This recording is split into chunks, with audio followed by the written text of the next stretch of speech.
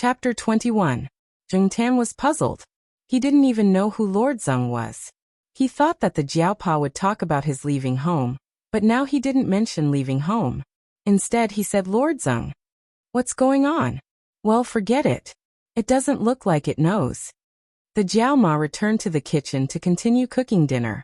She didn't think that a cat could change the attitude of the famous Lord Zeng in Chuhua. The Jiaopa sat down on the sofa and described the general situation of Lord Zeng to Zheng Tan. As soon as the Jiaopa said that the woman in her 50s had a serious face, Zheng Tan thought of the old woman who went to the artificial lake. It should be that woman.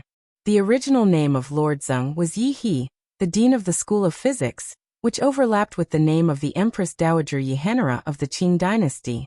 In addition, she was more serious and had a strong aura. Everyone in the School of Physics was in awe of her. Moreover, Dinya's husband was now the president of Chuhua University. Zheng Tan thought about Dinya's appearance and style of doing things, and it was really quite vivid. The Jiaopa didn't ask about Zheng Tan's leaving home, and he didn't ask further about Lord Zeng. Anyway, Lord Zeng didn't seem to be a bad thing. At dinner time, the two children woke up and were in a better mood. The first thing the Jiao Yuan did when he woke up was to check the baby in the refrigerator. OSH*T. The Jiao Yuan's cry was heard by the Jiaoma, who came out with a plate of food. After putting down the food, she twisted the Jiao Yuan's ear. Swear again. I'll deduct 1 yuan from your pocket money. Hey, don't. I can't help it. It's pardonable. The Jiao Yuan rubbed the twisted ear and said. No matter how much Jiao Yuan tried to explain, his pocket money was still deducted. Zheng Tan saw Jiao Yuan gnashing his teeth as he ate. He guessed that Jiao Yuan would settle the score with the 3 of them at school tomorrow. After 7 days of desolation, the Jiaos were once again bustling with activity, and people were back. After dinner, the 2 children watched TV for a while, and then went to their respective rooms to review their homework. They hadn't gone to school for a week, so they had to catch up on some homework. This didn't require Jiaopa and Jiaoma to remind them. They were very self-aware. Jiaoma cleaned up the dishes and went out to look for her colleagues. Jiaoma was working as an English teacher in a junior high school near Chuhua. While she was away, she found someone to help her with her classes. When she came back, she wanted to thank them. They were all from the same family compound. They were close to each other and had a good relationship. She bought some fruits and brought them over. As for Jiaopa, he was sitting in front of his desk, reading an anthology. Zheng Tan walked over and looked at the cover of the book. It was Mr. Zhou's anthology. This meant that Jiaopa was not in a good mood. People always felt dissatisfaction, depression, and other negative emotions. However, there were different ways to vent them. Some people liked to swear, some liked to drink, and some liked to fight or do some strenuous exercise. However, Zheng Tan had never heard of Jiaopa swearing or doing strenuous exercise to vent. Because he had children at home, he rarely smoked or drank. He only drank when some of his close friends came over. Unlike other people, Jiaopa would read Mr. Zhou's anthology whenever he was in a bad mood and couldn't find a solution. Zheng Tan remembered that the most recent time, which was in August, was when Jiaopa was waiting for the National Natural Science Foundation to release the results. At that time, Zheng Tan had seen Jiaopa holding Mr. Zhou's anthology and reading The True Story of AQ. Fortunately, when the National Natural Science Foundation released the results a few days later, Jiaopa's name was on the list. As for today, Zheng Tan jumped on his desk and took a look. Jiaopa was reading Motherf***Kurs today. After all, times were moving forward, and they couldn't go back to the Motherf***Kurs era. After much consideration, coupled with the deep cultural heritage and long history, they finally found a word that was more elegant than F***ck, more civilized than F***ck, and more enjoyable than F***ck. F***ck. Motherf***Kurs was said out loud. Reading this paragraph, Zheng Tan glanced at Father Jiao, who was reading a book seriously, and tugged at his ear. Okay, everyone had different ways of venting their frustrations. Lu Zhou didn't understand Jiaopa's way of thinking. Zheng Tan jumped off his desk and went to the balcony to get some fresh air. The night air was cool, and there was a faint floral scent. Before Zheng Tan could take a deep breath, He heard a unique singing voice coming from the fourth floor. I planted a melon under the wall. I water it every day, it sprouted, it bloomed a big watermelon. Big watermelon, I can't hold it, Zhengtan. Hold your grandma's paw. The parrot was watering the melon with a small watering can in its mouth. When it was eating watermelon in the summer, it spat out some watermelon seeds in the flower pot on the balcony. It accidentally found a melon sprout, and it was so happy that it sang "Plant a melon" every time it watered the melon. Strangely, the melon sprout survived. Sometimes, the parrot and its owner would go on business trips for a few weeks. No one watered the melon, and it was completely up to fate. If it rained, the melon sprout would not be watered. As for fertilizing, there was a lot of bird droppings, so there was no need to worry. Zhengtan looked over there. The melon sprout had grown a lot, but he did not know how long the poor melon sprout would last.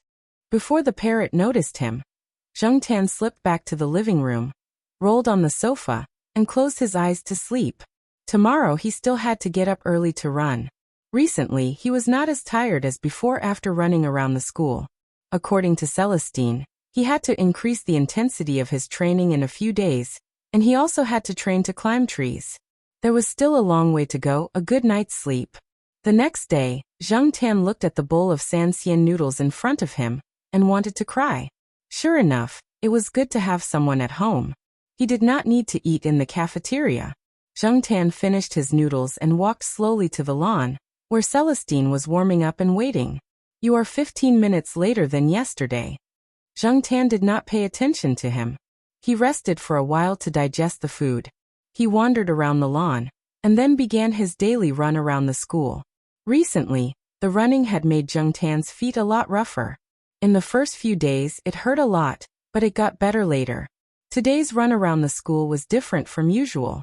He had switched to a more remote route, and he had to climb up the hill and take the stairs. The distance was longer and more tiring. After the run, Zhengtan's limbs were almost rubbing against the ground, and he was exhausted. He walked slowly to the East Family District. Celestine followed beside him. At this time, if there was no one guarding him, a small chihuahua could kill Zhengtan. When he was about to reach the East Family District, Zhengtan looked at the small forest. Huang was rolling in the grass, and the sheriff was staring at the turtle dove on the branch. As for Depang, Zhengtan looked around. The guy was still sleeping by the pile of rocks. If you didn't look carefully, you wouldn't be able to tell that there was a cat squatting there. It was curled up like a peanut and sleeping in the grass.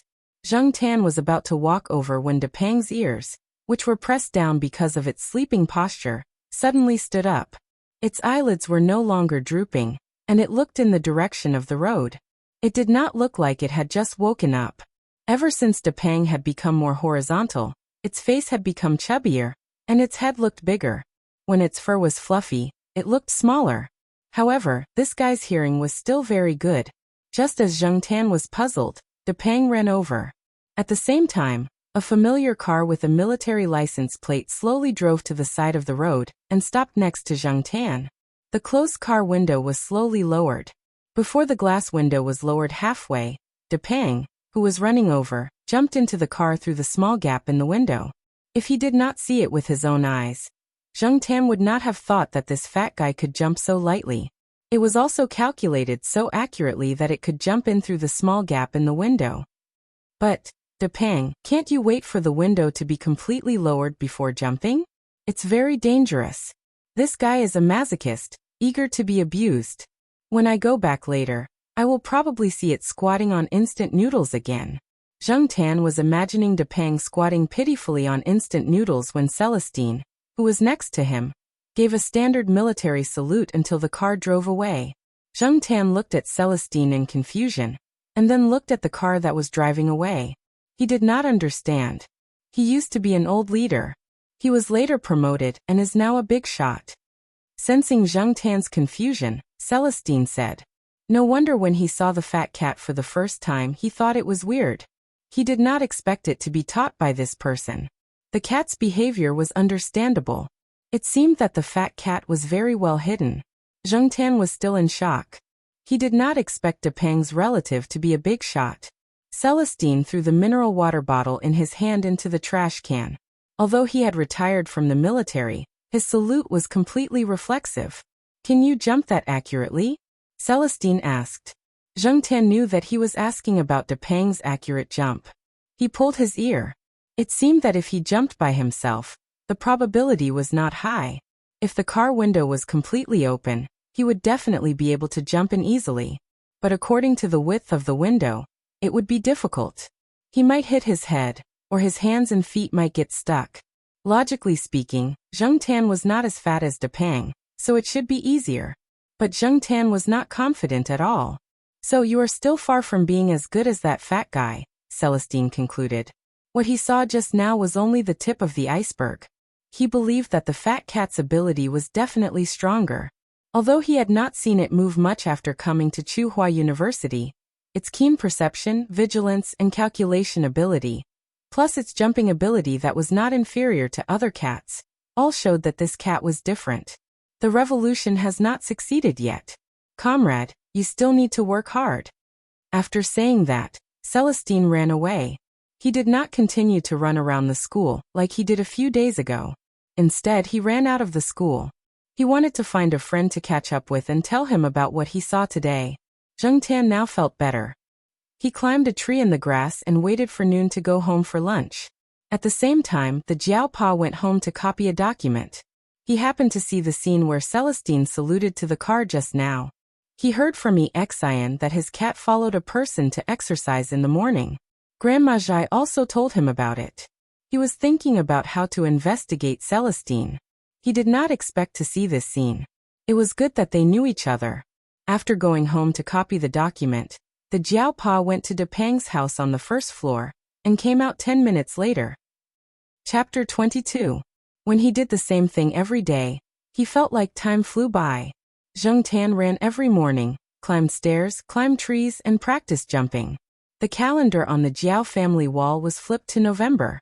When Zheng Tan saw the calendar on the wall, he realized that it had been a long time. It had been 5 months since he came here.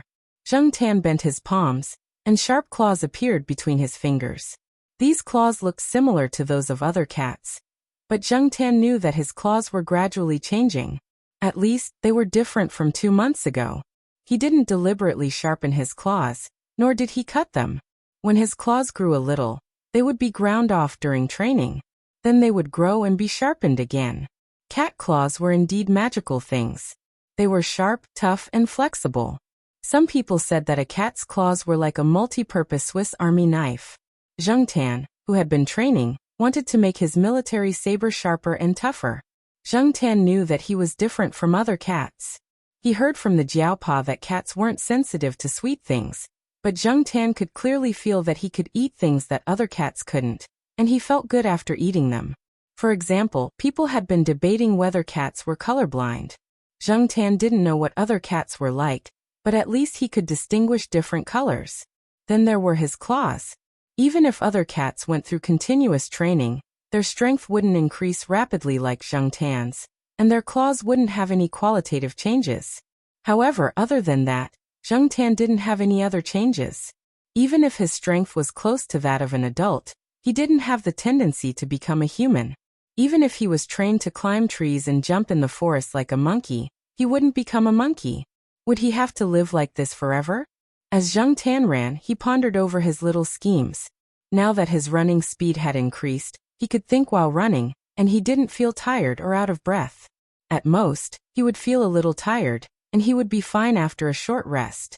After running 2 laps, they came to a forest on the edge of the school. The area of the forest here was larger than that of the East family compound. Because it was a little farther from the teaching area, there were fewer people. Not far from the woods, the school demolished a red-bricked building that had a long history, and was preparing to build a new dormitory area. With the expansion policy, there were more and more students, and the existing dormitory building was no longer enough. Therefore, in this area, other than some construction workers and construction vehicles, no one else would pass through the side school gate. The road was full of dust, stones, and soil. Students and staff who lived outside the school and drove private cars would not be willing to pass through here. Therefore, Zheng Tan would come here to practice climbing after he finished his run. The forest was quiet, and even if he did something strange, he wouldn't be discovered. Celestine had been helping his senior recently. That case was still ongoing, so Zheng Tan spent most of his time running and climbing trees by himself. As for the cats in the main courtyard, after the first day, Zheng Tan gave up the idea of asking them to train together. After resting for a while after running, Zheng Tan began his daily tree climbing training. Another advantage of training here was that the trees in this forest were generally thicker, which was good for climbing. Zheng Tan nimbly jumped onto a big locust tree, scratched the trunk, and moved his claws. Then he chose a thick branch that could bear his weight. His body tilted, and he slid from the branch to the back. His front and back paws clung to the trunk so that he wouldn't fall. Taking a deep breath, he loosened his hind legs and used his front paws to hold the trunk. His claws were firmly nailed to the trunk, and then he moved little by little to the top of the tree. When he was about to reach the top, he swung his body and flipped back to the front of the branch. Looking around, Zheng Tan chose a branch that was at an acceptable distance and thickness. He prepared to jumped onto the branch, and then began to repeat. When he first heard Celestine talk about this training method, Zheng Tan was confused. He was now a cat, not a monkey. Why did he have to train like this? Celestine saw the confusion in Zheng Tan's eyes at that time, but he didn't explain directly. Instead he asked, "Do you think you can't do it? Or do you think no cat can do it? I can tell you for sure that I've seen a cat. When it ran in the forest, it could be more agile than a monkey. It ran in the trees, from branch to branch, from tree to tree. Ever since it learned how to climb trees, it spent most of its time in the trees. Sometimes a tree is a life-saving straw for a cat." Just like that, Zheng Tan began his tree climbing training like a monkey. Maybe when the time came, he would be able to grab a branch with one paw and shuttle through the forest like a monkey. After climbing 5 branches in a row, Zheng Tan jumped onto an old goosefoot tree. The reason why he had noticed this tree was mainly because its leaves were a little special. At that time, when Zheng Tan was resting on the branch, a leaf fell in front of him. It looked like a mandarin jacket. Celestine said that this tree was called goosefoot, also known as mandarin jacket wood. It was a national second-class rare and endangered species. In the big cities, except for botanical gardens, it was rare to see such a big goosefoot. It seemed that Tsinghua University had a long history. The goosefoot's flowers looked a little like tulips, and its English name translated to Chinese tulips. Unfortunately, goosefoot's flowering period was May and June. Zheng Tan wouldn't be able to see it this year. Next year, he would ask his Jiao family to come and see it together. Zheng Tan felt the wind, listened to the rustling sound of leaves falling around him, and looked around. Now the leaves of many trees had turned yellow. If the temperature dropped, it would rain, or if there was a strong wind, the fallen leaves and trees in the school would start to become bald faster. Winter was coming in Tsinghua City. After climbing the tree, Zheng Tan saw that it was still early. The 3rd period of the school had just ended. After the 4th period, Zheng Tan went back to the Jiao family for lunch. He didn't want to go back early and wait for lunch. As usual, if he had extra time after training, he would go to the artificial lake for a walk. Animals that looked docile and obedient could easily make people let down their guard. That was why many domesticated animals became people's confidants.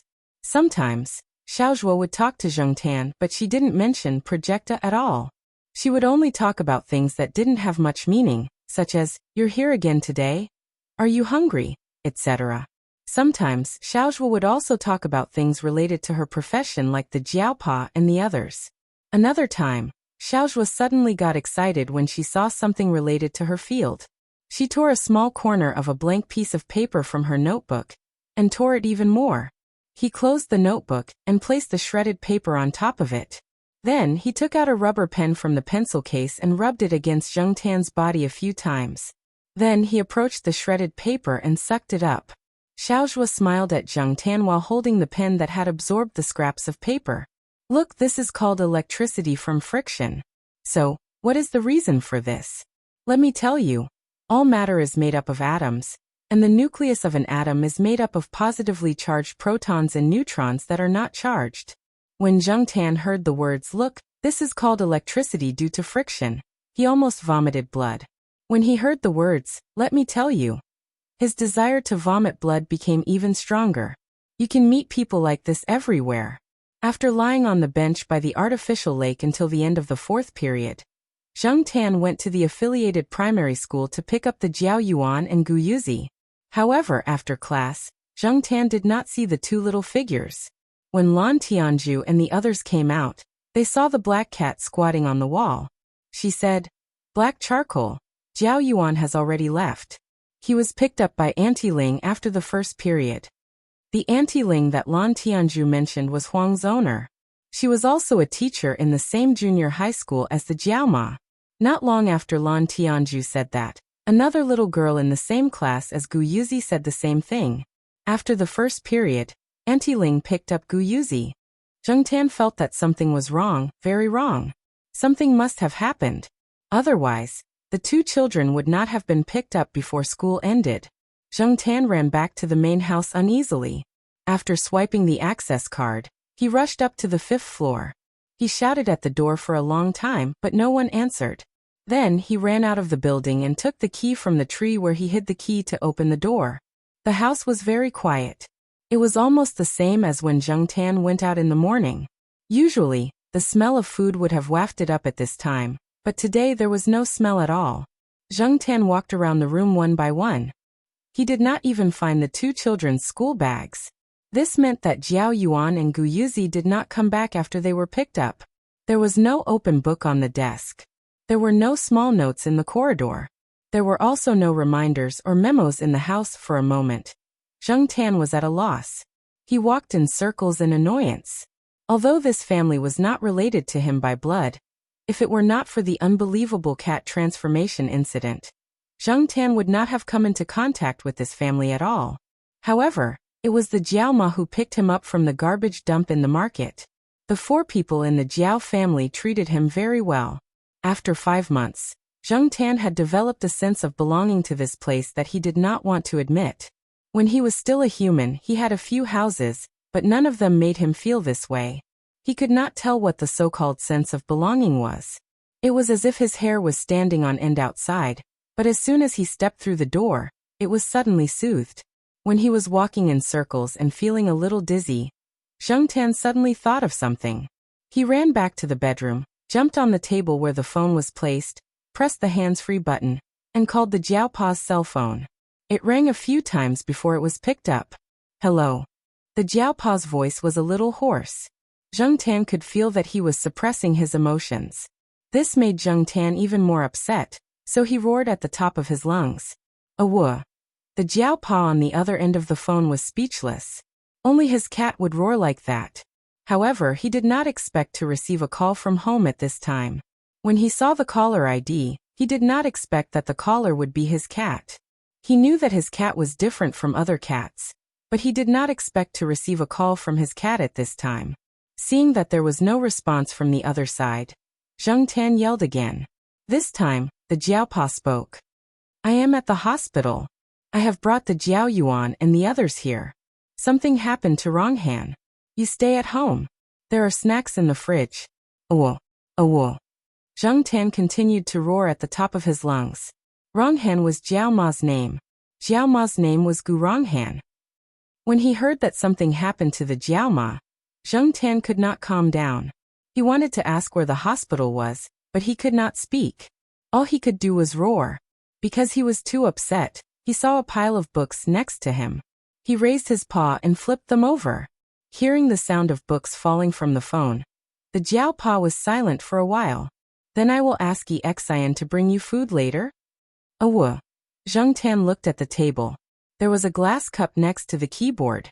It was a gift from the supplier when he ordered milk for the Jiao Yuan and the others. He swung his tail and smashed it. The Jiao Pa listened to the sound of the glass cup falling to the ground. This time he was silent for a long time. Then he said, "I will ask Xian to bring you here later. Wait at home. Don't break it again." Chapter 23. Zheng Tan squatted in front of the door and scratched the door impatiently. Of course, it wasn't scratching the door of the Jiao family, but the door of Chu Xiangyang's house across the street. It scratched the wooden door through the metal grating. Chu Xiangyang was playing games with his headphones on, so he didn't hear it. By the time he realized what was going on, the door of his house was already scratched. Zheng Tan waited for nearly an hour before Exian came back, sweating profusely. Exian was busy with an experiment when he received a call from Mr. Jiao. Mr. Jiao told him to pick up the cat after he finished his work. Exian already had the experience of taking care of a cat for Mr. Jiao, so he knew that Mr. Jiao's cat had a bad temper. After he finished his work, he didn't even have time to drink water. He threw down his lab coat, grabbed a water bottle, and rode a second-hand bicycle he just bought to Dongfang family compound. When he reached the 5th floor of the Jiao family's house, Exian was not surprised to see the murderous black cat, and the sound of its claws scratching the wooden door. Looking at the wooden door and the black cat's eyes, Exian hurriedly explained why he was late. He emphasized that it was because Mr. Jiao had agreed to it. Zheng Tan didn't listen to his nonsense. He ran back to the living room and threw out the bag that Jiao Pa took him to the biology building. Exian wasn't too surprised by Zheng Tan's behavior. He was already surprised when he took care of a cat for the first time. Following Mr. Jiao's instructions, Exian opened the bag. Zheng Tan jumped in automatically, stared at Exian, and signaled Exian to hurry up.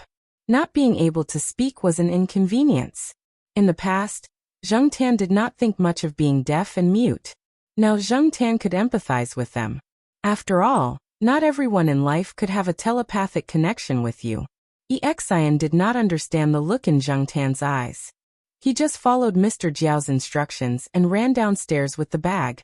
When he got downstairs, he suddenly remembered that he could actually let the cat go downstairs by herself. Exian and Zheng Tan rode to the affiliated hospital of Tsinghua University. Unfortunately, even riding a bike could cause problems. Not far from the East family compound, Zheng Tan heard a click, and then the bicycle slowed down. Hearing Exian's scolding, Zheng Tan, who was squatting on top of the bag in the basket, looked down and found nothing unusual. However, when he looked back, he saw a broken chain lying on the road. Zheng Tan. What kind of broken car is this? The chain actually broke. He still had to wait for a while for the school bus. Moreover, the bus was constantly stopping, so Zheng Tan couldn't wait any longer. What kind of soldier is this? Who knew when a taxi would arrive on campus? Borrow a car? Who could he borrow a car from? If Exian borrowed another car with a broken chain, Zheng Tan would probably be depressed to death. Zheng Tan remembered that when he went downstairs, he saw the Jiao Pa's small electric bike in the shed. Recently, when the weather was cold, the Jiao Pa would occasionally run to the biology building when it had time. Exian was scratching her ears and cheeks, not knowing what to do.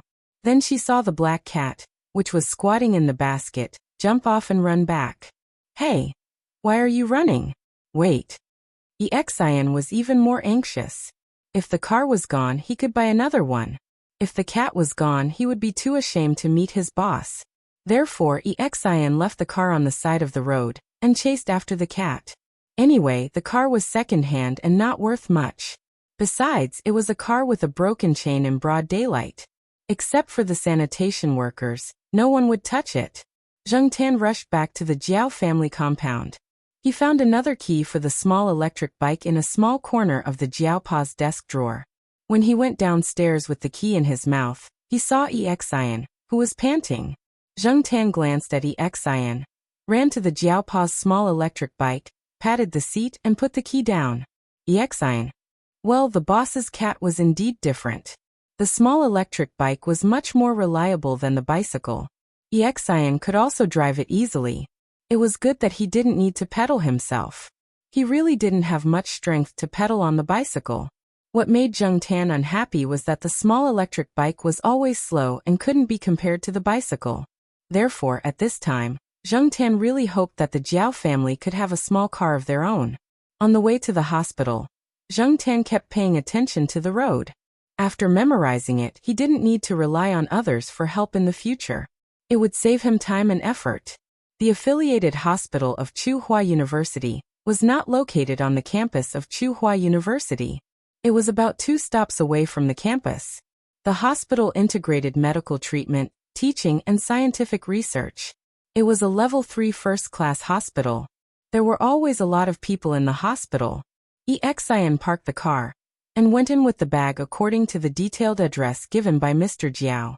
After all, the hospital was not a place where cats could walk around freely. Zheng Tin couldn't just walk in.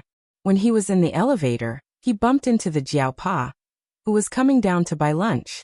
Zheng Tan saw that the Jiaopa looked fine. When he talked to Exin, he didn't sound as hoarse and depressed as before on the phone. It seemed that the Jiaoma should be fine. The Jiaopa bought 5 lunch boxes and gave one to Exin. Exin was going to buy some fruits, but when she touched her trouser pocket, she didn't bring any money. She left in a hurry and didn't wear a jacket. Her wallet was in her jacket. Now there was only a meal card in her trouser pocket. Well, can I swipe my meal card at the fruit store? Exin was very embarrassed. The Jiaopa and Zheng Tan. Maybe another day. She can't eat today anyway. She hasn't woken up yet, said the Jiaopa. As they walked to the elevator, the Jiaopa explained what happened today. Although the Jiaoma taught in junior high school, sometimes she would go to the high school affiliated to Tsinghua University of China. She planned to be transferred to the high school affiliated to Tsinghua University of China. She knew a lot of people from both schools. With the Jiaoma's ability, she was able to teach in the high school affiliated to Tsinghua University of China. Now, she just didn't go to the high school affiliated to Tsinghua University of China because she was worried about the 2 children at home. However, if she didn't have classes, she would still go to the high school affiliated to Tsinghua University of China. The Tsinghua University of China affiliated to Tsinghua University of China was a key high school in the province. However, it was a little far from the city center and close to the Third Ring Road. Tsinghua University of China affiliated to Tsinghua University of China had buses every day from the university campus to the high school affiliated to Tsinghua University of China affiliated to Tsinghua University of China. Unexpectedly, not long after they left the high school affiliated to Tsinghua University of China, a small truck with a glass door directly crashed into them. The driver of the small truck was still hungover when he drove. As for now, he was still in the operating room and was still in critical condition. Many people on the school bus were injured. 6 of them were seriously injured, and 2 of them were still in the emergency room. The Jiaoma was one of the luckier ones. When she was first sent to the hospital, she was covered in blood. When the Jiaopa rushed to the hospital, he saw the scene.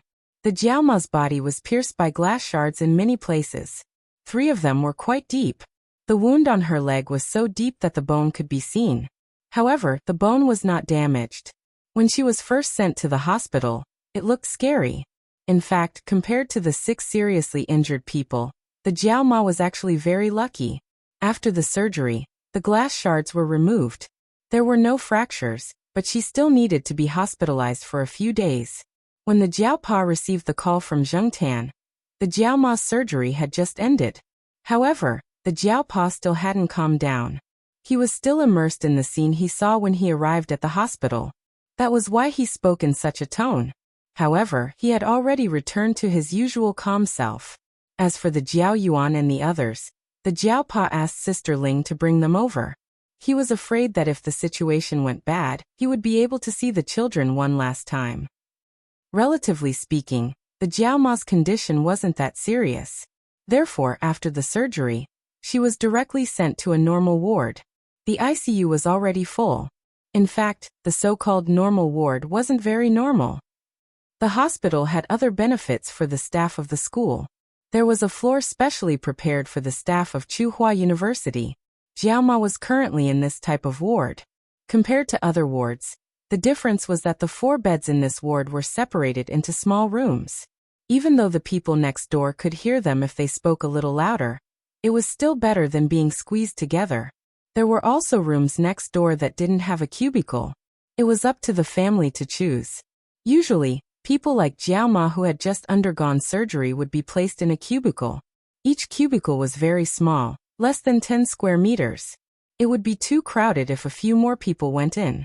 Jiaoma was still lying in the cubicle, but after knowing that her life wasn't in danger, the Jiao family felt relieved.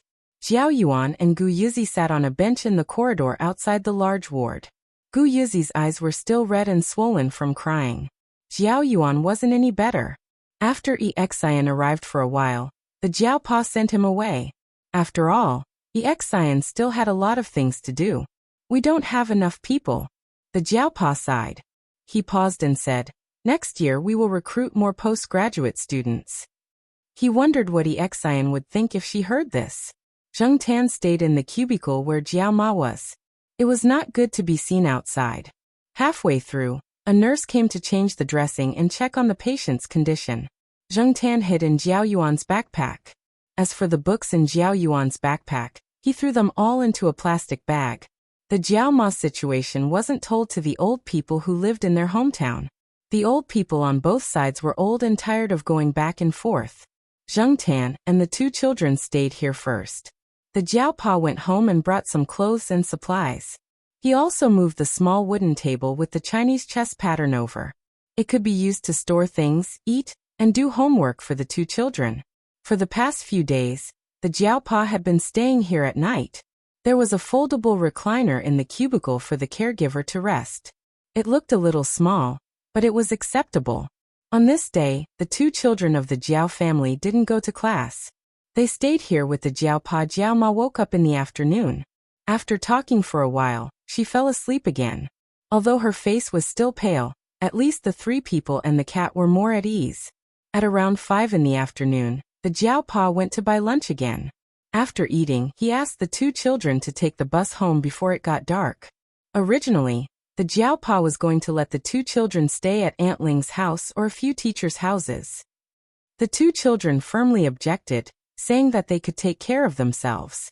They couldn't sleep well outside, so it was better to go home. The Jiaopa looked at Zheng Tan, who was sticking his head out of Jiao Yuan's backpack, and said, "Black charcoal, help me look after them at home." Chapter 24. The two kids were waiting for the bus at the entrance of the hospital. There were too many people on the two buses in front of them, so Jiao Yuan decided to wait for a bus with fewer people.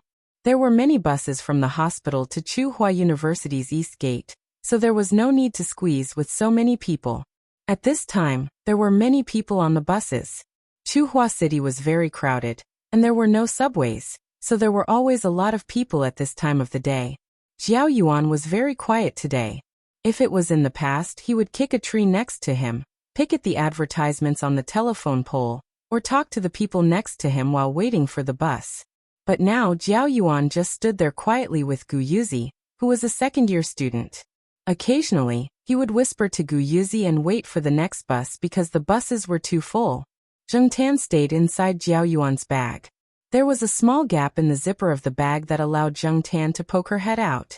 She could breathe without suffocating inside the bag. But no matter what, it was uncomfortable to stay in the bag. Zheng Tan wanted to poke his head out, but there were too many people. In order to avoid unnecessary trouble, Zheng Tan shrank into the bag.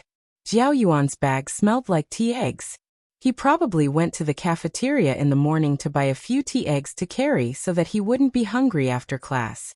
After waiting for about 15 minutes, a bus with fewer people finally arrived.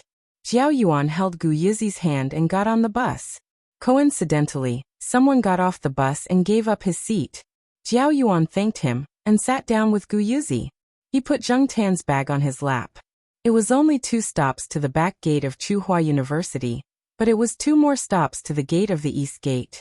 It was best to be able to sit. Zheng Tan felt a little stuffy in the bag, so he put his nose in the zipper and breathed in the air. The bus stopped and went. Sometimes it was because it was at a stop, and sometimes it was because it was at a traffic light. Zheng Tan felt a little sleepy. However, not long after, Zheng Tan felt a sharp pain in his beard. Looking through the gap in the zipper, he saw a mother and a child sitting in front. The child was being carried, and was facing the person sitting behind.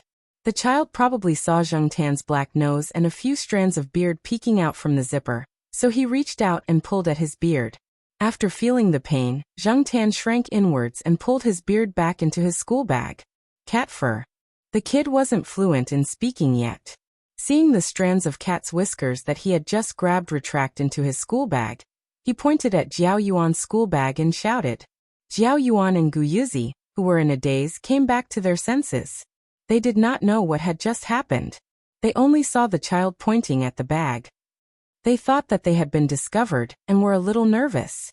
Although there were no signs on the bus that said pets were not allowed, most people were against bringing pets on the bus. Fortunately, no one else had noticed Zheng Tan's beard. The lighting in the bus was not good, and people who had just gotten off work were resting, so no one had noticed.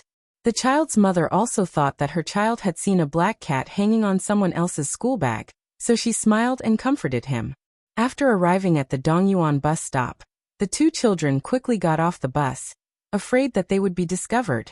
After all, they were children and were not as thick-skinned as adults. After entering the east gate, Zheng Tan jumped out of his school bag and breathed in the fresh air. His whole body felt much more relaxed. At this time, the sky was already dark, and the street lights were on. He could vaguely hear the ending song of the program on the school radio. Gusts of wind blew, and the rustling of leaves could be heard. There were also sounds of leaves falling. Zheng Tan shivered. He ran a few steps and climbed up a tree. After sliding down, he felt that his body was warmer. Seeing Zheng Tan like this, Jiao Yuan and Gu Yuzi, who had been in a heavy mood, also felt a little relieved. There were people walking around, and people driving home after work. It was not very quiet. They could also hear the barking of dogs in the Dongyuan bus stop. After arriving at the front of the building, Jiao Yuan swiped the access card, and Zheng Tan ran in first. The building of the Dongyuan bus stop was older, and did not have voice-activated lights. The people who lived here were used to it. The lights on the lower 3 floors were all on, but the 4th and 5th floors were dark. The parrot's home on the 4th floor was empty, probably on a business trip again. On the 5th floor, Chu Xiangyang rarely came downstairs, so no one turned on the lights. Zheng Tan went up to turn on the lights so that the two children would not bump into the staircase. For other people, it was dark in the corridor without lights, but for Zheng Tan, it was nothing. Or rather, for a cat, this kind of darkness was nothing. It jumped up and turned on the light switch for the 4th floor, and then went up to turn on the light switch for the 5th floor.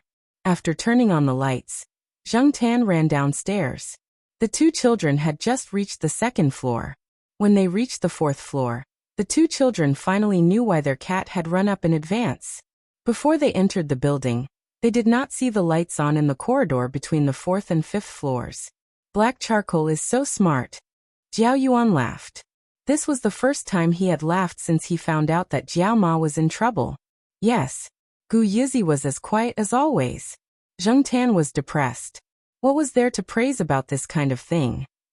But Dad said that a cat that is too smart will attract attention. There are some things that we don't need to let outsiders know. So just talk about what happened just now at home. Don't tell anyone, Jiao Yuan said. I know. Gu Yizi nodded. She never talked about it. She once saw a child in her class bring a Barbie doll to school every day to show off. Not long after, the Barbie doll was found missing. When it was found, the doll had been stepped on and thrown into the trash can. It was said that people were jealous of it. Their cat picking them up from school every day was already very eye-catching. There was no need to add more things. This should be similar, so they could not talk about it. After returning home, Jiao Yuan called Jiao Pa to tell him that he and his sister had returned home safely. Before he finished the call, Huang's owner, who was called Aunt Ling by Jiao Yuan, came over with a bag of cake and milk. She was afraid that the two children would be hungry. They could be used for breakfast the next morning. Because there were relatives' children at home, Auntie Ling couldn't stay here.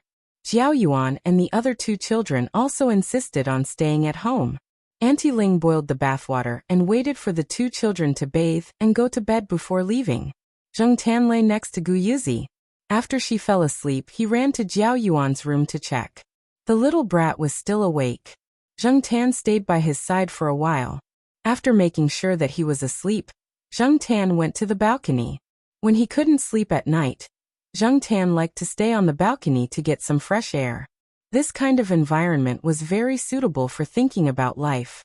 No, it should be thinking about this stupid cat life. As the night deepened, the lights in the family compound gradually went out. The surroundings also gradually quieted down. There was no noise from the TV or people talking. Next door, Chu Xiangyang's house was still lit. He would not go to bed until 1 or 2 in the morning. Tonight, Zheng Tan did not feel sleepy at all. He just sat on the balcony and listened to the movements in the two children's room. What made Jung Tan feel relieved was that the two children were sleeping well. At least they did not have any nightmares.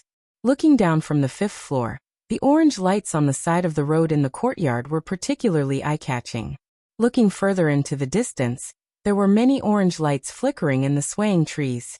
After the wind calmed down, the flickering lights in the trees also stopped. Most of the street lights in the school were orange. Places with such orange lights had a driveway. It was said that orange street lights were the safest type of light. Because the orange light had a long wavelength, it could be seen from far away. Under the orange light, the cars driving in front could also be seen clearly. At the same time, it was also softer. It made people's eyes feel comfortable, and it also made the driver's eyes less tired. This way, the journey would be safe. Jung Tan yawned. It was really late. If he stayed for a few more hours, there would probably be people doing morning exercises.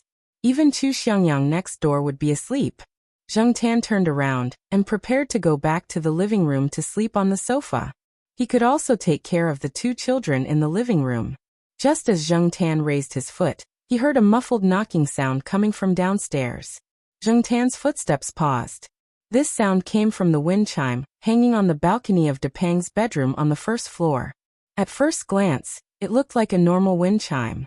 To an outsider, if there was anything special about it, it would be that the wind chime was hung with a wooden sign and not a metal or shell ornament that made a crisp sound. Jung Tan did not pay attention to it before. But once, when Depang's homework was checked by Celestine's old superior in military uniform, he found out the function of the wind chime. It was a warning. As long as there was no strong wind, the wind chime would not ring. It would only ring when the hanging wooden signs were knocked, and the sound of each wooden sign was different. Jung Tan heard the sound of the wooden sign and looked downstairs. With this look, Jung Tan found two rats. Although the two people were hiding in the shadows, they could not hide from Jung Tan's eyes. Even if he could not see their faces clearly, he could still capture the two figures. At the end of September, there was a theft in the East Family District.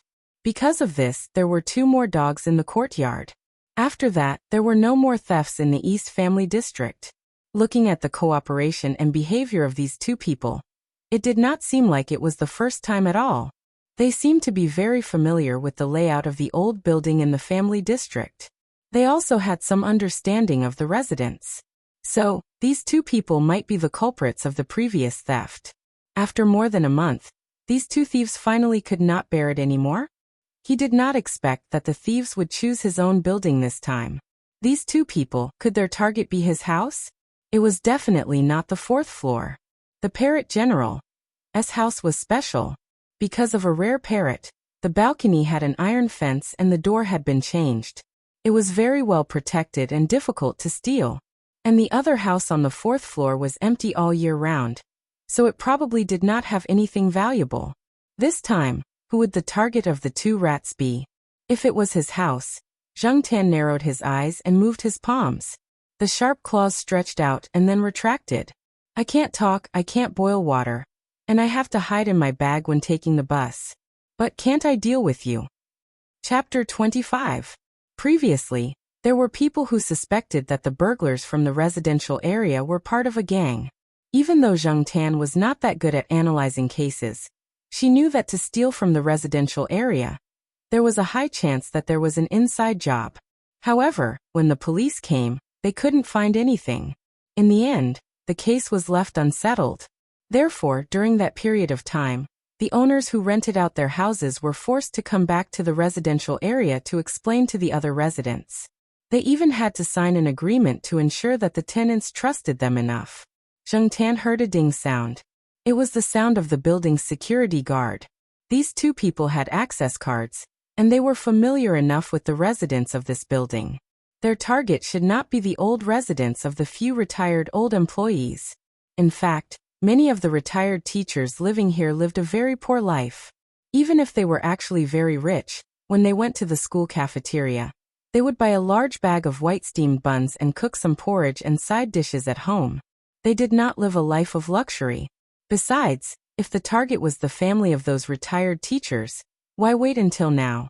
Therefore, excluding the old residents, The relatively new residents were the two families on the 5th floor. Coincidentally, why did they choose today, when Jiao Ma was in trouble and Jiao Pa wasn't home? Only two children who were still in elementary school were left. They weren't much of a threat and didn't have the ability to fight back. After one of them entered the building, Zheng Tan estimated the time and went to the door from the balcony. He looked at the clock on the wall. It was 10 minutes past 2. Generally speaking, people were sleeping soundly at this time. If their target wasn't the Jiao family, Zheng Tan wouldn't do anything for the time being. He didn't want to wake up the two children who had just fallen asleep. To be honest, Zheng Tan didn't care about what happened to the others. People were biased. What did it have to do with him if someone else's house was stolen? These people were only stealing, not murdering people. Of course, even if he did make a move, he would wait until they were ready to leave. Unless it was absolutely necessary. Zheng Tan didn't want to make a scene in front of his house. However, things didn't go as planned. The man paused when he reached the 5th floor. He seemed to be making sure that all the residents on the 5th floor were asleep. Then he walked towards the Jiao family. Soon there was a soft sound from the door lock. Hearing the light footsteps outside the door, Zheng Tan's ears twitched, and the claws on its palms stretched out. The person on the other side of the door would never have thought that 1 meter away from the door, a black cat was sitting at the dark entrance. With the sound of footsteps approaching and the sound of the door lock, the black cat had already changed its posture. It bent its legs and crouched down. The tip of its tail, which had been wagging from time to time, stopped moving. It was ready to strike. The door gradually opened after a light click sound. An unfamiliar aura. The person at the door carefully pushed open the door, but just as he pushed it open a little before he could even step in, he suddenly felt a sharp pain on his face. From the tip of his left eyebrow to the right corner of his mouth, a few bloody marks immediately appeared on his face, each of which immediately oozed blood. Before the man could react to the sudden pain, a strong force hit his chest, causing him to take 2 steps back and fall to the ground. The lights in the corridor were all turned off, and the small flashlight in the man's hand fell to the ground due to the impact. The man panicked, thinking that he had been discovered. What he knew was not true. It was obvious that there were more than 2 children in the house. The man screamed because of the sharp pain on his face.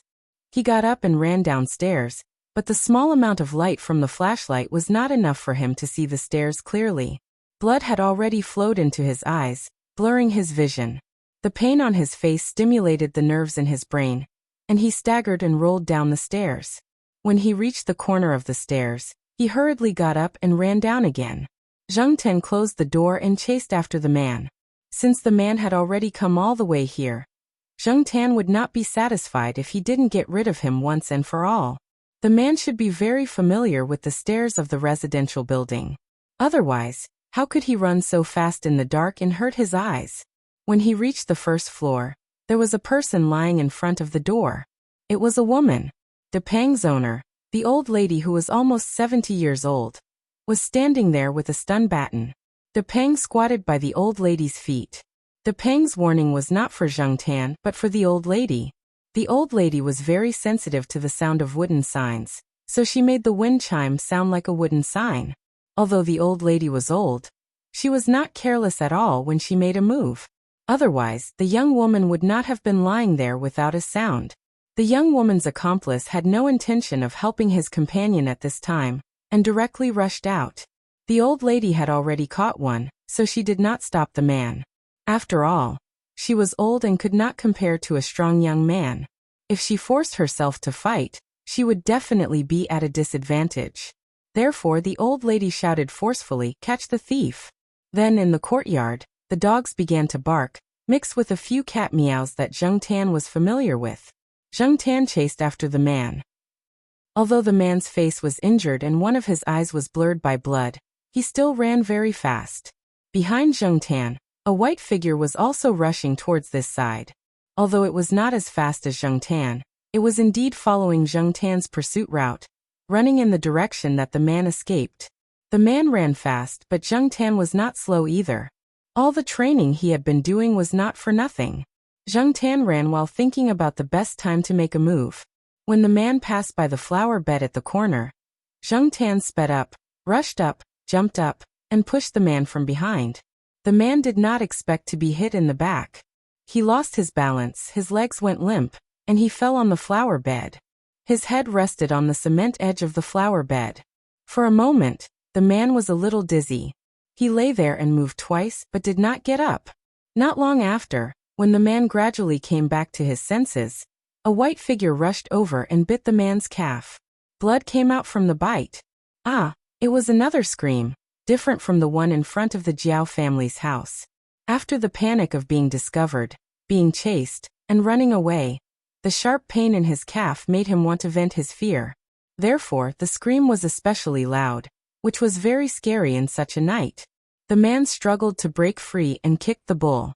Niu Zhuangzhuang, who had been kicked and rolled a few times, got up and continued to rush forward. This time, he was even more ferocious. He took another bite of the blood mark that he had just bitten, and made a low growl as he bit. Zheng Tan squatted in the bushes nearby, watching the performance of the 4-month-old bull terrier. He praised in his heart, "Bull Zhuangzhuang, damn it." Although it looked a little weird, he had to admit that the bull terrier was worthy of being a fighting dog. Zheng Tan felt pain in his calf from the bite just now, not to mention the man's calf, which was badly mutilated after 2 bites. Zheng Tan hid in the bushes because he sensed that the old lady's roar had attracted people to come over. At this time, he did not want to expose himself. The claw marks on the man's face were enough. He would leave the rest of the credit to Bull Zhuangzhuang. After all, no one saw him when he chased after the man.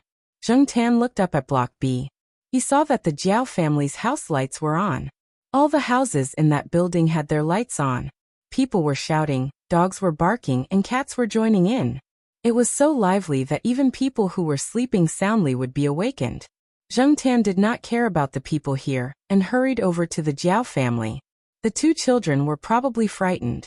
When Zheng Tan returned to the house, the door was still closed like when Zheng Tan left, but the lights in the living room were on. Zheng Tan could still hear the Jiao Yuan whispering to Gu Yuzi in the living room. Zheng Tan barked twice and scratched the door gently. The door immediately opened. The Jiao Yuan was holding a rolling pin, and Gu Yuzi was standing behind him. Zheng Tan, who taught these children to use rolling pins when they were in trouble? Xiong was like this last time, and this time, the Jiao Yuan had the same reaction. After seeing Zheng Tan at the door, the 2 children relaxed a little. At this time, Chu Xiangyang, who was opposite the door, walked out in his SpongeBob SquarePants pajamas. He looked confused. Because of this matter, many people in the family compound couldn't sleep until dawn. Those 2 people were arrested, and the people who had their things stolen last time were clamoring to interrogate them on the spot and investigate to the end. They were not easy to fool. Obviously, based on what they learned from interrogating the 2 men, the situation was not as simple as it seemed. No ordinary student could know so much about the people in the courtyard. The Jiao Yuan and Gu Yuzi followed Chu Xiangyang downstairs to understand the situation. After all, there were still bloodstains on the 5th-floor corridor. They would not feel at ease if they did not figure it out. Hearing that the 2 men's target was the Jiao family, Aunt Ling, who had come out to chase her cat, slapped her twice. As for the young woman who was caught, the men in the courtyard didn't dare to make a move. Moreover, the young woman's face was covered in tears and she looked very pitiful. She was also quite pretty, looked obedient and spoke softly. Normally, no one would think that she was a thief. After being slapped twice, the woman cried even harder, but she still looked pitiful. Unfortunately, Auntie Ling didn't fall for it. She went up and slapped her twice more. If it wasn't for the people beside her pulling her away, Auntie Ling would have kicked her twice. Zheng Tan followed the Jiao Yuan downstairs. He did not join the crowd. At this time, the 2 children were being watched by Aunt Ling and Chu Xiangyang, so nothing would happen. Zheng Tan looked at Niu Zhuangzhuang. The little guy was squatting beside Old Man Yen. Old Man Yen was smiling like a chrysanthemum flower. He praised it while wiping the blood from its mouth.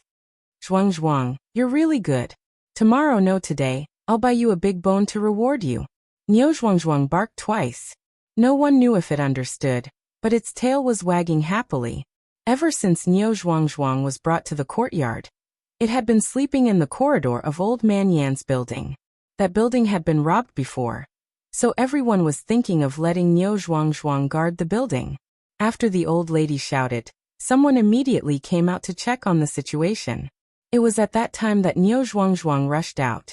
At night, Aunt Ling and the others did not inform the Jiaopa.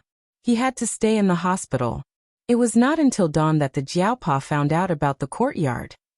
He specially allowed the Jiao Yuan and Gu Yizi to not go to school. He called the teacher to ask for leave. The two children were brought to the hospital by Chu Xiangyang, who rarely went out. Chu Xiangyang had a car, so Zheng Tan did not need to stay in his bag to take the bus. However, when he came out of the hospital parking lot, he was still put in his bag. Chapter 26. Jiao Ma's complexion looked better today. She had more color and looked more energetic. However, after knowing what had happened in the eastern courtyard last night, if Jiao Pa hadn't stopped her, Jiao Ma would have dragged her injuries back. Even if Auntie Ling didn't tell them, the incident in the eastern courtyard had caused a huge commotion last night. The hospital was surrounded by staff and family members of the school. Everyone would know after chatting. Jiao Yuan and Gu Yizi didn't say much after answering Jiao Ma's questions. Chu Xiangyang was the most talkative. He recounted what had happened last night vividly. Ever since the previous theft, the people on the first and second floors have taken precautions. Some of the residents even added locks to their doors. As for the people on the fourth and fifth floors, they originally thought that they would be safer. But now, it seems that those people have figured out the psychology of the people. The more you think it's safer to live on the higher floors, the more they will target the residents on the higher floors. I heard that they saw the honor list of the Academy of Biological Sciences, and knew that Brother Jiao had applied for more than 1 million yuan in the National Natural Science Foundation this year. They also happen to know that something happened to your family. You only have 2 children at home, so they targeted your family. We can't use all the funds we applied for ourselves. They are all used for research projects, Jiao Ma said in an unpleasant tone. But those people don't think so. There are plenty of people who get rich from the funds they applied for. Chu Xiangyang shrugged. He suddenly thought of something and said excitedly, I heard that they investigated overnight. With the help of a few seniors in the courtyard, they really found some results. The theft cases from more than a month ago didn't find anything. In fact, someone stopped them. But this time, they couldn't stop them. The mastermind is someone who lives in Building A. His family has some connections. His uncle is the vice principal, the one in charge of enrollment and employment.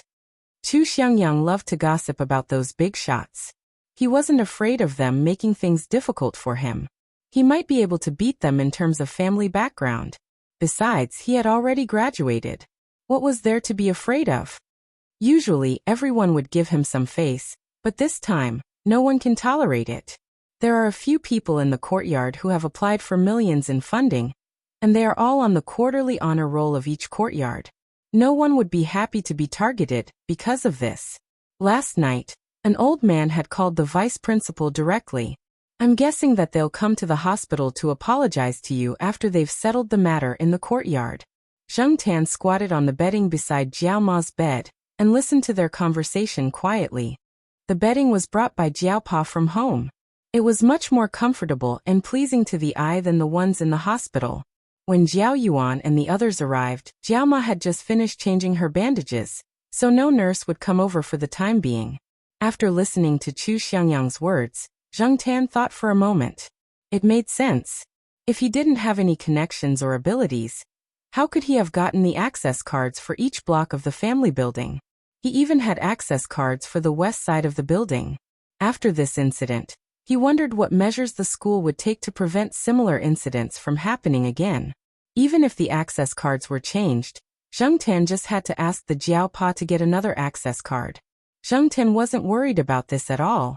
Hey, Brother Jiao, I heard that the thief was scratched by your cat before he even entered the house. That thief thought that there was someone in the house, so he scrambled and ran away, not even caring about his partner. But I guess he ran too fast, and when he turned a corner, he fell and hit the cement side of the flower bed. His head was covered in blood, and he was bitten by Master Yan's bullhead terrier. A piece of flesh was torn off from his leg. This time, Master Yan's bullhead terrier is really famous. You didn't see it. After listening to Chu Xiangyang's story, The Jiaopa glanced at Zheng Tan, who was squatting on the bedding with his eyes closed and pretending to be asleep. It was a good thing that he knew how to keep a low profile. Some things didn't need to be in the limelight. The few of them chatted and laughed. The atmosphere was not as heavy as it was yesterday. The Jiaoma was also not as anxious as when she first heard about the incident.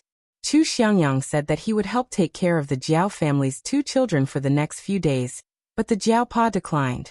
After Chu Xiangyang left, the Jiaoma asked about the reason why Chu Xiangyang refused to help take care of the children. I'm going to look for Celestine. That way, both of us can rest assured. Xiao Chu has put all his energy into the game. When the time comes, he'll probably bring the Jiao Yuan along to play games.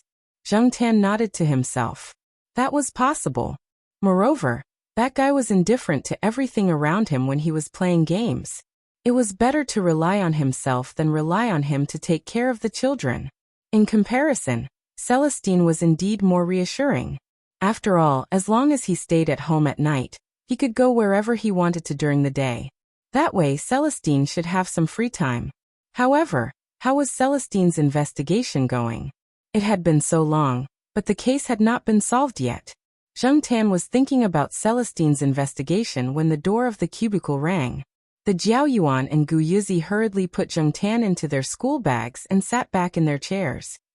They pretended that nothing had happened, but their faces were too serious. The Jiaoma smiled and shook her head. The person who came was Xiaozhua. She had also come to visit after hearing about the incident in the courtyard. Father Jiao hurriedly gave up the reclining chair for Xiaozhua to sit down. Because of the relationship between his cat and Xiaozhua, Lord Zheng's attitude had always been very good when he went to the School of Physics to borrow the instruments. Even if he did not smile, he would not be as cold as before. Seeing that it was Xiaozhua, Zheng Tan did not hide in the school bag anymore. He jumped onto the bed and squatted on the soft mattress.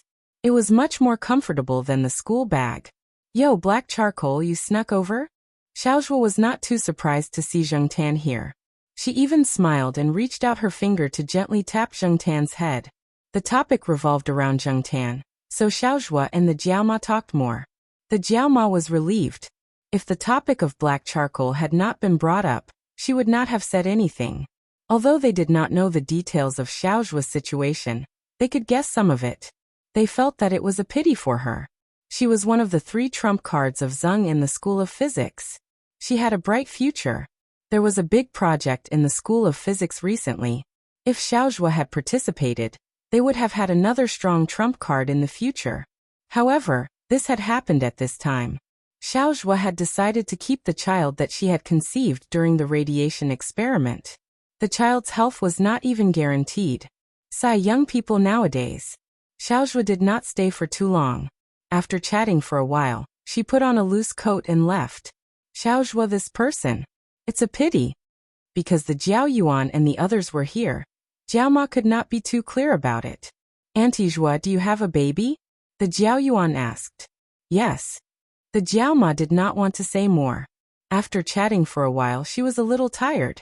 However, she could not fall asleep.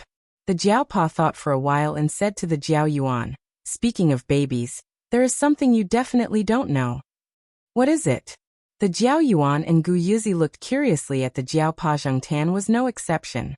However, Zheng Tan was already mentally prepared to hear the words, I'll tell you. I'll tell you. The Jiaopa took out a manuscript. As he spoke, he drew a few strokes on the manuscript.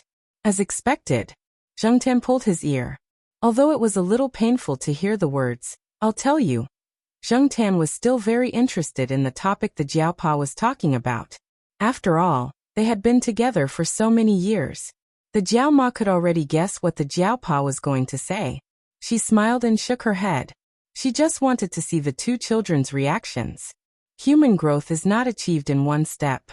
It has to go through many stages. Take the baby you mentioned just now as an example. When a baby is in its mother's stomach, it also has to go through several stages of development. For boys like you, Jiao Yuan, in the initial stages of embryonic development, they are actually similar to girls. Zheng Tan and Jiao Yuan. If one had to describe the current expressions of Zheng Tan and Jiao Yuan, it would be as if they had seen someone eat shit. The Jiaopao ignored their reactions and continued. Although they are similar to girls in the beginning, in the subsequent growth process, there are 5 junctions of gender transition.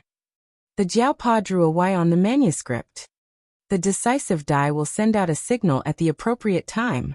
After this signal determines the direction of development, there will be a series of hormone reactions in the subsequent stages.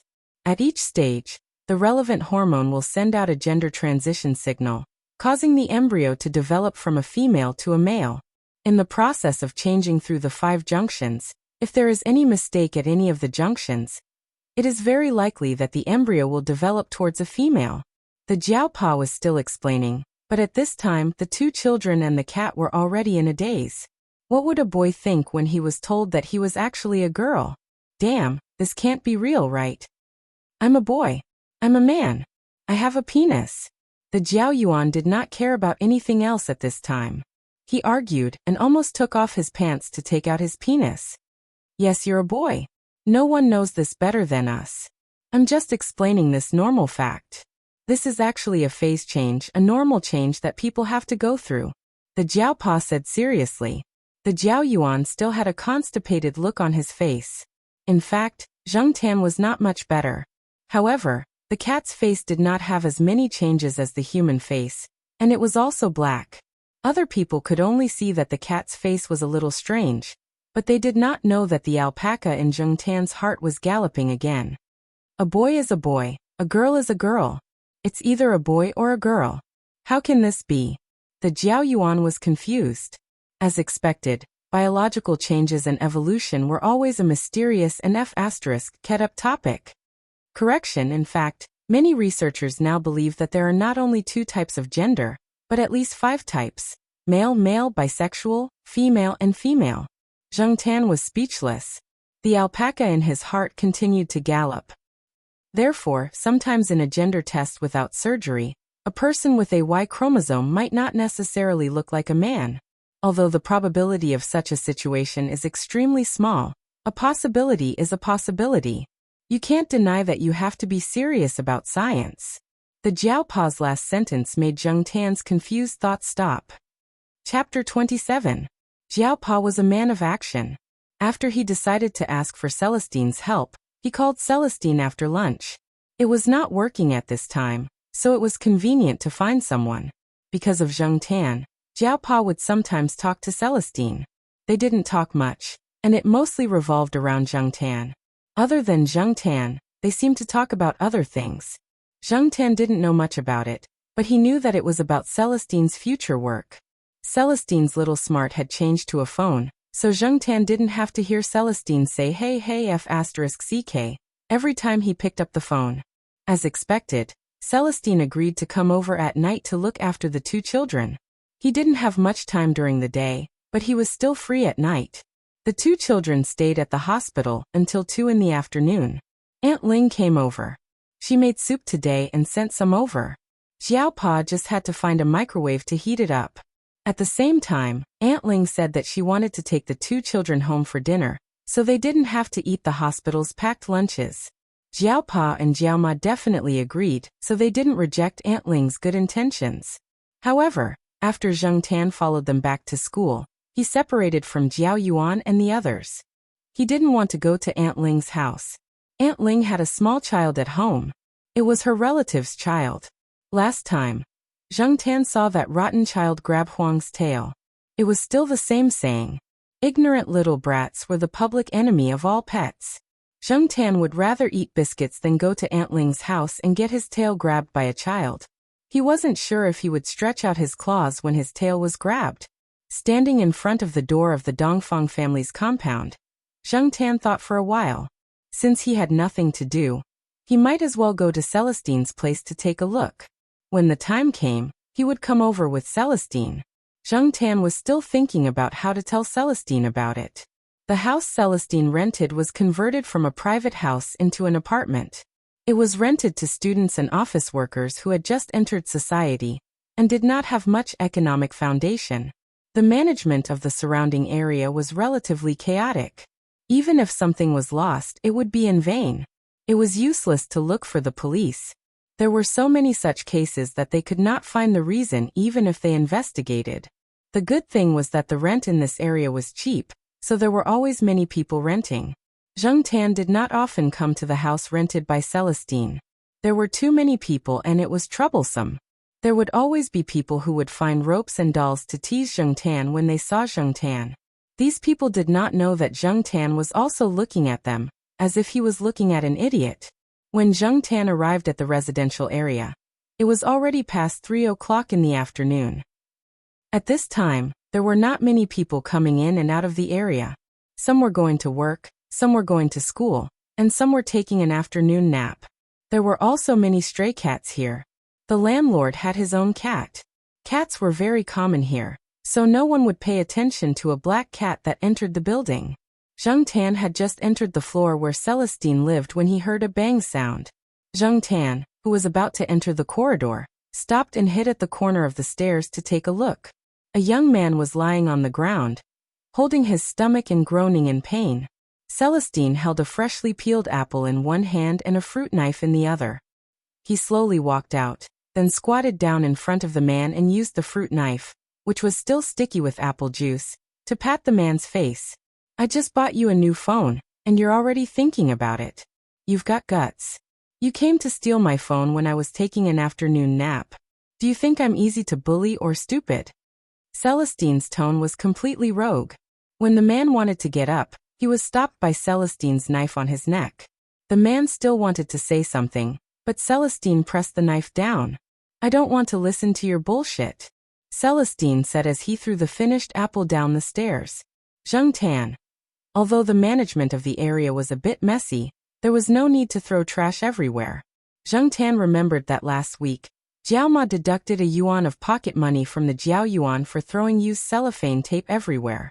But the next moment, Zheng Tan's ears twitched. It didn't seem to be the sound of an apple hitting the ground. The ground below was cement, so it shouldn't have been that kind of sound. Although confused, Zheng Tan didn't immediately run to the railing to take a look. At this time, he mainly paid attention to Celestine. When he looked again, Celestine's hand holding the knife was still the same, but his other hand had already started to dig into the man's pocket. Not long after, Celestine took out a wallet. There was no ID inside, but there was 1,000 yuan. With a look of disdain, Wei Ling took out $1,000 and put it in his pocket. Then he returned the wallet. In addition to the wallet, there were also some small lockpicking tools. Celestine's expression of disgust deepened, but he still put them next to his feet. Then Celestine took out a small white plastic bottle and twisted open the cap. There was medicine inside, but there was also cotton inside. Zheng Tan heard from the Jiaopa that if the medicine was newly bought and there was cotton in the bottle, the cotton should be thrown away as soon as possible after the bottle was opened. The cotton placed in the medicine bottle, when it was manufactured, could prevent the pills in the bottle from colliding with each other during transportation. It also had the effect of absorbing moisture in the air, to prevent the medicine from getting damp. However, if the cotton was not thrown away after the bottle was opened, the cotton would continue to absorb moisture, which would easily cause the medicine to go bad. Zheng Tan wasn't sure if the man who was kicked on the ground knew that he should throw away the cotton to prevent the pills from going bad. However, Zheng Tan felt that the reason why the man put the cotton in the bottle was to prevent the pills from colliding with the bottle due to his body movements during the theft. Looking at the cotton that Celestine took out, if the cotton was originally in the bottle, it was too much. Looking at the half-torn label on the medicine bottle, it was obvious that the medicine had been bought for a while. Moreover, not all medicine needed cotton, so Zheng Tan was more convinced of his guess. Celestine looked at the medicine in the bottle and patted the man with the knife. "It seems that you have used it many times. You have gained a lot, haven't you?" I don't understand. What are you talking about?" The man explained with some difficulty. "That is my own motion sickness medicine. Do you think my brain is full of leaks?" Celestine stood up and kicked the man again. The man on the ground continued to curl up like a shrimp. Celestine had already noticed Zheng Tan, so he didn't continue to argue with the man on the ground. He poured out 3 pills and forced them to the man. "You are welcome to come again next time. Remember to bring more money when you come. This amount of money is not enough." The man who was fed the medicine didn't care about the pain from the kick. He got up and rushed out, not noticing Zheng Tan, who was standing next to the stairs. Of course, the stairs were dark, and Zheng Tan was also dark, so it was normal that he didn't notice. In fact, Celestine was also a person with bad morals. This was Zheng Tan's understanding since he met Celestine. Celestine could have sent the thief to the police station or directly called the police, but Celestine was a person who did things based on his mood. This time, he probably didn't bother with the thief because it was too much of a waste of his time. This time, the thief was lucky. When Zheng Tan entered the room, Celestine was sitting on the edge of the bed, putting the 1,000 yuan that he had just extorted into his wallet. The white plastic bottle was on the bedside table, and next to the medicine bottle was a glass of orange juice. Seeing Zheng Tan looking at the bottle, Celestine waved his hand, and Zheng Tan jumped to the chair next to him. Celestine felt that he was still too far away, so he dragged the chair to the bedside table. Zheng Tan squatted on the chair and let him drag the chair. He was too lazy to jump down. "Did you see it just now?" Without looking at Zheng Tan's reaction, Celestine pointed at the white bottle and continued. "This thing is indeed a motion sickness medicine, but that guy also used it to commit crimes." Celestine pointed at the remaining label on the bottle, which said, "1 pill at a time." There was only a little bit of the medicine's name on it, and Zheng Tan didn't know what it was. Most motion sickness medicine will make you feel sleepy after taking it, but if you take too much, you will have adverse reactions such as drowsiness, headaches, and disorientation. You may even have hallucinations, mental disorders, and other mental symptoms. Nowadays, people are smart. If you buy sleeping pills, the pharmacy will pay special attention to you. But there are many people who buy motion sickness medicine, so no one will pay extra attention to you. If you buy motion sickness medicine, even if you are caught, you can deny that you've drugged yourself. Sometimes, motion sickness medicine can also be a big killer. After a pause, Celestine got up and poured the glass of orange juice away. This was where the pills were. You should be more careful in the future. Be careful with things given to you by strangers. Celestine also told Zheng Tan about the drugs that he should pay attention to, or some words that he should pay attention to, such as barbiturates and hyoscyamine. Drugs can save people, but they can also kill people. If a person overdosed on drugs, there would be problems, let alone a cat. Celestine casually bought some food and left with Zheng Tan. When they went downstairs, Zheng Tan paid special attention. The apple core that Celestine threw away was in a plastic trash can. Coincidence? Or was Celestine's aim good to begin with? Celestine bought a new motorcycle. When he wasn't using it, he parked it in the garage of his family's compound. After all, the place where he lived was too chaotic, so it was safer to park it in the compound. The guard uncle knew Celestine, so he could help keep an eye on it. Not long after Zheng Tan and Celestine returned to the Jiao family, Jiao Yuan and Gu Yuzi came back.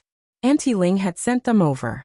When Auntie Ling greeted Celestine, Chu Xiangyang opened the door and the three of them started chatting. Auntie Ling had seen Celestine once before, so she had some impression of him. However, this was Chu Xiangyang's first time seeing Celestine. "With you here, we don't have to worry," Chu Xiangyang said. "Xiao Chu, your door was scratched by a cat's claws, right?" Auntie Ling asked. "Of course. I don't even know when it was scratched. Is black charcoal venting his anger on my door? Those scratches are really deep. I didn't expect black charcoal's claws to be so sharp." Chu Xiangyang sighed. "Of course. If a worker wants to do a good job, he must first sharpen his claws. As a cat, you must have the awareness of being a cat. If your claws aren't sharp, how can you do things?" After saying that, Celestine turned his head and looked at Zheng Tan, who was lying on the sofa. "Am I right?" Zheng Tan pulled his ears and ignored them. "You'll change the door when the time comes? Buy a steel one next time," Auntie Ling joked. "I won't change the door. With a cat's claw mark, those rats won't dare to come, right? I'll just put it here to scare the rats." At night, Celestine boiled the bathwater. After the two children finished bathing and lay on the bed, he went to the Jiaopa's desk and sat down. He looked through the documents he brought over and used the Jiaopa's computer to do some research. These were all approved by the Jiaopa, so the Jiao Yuan and the rest didn't say anything. However, Celestine closed the door, so Zhengtan didn't know what he was looking at. Chapter 28. Celestine woke up at 6 o'clock in the morning. He boiled a pot of hot water and placed it there so that the two children could wash their faces with the warm water. Celestine did not grow up in Chuhua, but because some of his friends were in Chuhua, he came to Chuhua to develop his career after he retired from the army. After living here for a while, Celestine's impression of Chuhua was the weather. In Celestine's words, "This weather is sick and needs to be treated." The temperature in Chuhua always made people feel bad. The temperature yesterday was close to 30 degrees, but today it could suddenly drop to 10 degrees. Perhaps it was because the temperature did not drop steadily, but there was still a lot of green in the school. Of course, there were also dead leaves, but among the green and brown beside the road, people would always notice the green first. Perhaps it was because green made people feel better. Celestine did not sleep the whole night. He looked for information until very late.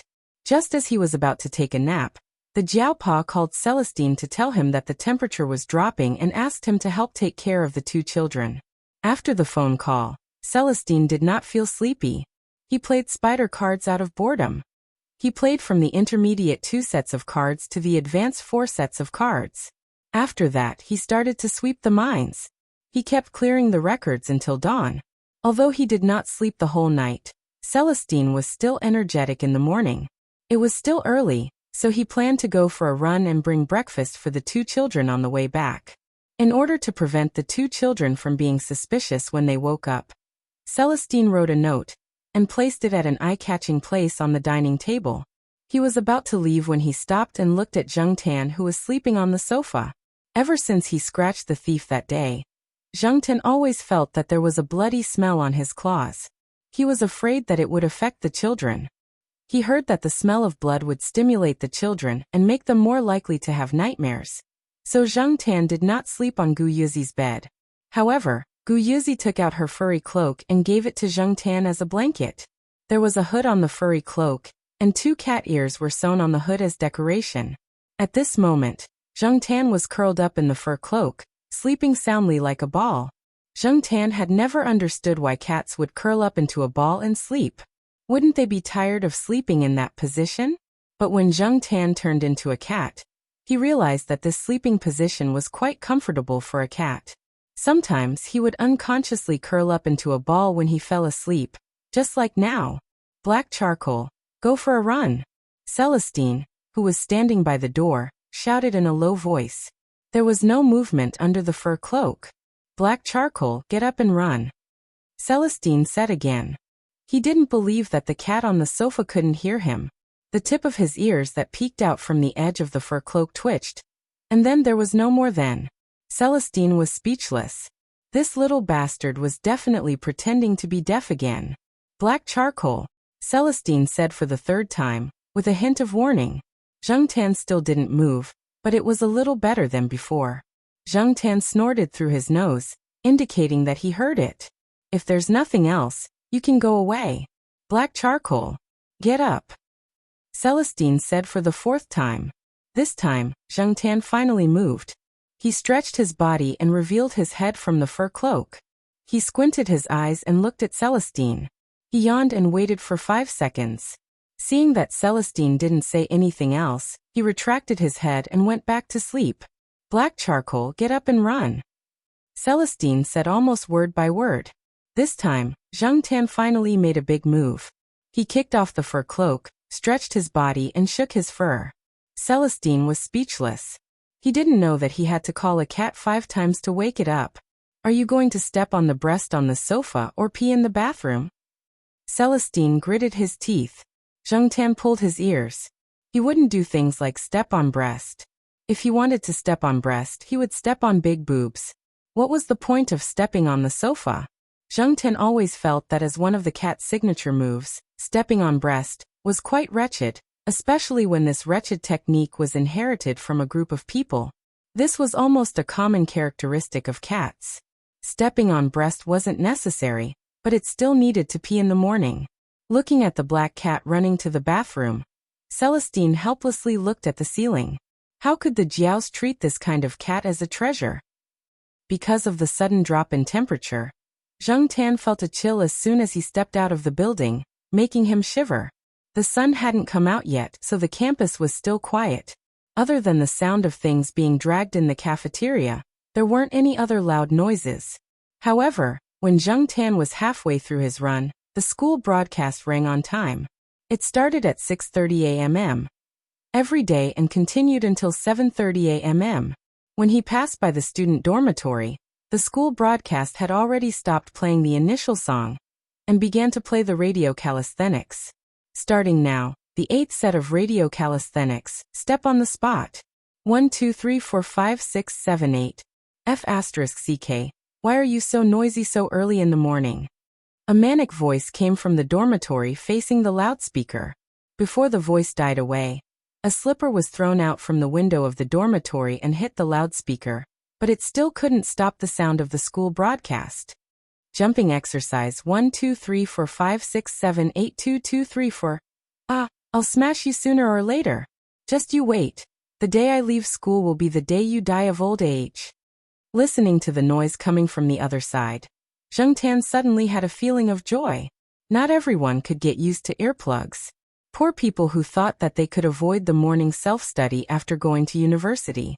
They didn't need to go to morning self-study, but there was still this kind of nonsense, and the school broadcast that would sound on time every weekday. Zheng Tan was glad that he lived in the East Courtyard, where the family compound was relatively quiet. He could only hear the broadcast when he walked out of the compound, so he could still sleep in if he wanted to. When he finished running one lap, the school broadcast still didn't play the news from the Central People's radio station, which meant that it wasn't 7 a.m. yet. Xiao Yuan and the others all woke up at 7 a.m. Celestine went to the cafeteria to buy breakfast first, and Zheng Tan waited for him to buy breakfast before walking back to the family compound.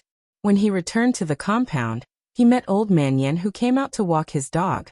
Niu Zhuangzhuang, the guy with big head and small eyes, was wagging his tail vigorously after seeing Zheng Tan. Although Niu Zhuangzhuang fought fiercely, it was quite nice to the other pets in the compound. Huang often licked its fur. Zheng Tan saw that Huang spat out white and brown fur a few days ago, so it must be the fur of Niu Zhuangzhuang and Hua Zhanggua. Celestine sometimes practiced Tai Chi with some old men in the morning, so he was quite familiar with some of the old men in the compound, so Old Man Yin also knew Celestine. When he saw Celestine, he even greeted him. "This dog is quite brave," Celestine said as he looked at Niu Zhuangzhuang, who was led by Old Man Yen. When Old Man Yen heard this, the wrinkles on his face deepened. Recently, Old Man Yen especially liked to tell people about the glorious deeds of his Zhuangzhuang. However, Niu Zhuangzhuang didn't have a good attitude towards Celestine. Perhaps it was an animal's innate intuition, so it kept avoiding Celestine. If Celestine stared at it for a long time, it would even bare its teeth at Celestine. Old Man Yen looked at the breakfast Celestine bought and said disapprovingly, "You bought eggs and soy milk? A few days ago, I heard that if you eat eggs and soy milk together, not only will it not increase your protein intake, but it will also affect the normal absorption of protein. I don't remember the specific principle, and I'm not in that field of research. You can ask little Jiao, they should know." After Celestine thanked Old Man Yen, they said goodbye to each other. Old Man Yen still had to take Niu Zhuangzhuang for a walk, and the two children of the Jiao family probably got up as well. The school radio was about to start broadcasting the news from CCTV. On the way home, Zheng Tan was still thinking about what Old Man Yen said. Thinking back, when he was in the Jiao family, he didn't seem to have seen eggs and soy milk together. Even if he did, the eggs were for the Jiao Yuan to prevent him from starving, so he wouldn't eat them immediately. In the end, Celestine still made milk for the two children. Lan Tianju and Suen came to ask the Jiao Yuan to go to school together, so Zheng Tan didn't have to go with them to Fu Elementary School. Zheng Tan thought that since Celestine was here for the next 2 days, he should find a way to tell him about the matter as soon as possible. Regardless of whether it would work out or not, at least it would be a confirmation of his idea. When Celestine was in the bathroom, Zheng Tan came to the bedroom and jumped onto the Jiaopa's desk. There were some books on the desk that the Jiaopa often used. Zheng Tan's first target was the book Genetics. The Jiaopa helped people teach genetics classes, And Zheng Tan had seen all of the Paws PowerPoint presentations so far this semester. Every time after the PowerPoint presentation was done, the Pa would try to teach it himself. Some details would only be noticed when he was teaching. This was the Pa's habit. Zheng Tan pulled out the book, Genetics. What he needed to do now was to find the information he wanted from the Pa's classes that he hadn't taken yet. Zheng Tan wasn't sure if what the Pa said at the hospital that day was the content of this book. He was just trying his luck. If he couldn't find the information in this book, he could always find another one. For a cat, turning the pages was not an easy task, but Zheng Tan was already used to it. He would get used to it after a while.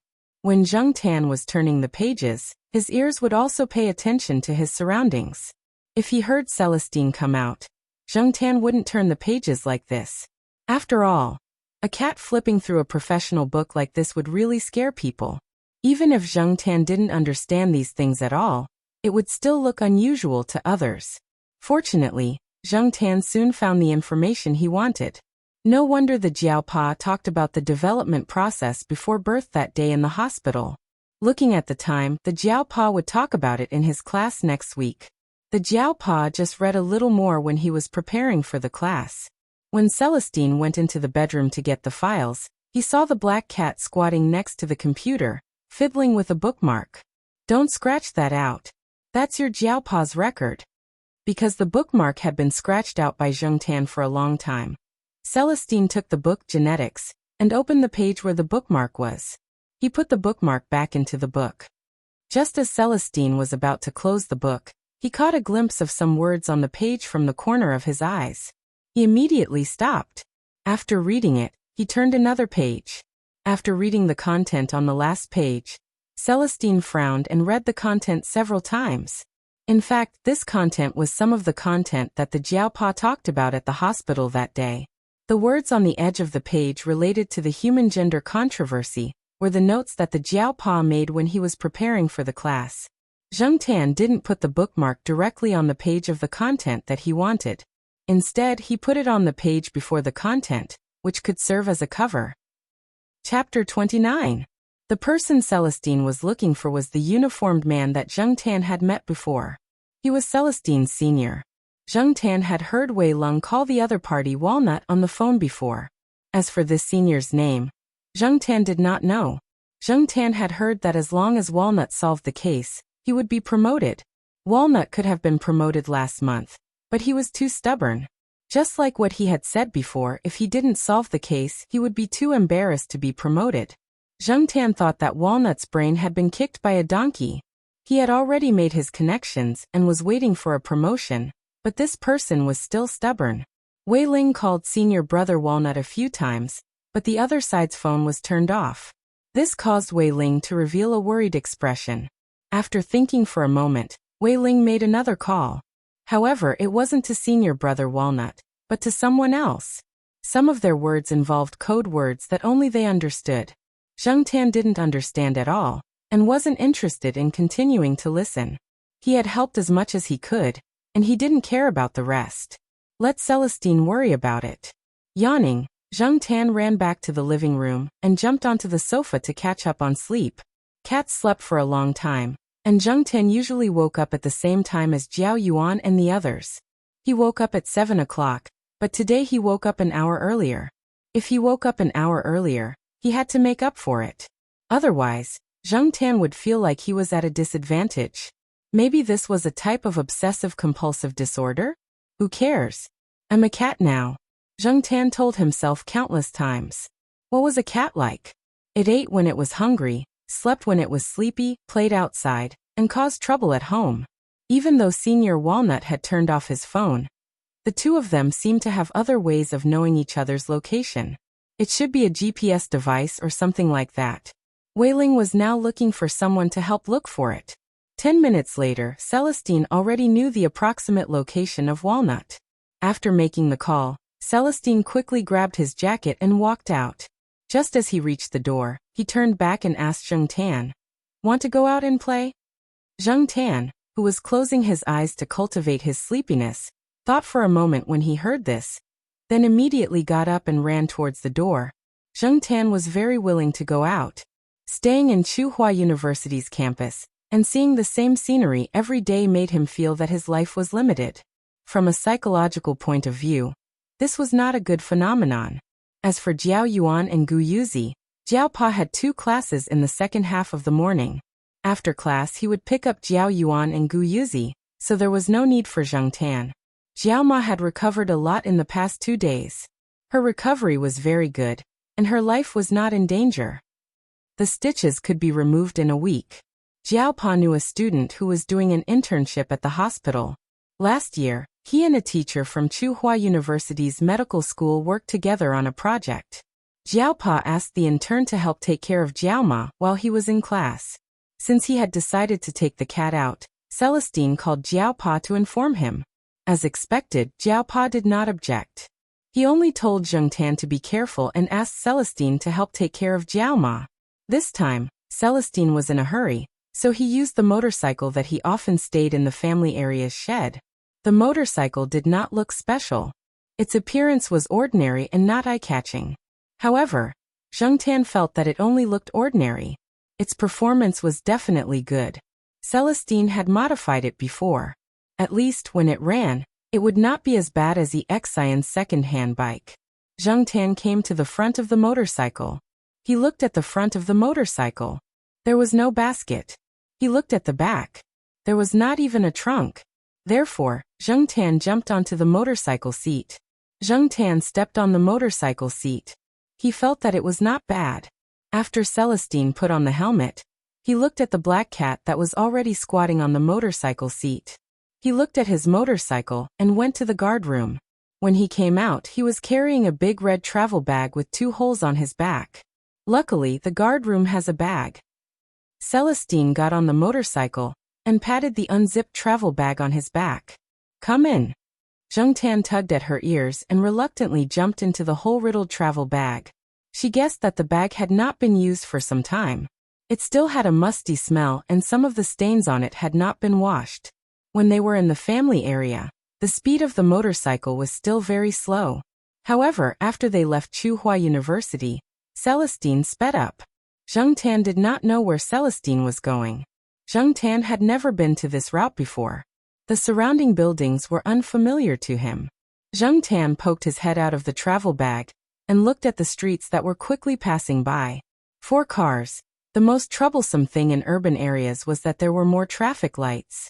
Even if the motorcycle could go very fast, it could not pass those red lights.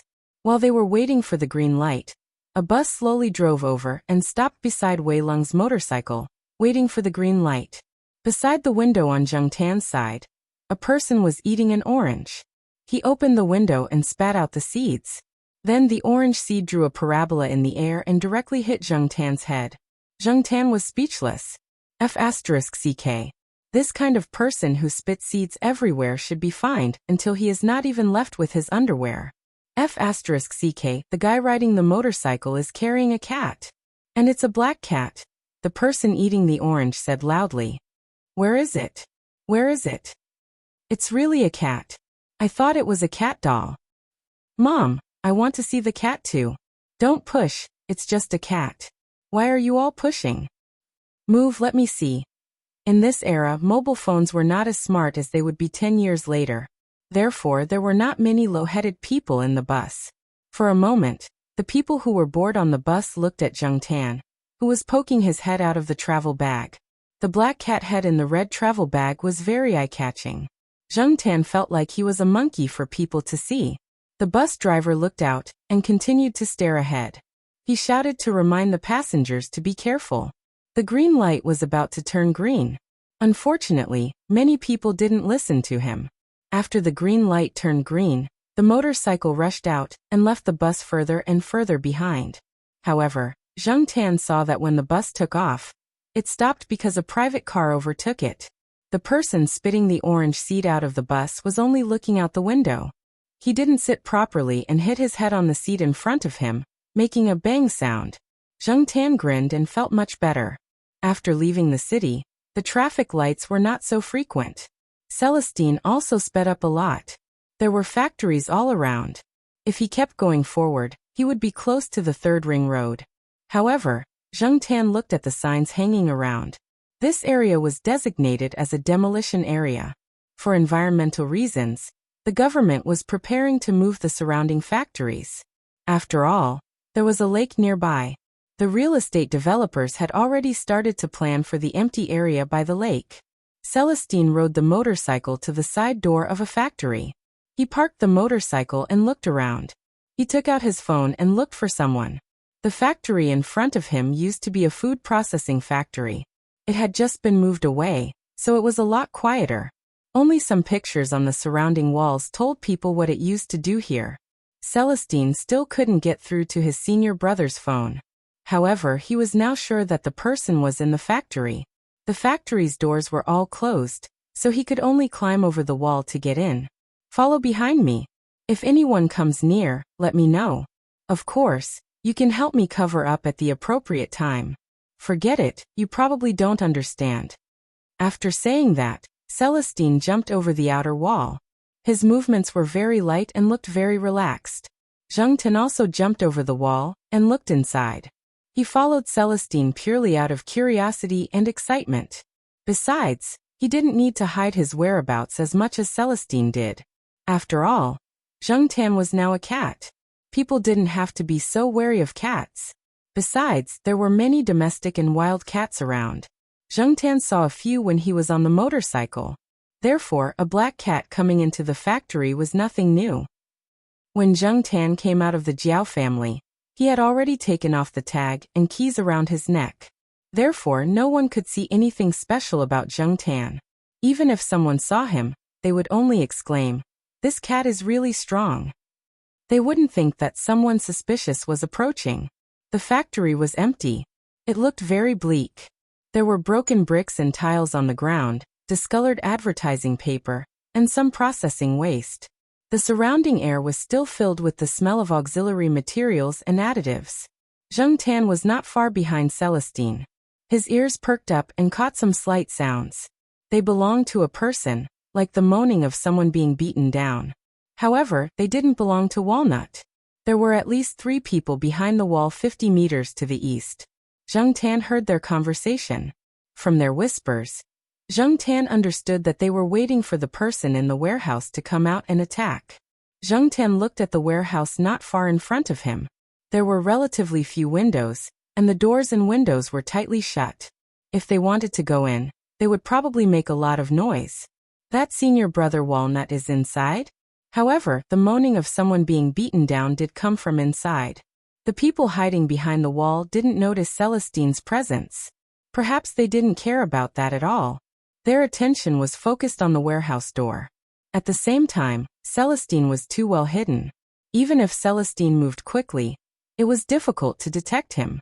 When Celestine was hiding in the shadows, thinking about how to deal with the people behind the wall first, and then find a way to enter the warehouse, Zheng Tan's gaze landed on an exhaust fan in the warehouse. There was no barbed wire outside the exhaust fan, but the gap between the blades of the exhaust fan was just enough for Zheng Tan to enter. Chapter 30. After thinking about it, Zheng Tan decided to walk towards the warehouse. Celestine looked at the black cat running towards the warehouse. He calmed himself down and prepared to deal with the people behind the wall first. If the cat went over, the senior would probably notice. Zheng Tan looked at the exhaust fan that was not blocked by barbed wire. It was a bit high and he couldn't jump up immediately. So he climbed up a bit using some scraps of wood placed against the wall, and jumped to the exhaust fan vent. Looking through the gap between the fan blades, there was nothing but some discarded items. The room with the exhaust fan was not big. Zheng Tan went in and looked around. The door was blocked by some scraps of wood, and a few big boxes of bottles that had fallen down. Otherwise, someone would definitely come in and take these bottles out to sell for money. He didn't see any bugs or the like. Maybe it was because of some of the auxiliary drugs that were scattered here. Although the door was blocked, there was a gap in the wall next to it. It was probably drilled when the electrical appliances were installed. It wasn't big. Zheng Tan tried to squeeze through. It was a bit difficult, but he still managed to squeeze through. The cat's bones were amazing. It could achieve the same effect without yoga. It was just that its body was covered in dust. After leaving the small room, Zheng Tan shook the dust off his body and looked around. This was where the warehouse used to store goods. Now that the factory had moved, there were no goods inside. It was full of discarded items. The light was dim, and a few rotten wooden beams were lying there. It looked very messy. The wooden beams didn't belong to this warehouse. They should have been dragged from the collapsed small warehouses around. His vision was blocked by the discarded items. His sense of smell was also affected by the pungent auxiliary drugs. Zheng Tan could only rely on his hearing to find the person. Following the direction of the sound, Zheng Tan walked through the gap between the items. If it was a person, it wouldn't be so convenient. Zheng Tan was relying on his body to walk faster. The warehouse was a bit big. Zheng Tan walked for a while before he got close to the source of the sound. The area had been cleared out, and there were 3 people lying on the ground. Celestine's senior brother, Walnut, was using hemp ropes to tie the hands and feet of the 3 people lying on the ground. Their mouths were stuffed with some packaging, so they couldn't scream. They could only make muffled sounds. Senior Walnut wasn't wearing his police uniform today, probably to make it easier for him to move around. There was a woman standing next to senior brother Walnut. She looked like a well-behaved person. She wore a pair of red plate glasses and a jacket that accentuated her figure. If Celestine suspected this woman, Zheng Tan found it hard to associate this girl, who looked like an ordinary college student, with the murderer who had killed several people. However, one couldn't judge a person by their appearance. Just like the 2 thieves caught before, they might look well-behaved, but they weren't necessarily innocent. Zheng Tan didn't show himself immediately. Instead, he hid behind the old wooden plank and observed the situation. His attention was focused on the woman. Senior brother Walnut was obviously on guard against the girl, and didn't have his back facing her. After Zheng Tan saw senior brother Walnut tie up the 3 people on the ground, he took out his phone. No signal. Senior brother Walnut frowned and looked around. He walked around with his phone, but there was still no signal. He decided to go out and make a call. After taking 2 steps, he turned around and said to the girl who was still standing in the same place, "Follow me." The girl didn't say anything and followed him obediently. However, she kept a distance of 1 to 2 meters from senior brother Walnut. This was also what some psychologists considered a safe distance between people. Senior brother Walnut wasn't the only one who was on guard against her. She was also on guard against him. Zheng Tan followed quietly. He shuttled through the waste. Not only did he have to be silent, but he also had to maintain his speed. He walked and stopped. Every time he stopped, he would plan the route he would take. He would also take advantage of this short interval to pay attention to the surrounding situation. Therefore, every time he stopped, he moved very quickly. It was like when a cat owner was playing with his cat. Just a moment ago, he found his cat standing 7 to 8 meters away. In the blink of an eye, his cat was already 5 to 6 meters away. Zheng Tan didn't know that his current actions were similar to the actions of a sheriff before he caught his prey. He followed silently and waited for the right opportunity. There was less waste in the direction of the door. Perhaps it was because the first 3 people to enter had already cleared the way, so senior brother Walnut didn't have to expend too much effort. From time to time, he only had to lift some of the obstructions in the corridor, and use this opportunity to observe the girl behind him. Just as senior brother Walnut lifted a wooden plank in front of him and lifted his foot to walk forward, Zheng Tan saw the girl, who looked like an ordinary college student, take out a tube from her sleeve and point it at senior brother Walnut. Zheng Tan's intuition told him that the tube was dangerous. Now was the time. Zheng Tan, who had been paying attention to the girl all this time, kicked off his legs and rushed over. The girl, who was holding the needle and preparing to attack, had a cold glint in her eyes. However, this gaze was greatly weakened by her glasses. Just as she thought she was about to succeed, she suddenly felt a strong impact on her chest. She couldn't stand steadily and fell to the side. The needle in her hand also deviated from its course. Before she could react, senior brother Walnut, who was walking in front of her, had already made his move. He twisted her arm and pressed her against a thick wooden beam to the side with a bang. Because the girl's arm was twisted and she was forcefully pushed against the beam, the glasses she was wearing fell off. After his successful attack, Zheng Tan was stunned on the wooden plank to the side. He moved his hand and thought, that person's chest isn't very big. The feeling isn't good. Senior brother Walnut took out a hemp rope. When he was looking for hemp rope earlier, he had found a few extra for backup. He didn't expect to use them so quickly. I've been guarding against you all this time. You only revealed your killer move now. Senior brother Walnut looked at the needle that had been nailed to the abandoned wooden plank to the side, and then looked at the needle tube that had fallen to the ground. The piston rod had been modified, and the front of the needle tube was different from a normal needle tube. When the piston rod was pushed inward, the instantaneous high pressure would push the needle out. There was a drug inside the needle, probably something like a rapid anesthetic. You're done so quickly? Celestine, who had just jumped in through the window, said. Zheng Tan looked in the direction of the voice. Behind Celestine was a large window. However, he remembered that the large window was tightly shut. It might even have been locked. Moreover, it was 5 meters above the ground. How did Celestine get in so quietly? Senior brother Walnut wasn't too surprised by Wei Lung's reaction. Just now, it was all thanks to this black cat that helped me.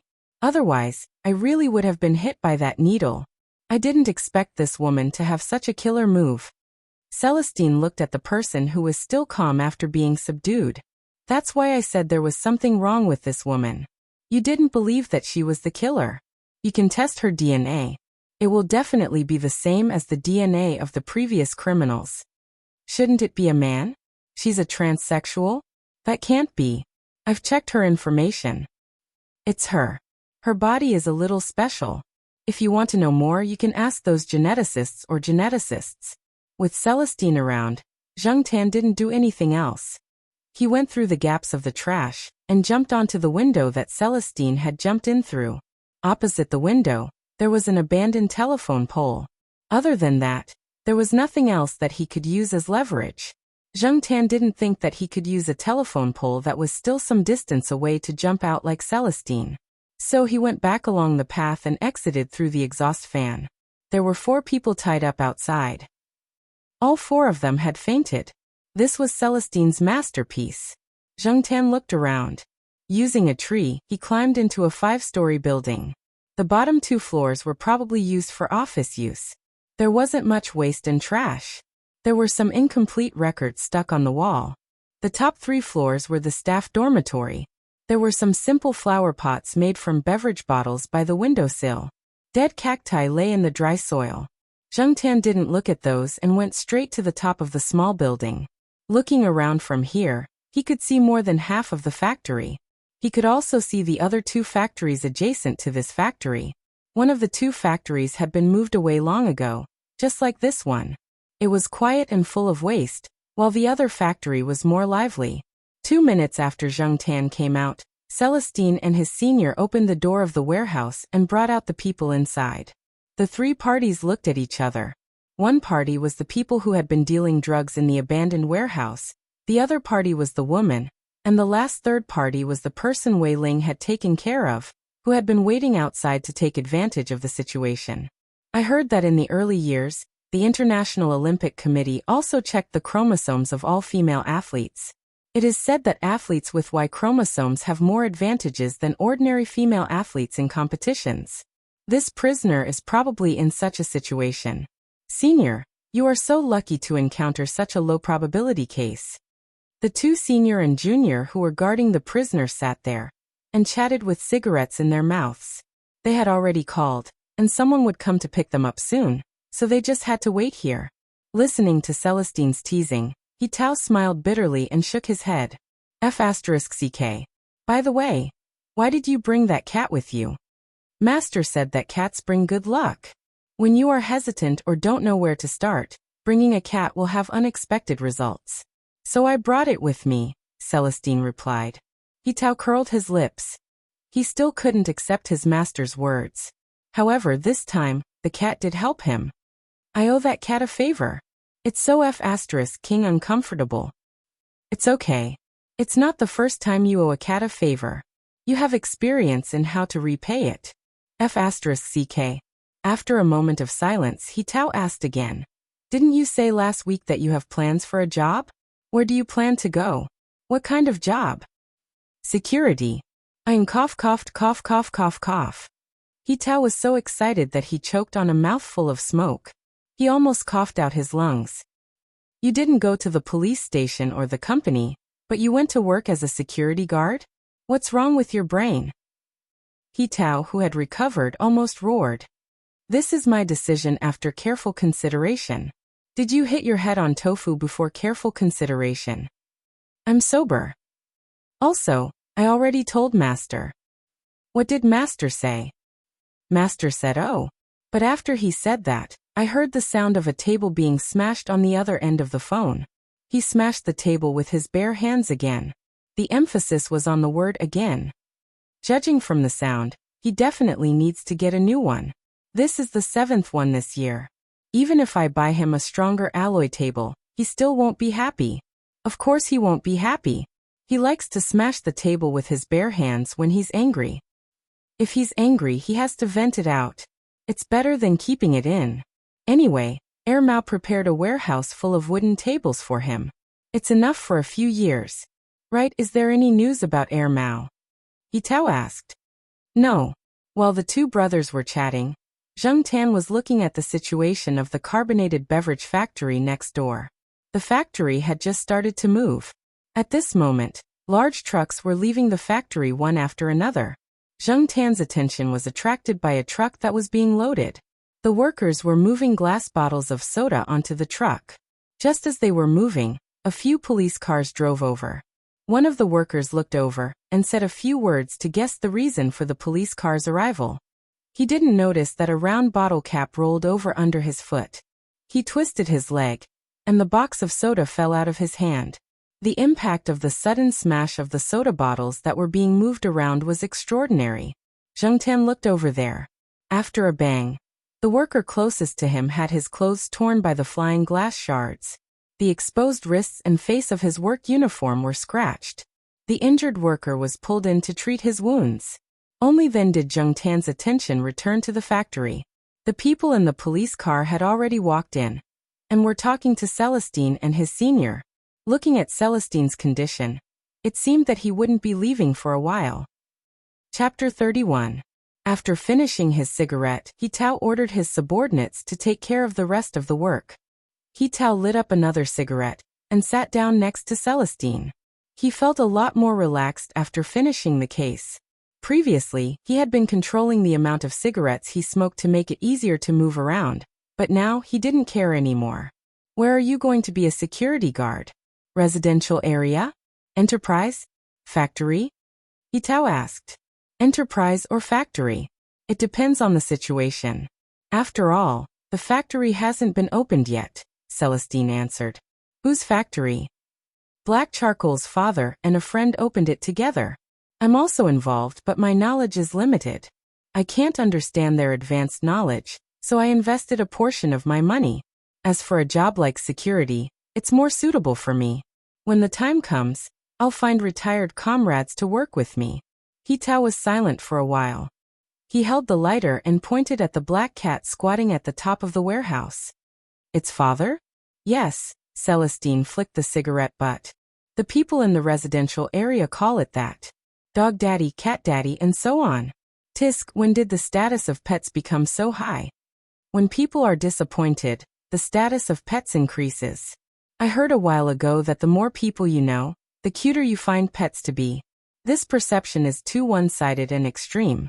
At least, I don't think those pets are cute, such as that one. Celestine turned his head and nodded in the direction of Zheng Tan. It has a bad temper. You can't control it. He Tao clicked his tongue. He was about to make fun of it, but he remembered that he owed the cat a favor, so he swallowed his words. He changed the topic and said, "Oh right, tell your friend to behave himself. The higher-ups are going to crack down on him."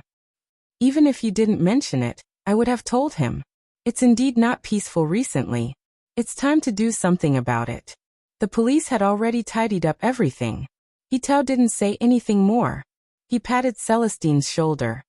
If you need help, just let me know. If the factory is ready, I'll go and take a look. Celestine waved his hand to show that he understood. Senior, don't just focus on climbing up. Your skills have deteriorated. If it weren't for that cat, You would definitely be at a disadvantage this time.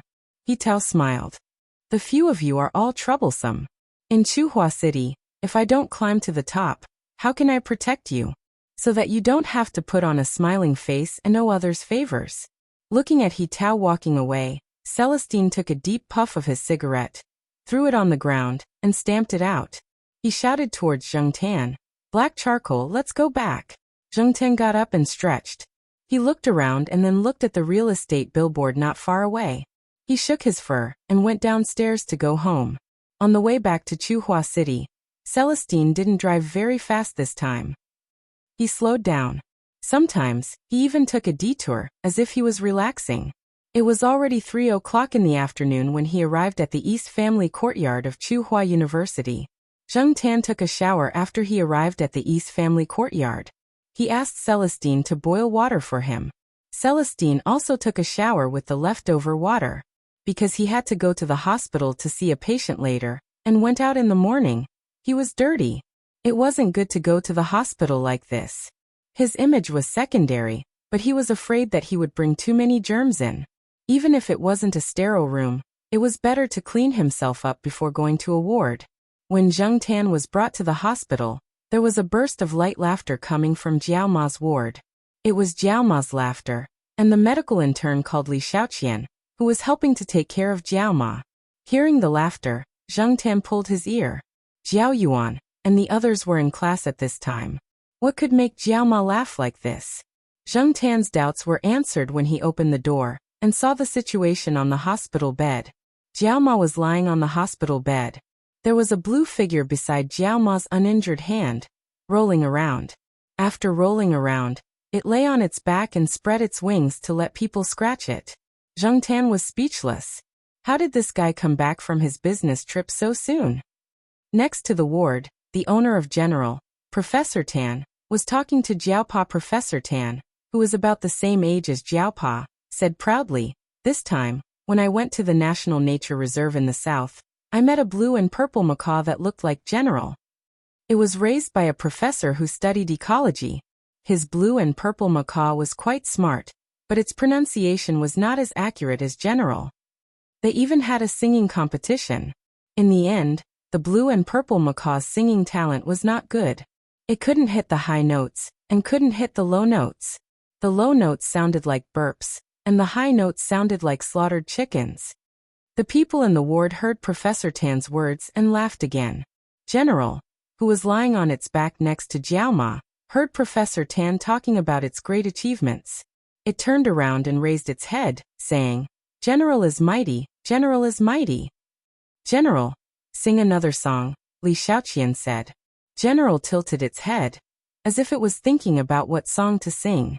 5 seconds later, "Sweet honey, your smile is so sweet, like a flower blooming in the spring breeze, blooming in the spring breeze." As it sang, it kept swaying its head. Zheng Tan despised it for being so shameless. Zheng Tan did not care about General's showing off. He jumped onto Jiao Ma's bed and pushed the parrot next to Jiao Ma to the side. Seeing Zheng Tan jump onto the bed, Jiao Ma tucked him in so that Zheng Tan could squat more comfortably. Stepping on the soft and warm bedding, Zheng Tan felt a lot better. As General sang, it moved closer to Zheng Tan. When it finished singing the last word, it did not close its mouth. Instead, it turned sideways to Zheng Tan, and was about to bite Zheng Tan's cat ears. Zheng Tan's palms on the mattress moved, and his ears turned into the shape of an airplane. He squinted at the parrot next to him with a threatening look. "You dare to bite my ears? I'll slap you to death." Maybe it was because it had not seen any cats during its business trip, and the parrot was itching to bite the cat's ears. Being stared at by Zheng Tan's threatening eyes, General paused, then turned its neck to the other side, and did not look at Zheng Tan anymore. The people in the ward could not help but laugh when they saw the cat and the parrot's actions. Li Xiaoqian looked at the time, and went out to work. She would come back later to help Jiao Ma change the bandages. Celestine stayed for a while and also left. Zheng Tan reclined next to the Jiao Ma. The Jiao Ma's injured arm was the other arm, so lying on this side would not touch the wound. Zheng Tan was also careful not to touch the other parts of the Jiao Ma's body. Professor Tan and the Jiaopa were talking about some of the bigger engineering projects that the university had applied for recently. General was bored and grabbed the plastic medicine bottle on the bedside table to practice opening and closing the bottle cap. Sometimes, when General accidentally approached the Jiaoma's wound, Zheng Tan would whip it with its tail or claws. The room was indeed much warmer than outside, and Zheng Tan was a little sleepy. A knock on the door woke Zheng Tan up. Recently, the person in charge of the Jiaoma was Li Xiaoqian. Occasionally, a few doctors would come by to take a look. Other than the doctors, Li Xiaoqian and the others knew about Zheng Tan's existence. They knew that the Jiao family often brought their cats here, so they did not say anything. However, if it was an outsider, Zheng Tan would be better off staying away. General had already flown to Professor Tan's shoulder with the medicine bottle in its mouth. Zheng Tan jumped off the bed and went into the bag next to the Jiaopa. The person who entered the room was a woman in her 30s. She was dressed in a formal manner and did not look serious. She looked friendly and dignified, but this dignified aura was far from that of Lord Zeng. When the Jiaopa saw this person, he quickly stood up. "Ms. Yang, why are you here?" This person was the Jiao Yuan's homeroom teacher. She taught the Jiao Yuan's language. Zheng Tan had seen her a few times, but he did not pay much attention to her. "I heard that Ms. Gu was sick today, so I came to take a look." Ms. Yang put down the fruit she had bought. Ms. Yang did not live in Tsinghua University's residential area. She had a house outside and had to leave early today. This morning, she heard that the Jiao Yuan's mother was hospitalized. This time, she brought her mother to the hospital for a checkup and came to visit. Oh right, the school had a power outage today. In this weather, the lights in the classroom are dark at 4 o'clock. The students can't look at the blackboard, so the school ended one class early. I saw the Jiao Yuan's group and a few other students at the fruit shop below the hospital. They came to visit Ms. Gu together. I promised them that I would keep it a secret. Ms. Gu, Professor Jiao, please don't tell them that I was the one who told them, Ms. Yang joked. Zheng Tan. Poor kids. They were betrayed in the blink of an eye. And the person who betrayed them was their respected homeroom teacher. Because she still had something to do, Ms. Yang left after a while. In less than 5 minutes, Zheng Tan heard the sound of children's footsteps outside. The door opened slightly, and the Jiao Yuan poked his head in. After looking around the room, he said, "My classmate heard that Mom was hospitalized, so he came to visit." "Then what are you waiting for? Hurry up and let your classmate in." The Jiaopa pretended to be surprised and stood up to welcome him. The room was not big, so the Jiaopa and Professor Tan walked out and let the children in. Zheng Tan peeked through the gap in the bag. Other than Lan Tianju, Xiong, and Suan, who he often saw, there was also a girl. Who is this child? The Jiaoma looked at the only girl in the room. Although the Jiaoma did not know all the children in Jiao Yuan's class, she still had an impression of some of them. However, the Jiaoma thought about the girl standing in front of her, and was sure that she had never seen her before. "She is a new student in our class.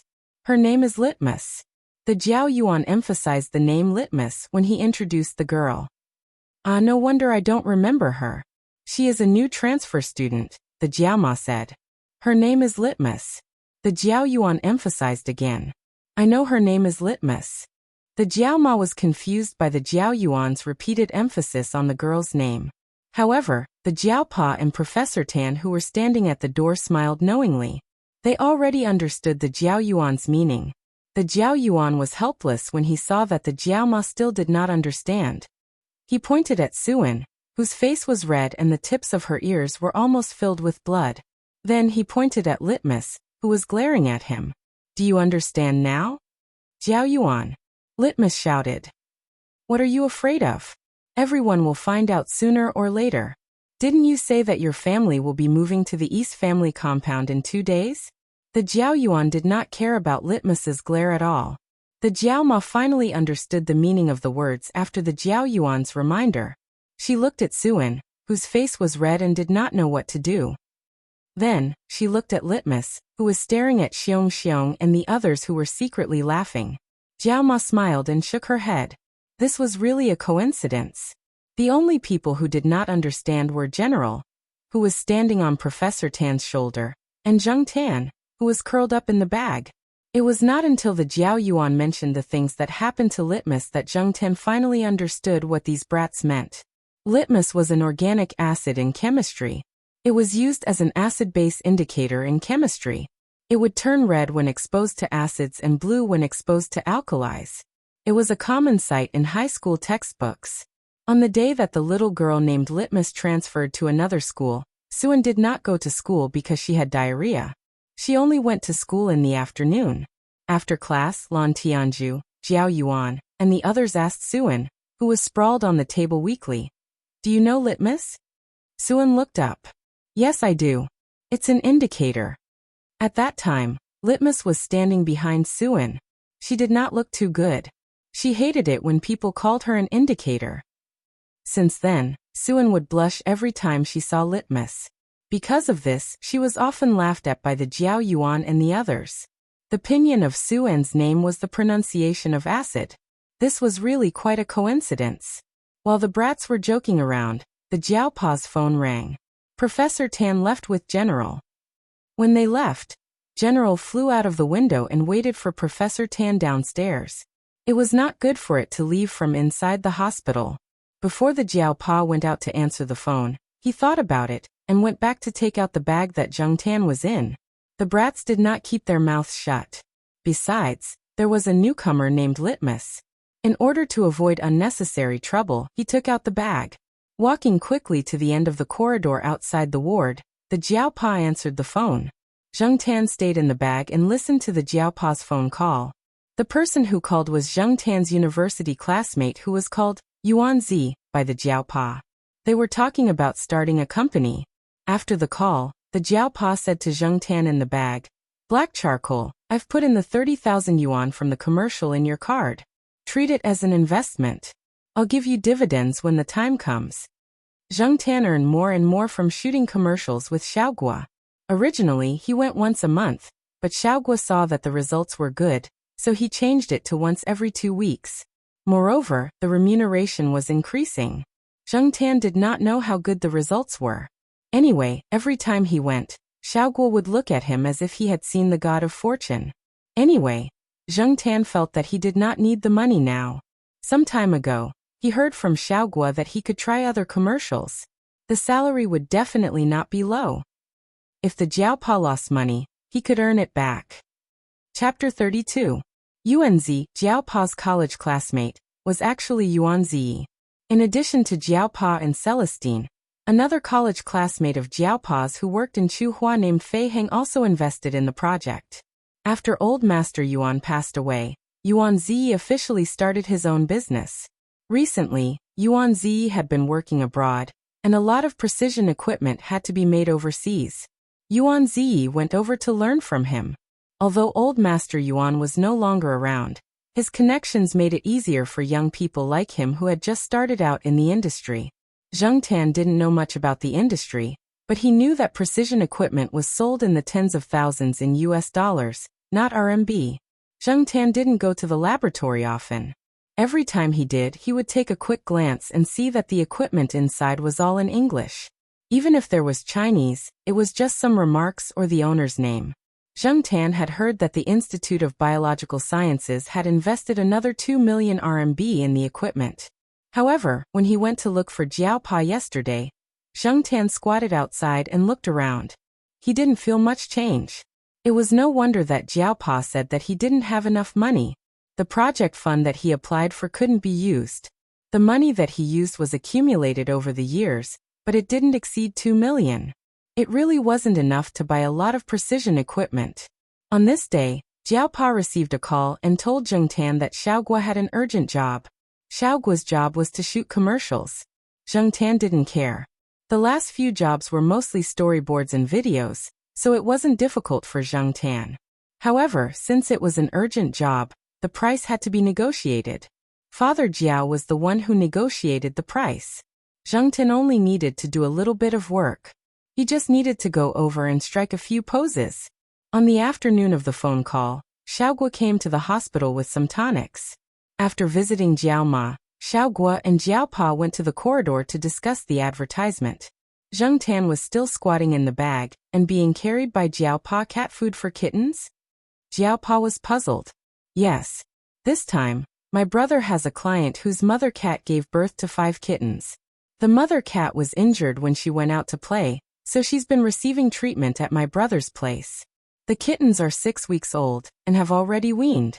The client said that he would give the kittens away in 2 days and keep one for himself. I took a look, and the 5 kittens are very healthy and beautiful.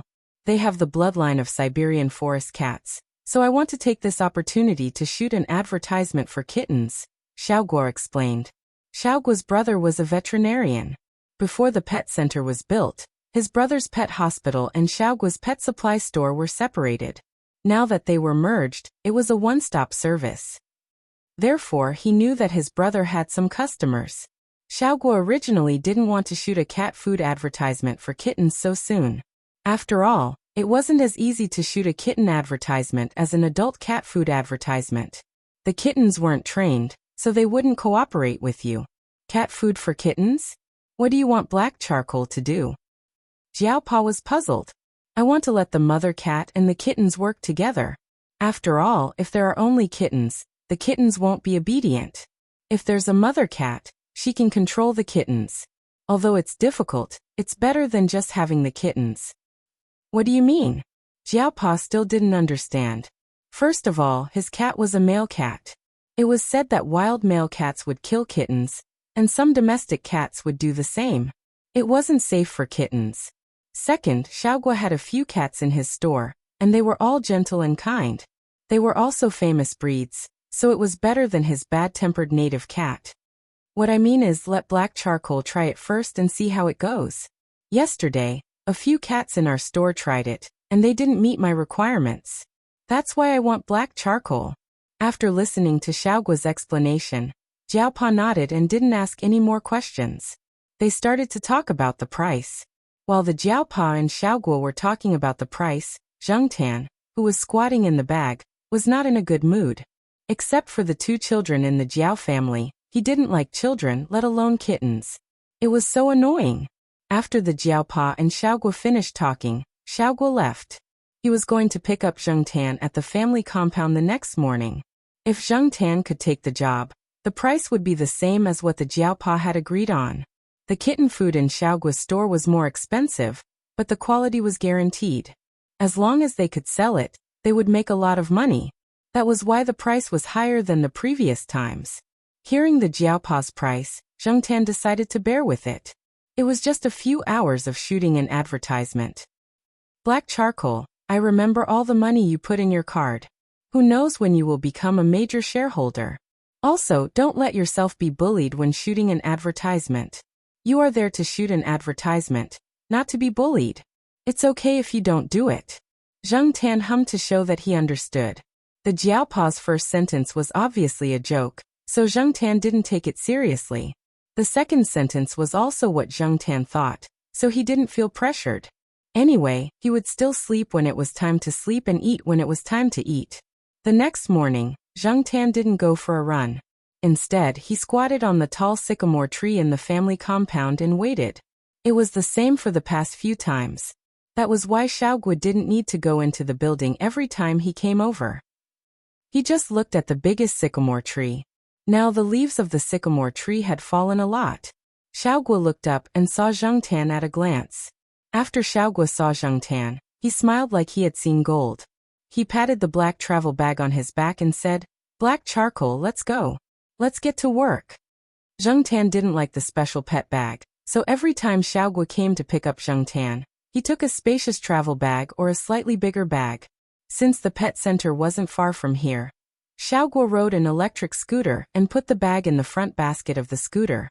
Zheng Tan stayed in the bag, but his head popped out to look at the scenery outside. Xiaoguo's obviously pet center was doing better and better. With the support of old customers and the advertising effect of a few months, more and more people knew about it. After several advertisements in some online forums, some people came to him to order wholesale. Gradually they became long-term customers. They didn't enter the pet center from the front door, but from a side door. It was close to the studio where Xiaoguo was shooting the advertisement, and there weren't many people going in and out. Every time the store manager brought this black cat, the staff were already familiar with it. Xiaoguo explained to them that this black cat had been specially trained, so it was very obedient and could shoot the advertisement quickly. Also, it was hired with a high salary.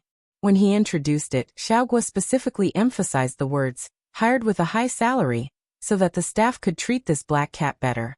This was their store's god of wealth. The reason why the canned cat food could be sold so quickly was mainly because of the advertising effect. Of course, the quality of the cat food produced by his store was also guaranteed. When he promoted others, Xiaoguo didn't forget to elevate himself.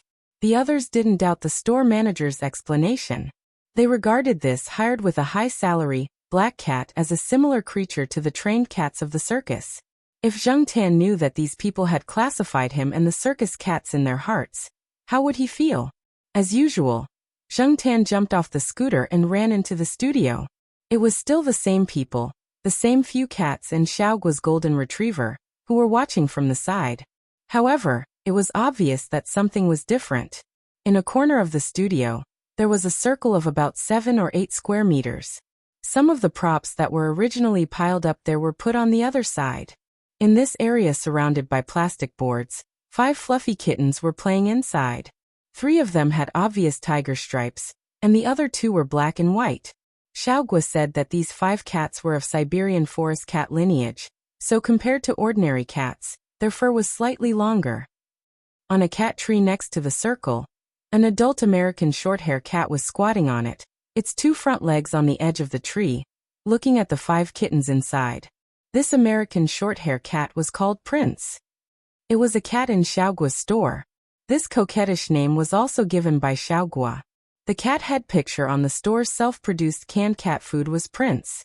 As for why this cat was put in the head picture, the main reason was the breed advantage of this cat. The cheeks of American short-hair cats were plump, and their physiques were bigger than mini cats. Their bones were thick, and they looked very fleshy. Their backs were wide, and they looked strong. They were not as thin as field cats. At first glance, they looked quite dignified and approachable. Their appearance was much better than Zheng Tan's. Therefore, many pet food companies like to use American short-hair cats as their signboards. Of course, in terms of IQ, Zheng Tan was definitely better than it. However, there was no way to compare. After all, Zheng Tan had always considered himself as a human being, and it was not worthwhile to compare IQ with a cat. Another reason for not using Zheng Tan's head picture as a signboard was the black cat. After all, not everyone could accept a black cat. Many people were still afraid of black cats. Therefore, appearance was also very important. However, Zheng Tan could not change this. Anyway, he would not dye his fur. At this moment, Prince was staring at the 5 kittens inside. Its paws were moving from time to time.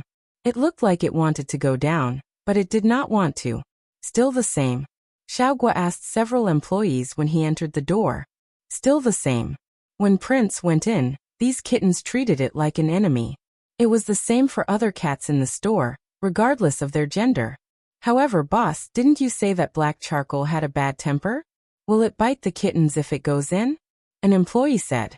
Zheng Tan, who had jumped onto a cat tree, heard this and turned to look at Xiaoguo. How dare you speak ill of me? I have a bad temper. What's wrong with me? While thinking, Zheng Tan scratched a deep claw mark on the cat tree. The fur on the shelf was scratched off.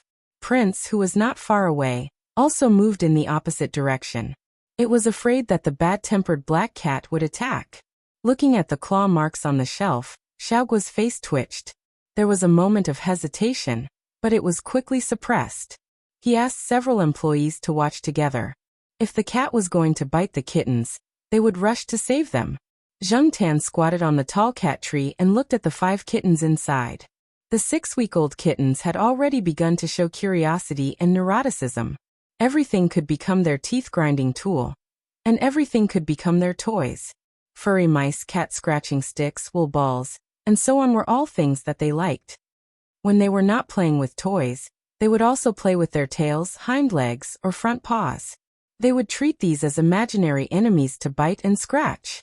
Zheng Tan felt that this behavior was like schizophrenia. Looking at the 5 kittens below, Zheng Tan really did not want to go down with these little psychopaths. However, since he was here, he had to put on a show. Even if he did not want to do it, he had to go through the motions. If he could not shoot this advertisement, there would be plenty of time in the future. Therefore, Zheng Tan, who had prepared himself mentally, looked at an empty space inside and jumped down. The 5 kittens who were playing on their own were startled by Zheng Tan's sudden arrival. 2 of them arched their backs and their fur bristled. They were on high alert. Outside the circle, Xiaoguo and several other employees were nervously watching. Once they found that the black cat was going to bite, they would go down to stop it. Xiaoguo temporarily kept the 5 kittens, because he had promised the customer. After Zheng Tan jumped down, he did not move. He knew that his every move was being watched by several people outside. He could not make any dangerous moves like extending his claws or showing his fangs. He simply did nothing and stood there, waiting for the kittens to reject him so that he could get away. However, to everyone's surprise, the largest of the 5 kittens, whose fur was originally puffed up, slowly calmed down and started walking towards Zheng Tan. At first, it moved slowly and tentatively, but then it sped up and its tail was raised. Zheng Tan looked at the kitten with tiger spots approaching him, and did not know how to react for a moment. It was so big that it looked like it could be sent flying with a raise of his hand. After the kitten with tiger spots came to Zheng Tan's side, it raised its small paw and touched Zheng Tan's forearm. It touched again and touched again. Then it rolled on the ground and played with one of Zheng Tan's palms. Zheng Tan shook his beard.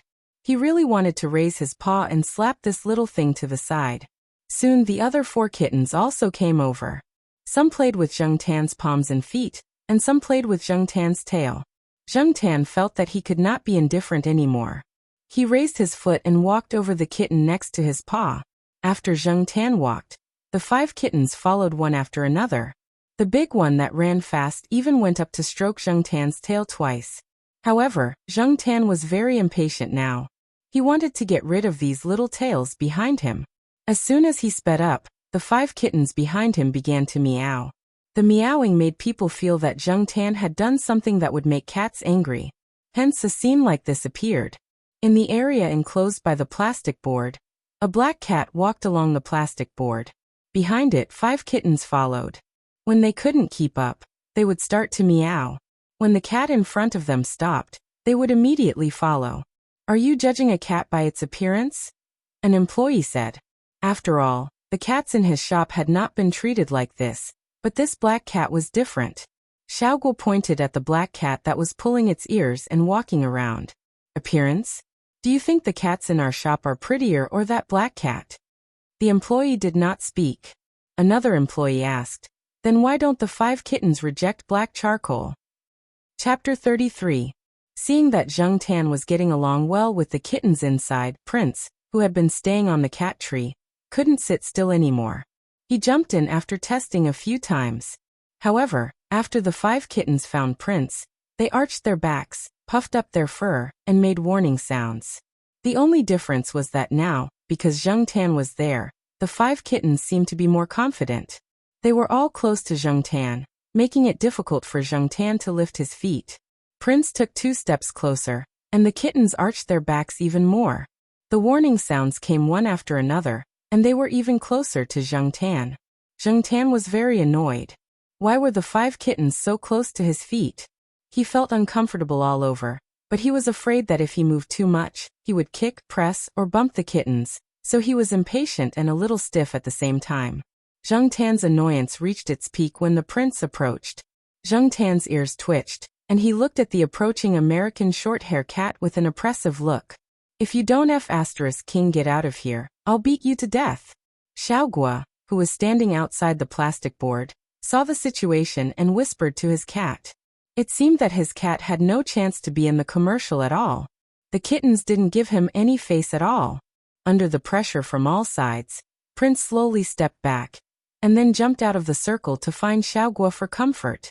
Seeing that the enemy had left, the kittens' alarms were lifted, and they continued to play around Zheng Tan. When Zheng Tan walked, they followed. When Zheng Tan stopped, they all went up to him, rolled around Zheng Tan, or played with Zheng Tan's paws and tails. Compared to the kitten's happy mood, Zheng Tan kept a sour face. Cats didn't have many expressions, but anyone who saw Zheng Tan now would think that the cat was in a bad mood. Zheng Tan looked down helplessly at the kittens that were lying on their backs and rolling around his paws. The kittens' feet were very tender, reflecting a soft luster under the light.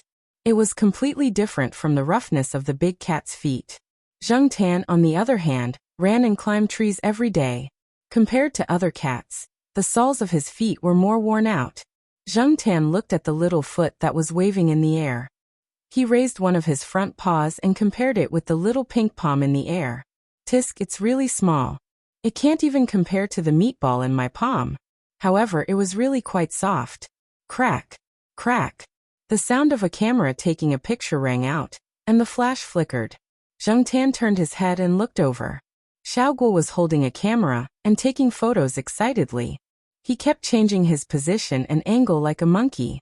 Because there were many obstructions and obstacles, Xiaoguo's posture when taking photos was very strange, just like those wretched uncles who took photos under a girl's skirt.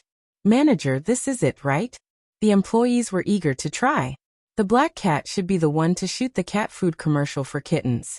Other than it, the other cats in the store were far from it. This is it. Get the tools ready, it's time to work. Xiaoguo's eyes were full of excitement. Our commercial will definitely get a lot of orders. The commercial designed by Xiaoguo was very simple. The general plot was, a litter of abandoned kittens was found by a big cat, and then the big cat brought them cat food. There were two kinds of cat food in the litter. One was milk cake for kittens, and the other was canned kittens. Both were produced and sold by Xiaoguo, and they were also tested by a special quality inspection department. The quality was guaranteed. This was one of the reasons why the Jiaopa agreed to let Zheng Tan take the job. Xiaoguo was worried that the big cat and the kittens would not get along well, but now that he was shooting the commercial, he realized that it was not good to be too clingy. The kittens refused to stay in the props. Even if they stayed in the props, as long as they saw Zheng Tan appear, they would run over. The good thing was that this kind of situation was better than not getting along well. The kittens did show that they liked the two kinds of cat food, which made Xiaoguo more confident in his products. It took 4 hours to finish shooting, and the rest was the post-production work. Zheng Tan did not care about the post-production work. He just wanted to leave as soon as possible. He did not want to stay here and be a stay-at-home dad. Unfortunately, what made Zheng Tan depressed was that the sky was cloudy, and it started to rain. The weather forecast said that there would be no rain. Xiaoguo called the Jiaopa and said that he would send the cats back when the rain stopped. The rain should not last too long. In any case, the cats must be sent back before dark. Therefore, Zheng Tan was forced to continue to stay in the studio. The good thing was that the 5 kittens were probably tired from shooting the commercial. After eating the cat food, they huddled together to sleep. There was a heating pad under the kittens' nests. The temperature had been a bit low recently, and the big cats were not around, so the kittens could easily catch a cold. Xiaoguo had originally planned to let Zheng Tan sleep with the kittens. That would save her a lot of trouble and make her feel more at ease. The heating pad was definitely not as effective as a real cat. Zheng Tan closed his eyes and pretended not to hear Xiaoguo's words. Whoever wants to go can go, but I'm not going. During the break, the people who had not eaten lunch ordered takeout. Knowing that Zheng Tan did not eat cat food, Xiaoguo prepared chicken rice for Zheng Tan. While they were eating, the door of the studio was suddenly pushed open. Guo Xiaoming. Help. It was a woman who came in. She looked very young. She was holding an umbrella and her hair was loose. Zheng Tan could not see her face clearly, mainly because of the hair and the black-rimmed glasses. The person who came in was holding a pet bag. Although she was wet, the bag did not get wet. Xiaoguo, who was eating his lunch, almost choked when he saw who it was. Yanzi, my name is Guo Mingyi, not Guo Xiaoming. I've told you so many times, but you still can't change it. What's wrong with you? Help, my Li Yuanba is sick. The person who came in put down her umbrella and ran over in a hurry. Hearing the young woman say the name Li Yuanba, Zheng Tan spat out the chicken in his mouth. How majestic and domineering did she have to look to be able to say such a name? So Zheng Tan chewed the chicken rice in his mouth and looked over to see what the pet bag looked like. What's wrong with your Li Yuanba? I remember you said that your cat was very strong. Xiaoguo ate 2 mouthfuls of rice and walked to the side of the studio. There was an empty space and a table there, so it was not inconvenient to treat the cat. After all, everyone was eating, and it was not good to treat the cat. If it's sick, you have to send it to my brother. I sell some pet supplies here. Xiaoguo said as he opened the zipper of the pet bag. Isn't this an old classmate? I'm more at ease if he goes through the back door. Yanzi explained with a worried look on her face. As Xiaoguo opened the pet bag, Zheng Tan finally saw the real face of Li Yuanba. Holy sh*t. The color of the cat's fur was like a fire scene. It was very special and domineering. This cat's fur was mainly black, with some yellow and white fur mixed in the black. From a cat's point of view, Zheng Tan felt that the cat had a strong aura, and was not a simple character. It was probably very fierce when it fought. This was also the first time that Xiaoguo saw Li Yuanba. He had only seen photos of it on the internet. After Yanzi contacted Xiaoguo, the two chatted on the internet. When Yanzi found out that Xiaoguo had opened a pet center, she was very happy and showed Xiaoguo a photo of her Li Yuanba. However, the two did not talk too much. Yanzi had come to the store to buy vaccines and canned cat food, but it was the first time that she brought a cat here. Your cat? I feel that it is very fierce, Xiaoguo said. He did not touch it with his hands. He had seen a lot of cats, and he could also see the emotions that the cat wanted to express at the moment from its eyes. Xiaoguo felt that it was better for him not to touch the cat first. Otherwise, there would be a few more bloody marks or teeth marks on his hands in the next moment. The cat was lying on its side calmly. Other than the slight change in its eyes when Xiaoguo approached it, there was nothing out of the ordinary about it. Xiaoguo just looked at the cat and asked, "How do you know that it is sick?" It often lies in one place and doesn't move much. In the past, it would go out to play. When I teased it at home, it didn't respond. Although it didn't play much before, it still had some reaction. Now it basically ignores the toys. It has been like this for a while. It is indifferent to many things and always stays there without moving. My neighbor said that it is probably sick. Guo Xiaoming, is it very sick? Yanzi was worried. Xiaoguo thought for a while and asked, has its appetite changed? Yes, it eats a lot. Xiaoguo nodded and said, it is nothing.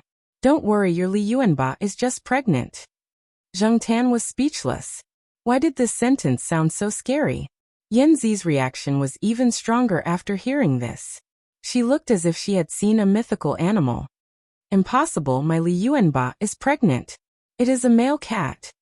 Xiaoguo rolled his eyes at her, and pointed at the cat lying on its side in the pet bag. You don't have to look at anything else. Just look at the color of its fur. Tortoiseshell cats are basically female cats. The reason for this color is due to the random inactivation of the X chromosome. If the inactivated X chromosome contains a linked recessive gene, the color will be black. If the inactivated X chromosome contains a dominant gene, the color will be yellow. The inactivation of the X chromosome in different parts of the cat's fur is random, so the color of the cat's fur will be modeled like this, which is the color of yellow and black tortoiseshell. After listening to Xiaoguo's explanation, Yanzi hesitated. I studied computer science, not chromosomes. Yanzi and Xiaoguo were high school classmates, but they studied different majors in university. Didn't the people around you tell you that it is a female cat? Xiaoguo didn't understand. Yanzi lived in an old residential area. The neighbors should be familiar with each other, and should communicate with each other. If one person couldn't recognize it, how could others not recognize it? I don't go out much. Our neighbor said it is a male cat, so I named it Li Yuanba. Yanzi was a little embarrassed. Yanzi's real name was Li Yan. It was a very common name. She was not good at dressing up, so she didn't have much presence among her classmates. The cat was actually a stray cat that was later adopted by Yanzi and brought home. Your neighbor? The guy with the middle parting who likes to wear shiny leather shoes? Xiaoguo asked. Yes, that's him. Yanzi nodded. Xiaoguo snorted. That guy brought his cat over last week to let the cat have a little dick. His cat is a female, so what's the point of having a dick? That guy probably thinks that it's easy to tell the gender of a cat from a dog. After knowing that her cat was pregnant, Yanzi asked a lot of things to pay attention to, and Xiaoguo answered them one by one. When a female cat is pregnant, drugs and chemicals should be avoided, especially steroids and graymycin used to treat mold. The quantity, quality and type of food should also be paid special attention to. Yanzi brought a recording device and recorded all of Xiaoguo's words. Okay, let's talk about these first. You can check the information yourself. If you don't understand, you can ask me. You can leave a message online or in the mail. I guess I'll be a little busy recently. When I'm done, I'll take some time to check the messages and mail. Okay, thank you. Hey, are those kittens? Yanzi's eyes swept over to the furry ball in the corner. Yes, a 6-week-old kitten. It just shot a commercial and is sleeping because it's tired. A commercial? A commercial for kittens? Can I see it? Xiaoguo thought about it and didn't refuse. He showed some of the unedited clips to Yanzi. So cute, Yanzi praised. Then she pointed at Zheng Tan, who was resting on the highest cat tree after eating, and asked Xiaoguo, "Is this the black cat's kitten?"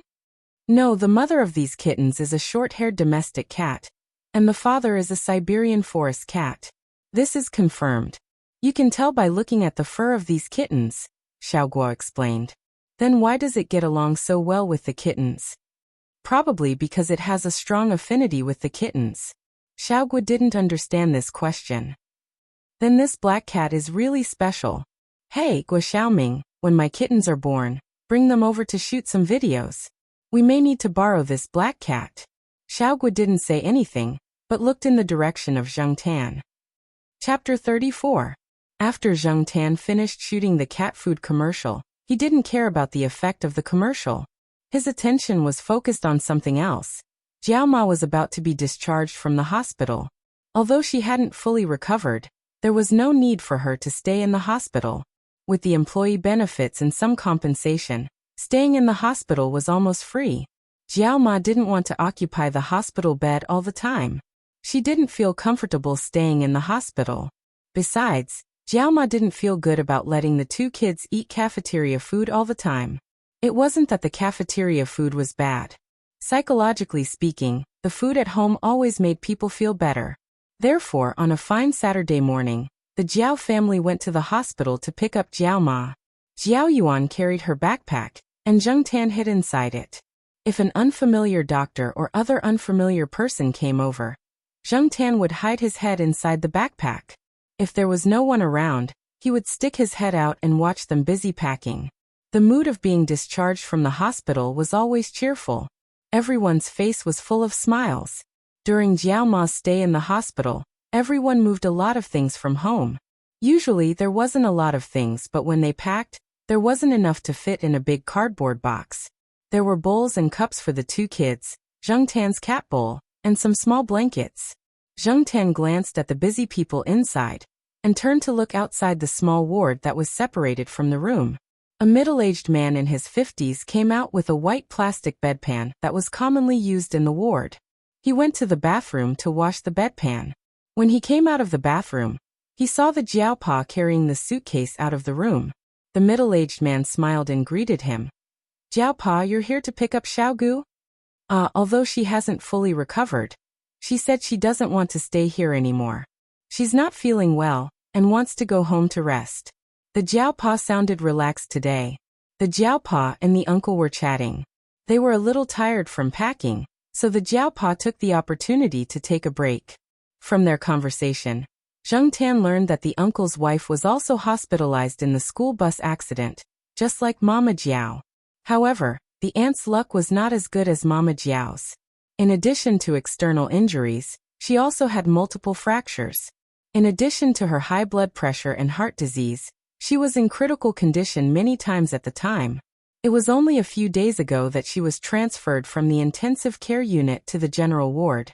Ever since she was admitted to the hospital, she couldn't get out of bed at all. She had to settle her daily needs on the bed. Her husband had always been the one taking care of her. Jiao Ma couldn't get out of bed for the first few days when she was hospitalized, so it was Jiao Pa who took care of her. During that time, Zheng Tan heard Jiao Pa telling Jiao Ma, "Don't worry, I'm here." Sometimes, Zheng Tan envied them. Whether it was Jiao Pa, Jiao Ma, or the uncle and aunt who came from the intensive care unit. Perhaps they could be called family. Okay, let's go home. Jiao Ma pulled out a towel bag, and Jiao Pa hurried over to catch it. Xian, who had just finished her experiment, also rushed over to help. This time, the Jiao Pa didn't tell Auntie Ling and the others that he was being discharged. He only casually mentioned it to Xian when he was arranging work. He didn't expect Xian to come over. Jiao Pa borrowed an SUV from one of his colleagues in the hospital. He moved the things downstairs and loaded them into the car. Then he drove the people back to the villa that belonged to the owner. While moving the things, Jiao Pa and Zheng Tan both thought at the same time, "It's time to buy a car." However, Jiao Pa was a little short of money now. All the money he could use, including the money earned by his cat, was invested in the company. He didn't have any extra money to buy a car. Jiao Pa drove the car and thought, "Let's wait a little longer. I have to buy a car before the end of next year. Then, I'll drive my family and black charcoal back to my hometown for the new year." This year's new year was a little early. Because of Jiao Ma's illness, Jiao Pa decided to stay in Chuhua City for the new year this year. He wanted to let Jiao Ma have a good rest. He had contacted the old people in his hometown in advance, and planned to bring the old people from both sides over. However, the Jiao family's grandfather rejected the Jiao Pa's suggestion. The Jiao family's grandfather said over the phone, "Your hometown is not that big. It's more comfortable to live in our town." In order to recuperate and recover fully, Jiao Ma didn't go to school. She had just been discharged from the hospital, so she couldn't be too tired. She took paid leave. Like Jiao Ma, many teachers who were injured in the accident received the same treatment. Therefore, Jiao Ma didn't feel embarrassed. She rested at home and took care of the 2 children and the cat to make up for the negligence during her stay in the hospital. With Jiao Ma at home, Zheng Tan felt that his life was much more comfortable. In the morning, he woke up with the 2 children, washed up with Gu Yuzi, and went to the bathroom with Jiao Yuan. After washing up, breakfast was already prepared. In the morning, there was one more person who wanted to go to school with Jiao Yuan. It was Litmus, who had just moved to the compound. After the burglary, the relatives of the vice principal moved out of the compound. The house was empty, and it was just right for Professor Shi and his family. The house was well decorated, so it saved Professor Shi and his family a lot of effort. Although there was someone to keep them company, the 2 children were still used to asking Zheng Tan to go with them. After sending the group of children to the school gate, Zheng Tan began to run again. He ran to the woods to practice climbing trees. During this time, Zheng Tan rarely saw Xiaozhua when he went to the artificial lake.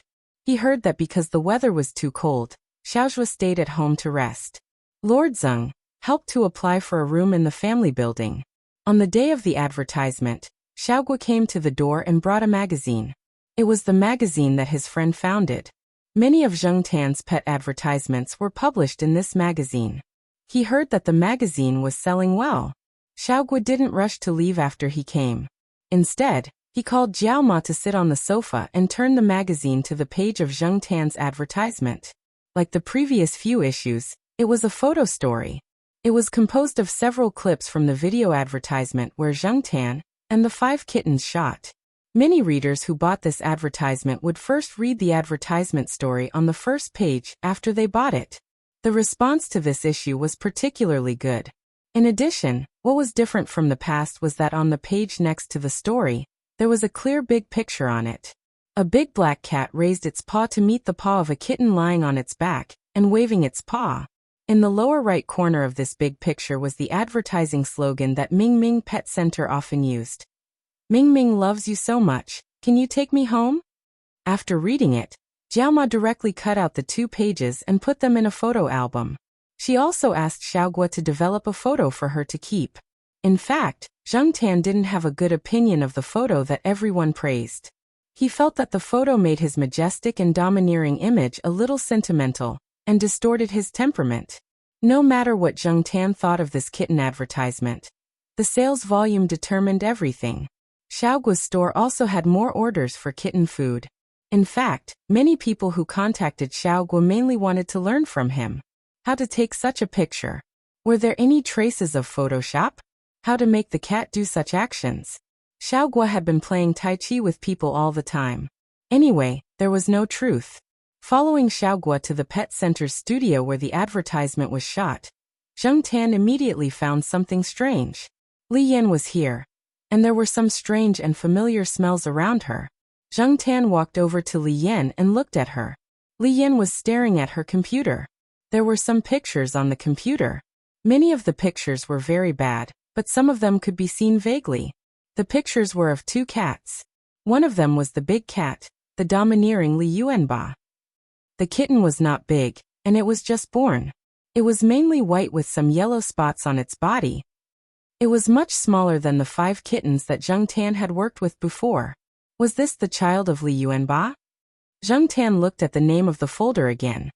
Li Yuanba and peanut candy. Looking at the kitten in the blurry picture again, the pattern was indeed quite similar to the peanut candy. Knowing that the tortoiseshell cat had a baby, Zheng Tan was not very interested. He just wanted to finish shooting the advertisement and go home early. However, 2 of the employees who participated in the shooting today had something to do, and it would probably take another 1 or 2 hours before they could start work. While waiting, Zheng Tan jumped onto the highest cat tree and rested with her eyes closed, just like she always did. Not far from Zheng Tan, Li Yan was holding the computer and discussing something with Xiaogua. Listening to their conversation, Zheng Tan learned that Li Yan and the tortoiseshell cat were living in the pet center during this time. There were some staff lounges and living rooms in the pet center. Because of her cat's pregnancy, Li Yan was always worried that something unexpected would happen. She had no experience in taking care of a pregnant woman, let alone a pregnant cat. After thinking about it, she directly moved to the pet center and paid the rent for 2 months. With Xiaogua here to help take care of her, Li Yan was relieved. As for herself, she did not have high requirements for where she lived, as long as she had a computer, and the place she lived in had internet access. A few days after moving in, Li Yuanba gave birth to a kitten. It was rare that she only gave birth to 1 kitten, and this kitten was bigger than an ordinary newborn kitten. Li Yan wanted to take more photos or videos as a souvenir, but Li Yuanba looked like a King Kong when it saw the camera, and its fierce face became even more ferocious, which made Li Yan very distressed. Xiaogua could not help. He could not even get close to the cat. As long as a stranger approached, the cat would be in a state of war, and it would be asking for trouble. When Yanzi took photos of her cat, she did not turn on the flash, and all the photos were taken secretly. The tortoiseshell cat had very sharp senses, so most of the time, the swallow would fail to take a peek. Often it would only capture a tail or an afterimage. The pictures that she had shown to Xiaogua in the past had taken her a long time. Later, Li Yan installed a camera and peeped at the laptop every day. Now, after looking at the photos, Li Yan turned on the camera and began to peep again. I heard a few days ago that tortoiseshell cats are very docile and quiet, and they are better than ordinary cats. They are also very good at taking care of their offspring. Is this true? I think my Li Yuanba is very suitable for this saying, Li Yan said proudly. Xiaogua thought for a while. I heard my grandma say that tortoiseshell cats are either docile and quiet, or they are bandits. I think your cat is more inclined to the latter. Guo Xiaoming. Li Yan picked up a cat stick next to her and hit it. After playing for a while, Li Yan started to worry about her cat's daily life, such as food, insulation, and all other things. Are you crazy? Xiaogua rubbed the arm that was hit and said, Many cats don't let their owners see their cubs. Your cat is considered good. In fact, you don't have to care too much about cats. You just have to make sure that their nutrition keeps up. Cats are not like dogs. Most of the cats in nature are solitary animals. You may often see some dirty stray cats squatting on the walls or on objects like stone blocks, squinting their eyes and leisurely basking in the sun. But compared to stray cats, stray dogs are much more miserable. Canines in nature tend to live in groups, so you often see stray dogs with their tails between their legs, looking frightened and uneasy. Stray dogs die easily, but many stray cats can survive alone for a long time.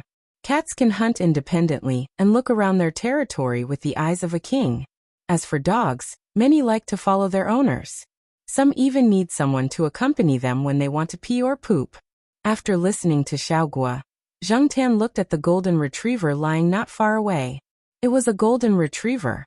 Perhaps some people would think that since the American short-haired tomcat in the store was called Prince, then this one should be called Princess, right? Unfortunately, this golden retriever was not called Princess, but Lord. It was said that it had also won an award at a pet show. The certificate was posted in a conspicuous place in the store by Xiaoguo's publicity. Because of its appearance, many of the canine pet food in Xiaoguo's store had icons of this golden retriever. The golden retriever's body was very eye-catching. It was lively, smart, and kind to its family. Gradually, it was recognized by more and more people. At this moment, because Xiaoguo mentioned stray dogs, Li Yan also looked at the golden retriever. Xiaoguo followed Li Yan's gaze and saw his lord, looking at them with a grin and wagging its tail. "What are you looking at? I'm talking about you." Xiaoguo shouted at the golden retriever. He didn't know if the golden retriever's lord understood. Because of Xiaoguo's words, it stopped wagging its tail for a moment, then continued to grin and wag its tail. "You're a foodie," Xiaoguo said helplessly. Withdrawing his gaze from the golden retriever, Zheng Tan lay down and thought. Xiaoguo's words just now made Zheng Tan think of some questions. He didn't know how to define himself. Did he belong to the solitary type? Or was he a social type? Humans were social animals. He now had the mentality of an adult man, but the blood of a cat flowed in his body. If one day he was wandering outside, what kind of situation would it be? Would he still be able to squint his eyes and enjoy the sunshine leisurely? Or would he anxiously survive in this cramped social environment with his tail between his legs? Zheng Tan really didn't know. When the two employees came back, Zheng Tan collected his thoughts and began to work. The advertisement this time wasn't difficult. It wasn't about kitten food, so it didn't take long. After shooting, Xiaoguo sent Zheng Tan back to the eastern courtyard. After eating and drinking to his heart's content, Zheng Tan lay on the sofa at home and accompanied the Jiao Ma to watch that kind of slow TV series for a while. After a nap, he went out to play. Chapter 35. Since the Institute of Biological Sciences had brought in a few professors who had studied abroad, and due to the expansion of enrollment, the Institute of Biological Sciences had decided to redistribute some of its resources, including the faculty's office. The Jiao Pa's original office had been allocated to the 3 young lecturers' offices. The Institute of Biological Sciences had also given the Jiao Pa a separate office. However, the new office was smaller than the original one. It was less than 10 square meters. At first, the Institute of Biological Sciences was afraid that the Associate Professor Jiao would complain. However, they did not expect the Associate Professor Jiao to express his understanding and move to the new office the next day. Because of this, the Institute of Biological Sciences leaders had a better impression of the Associate Professor Jiao.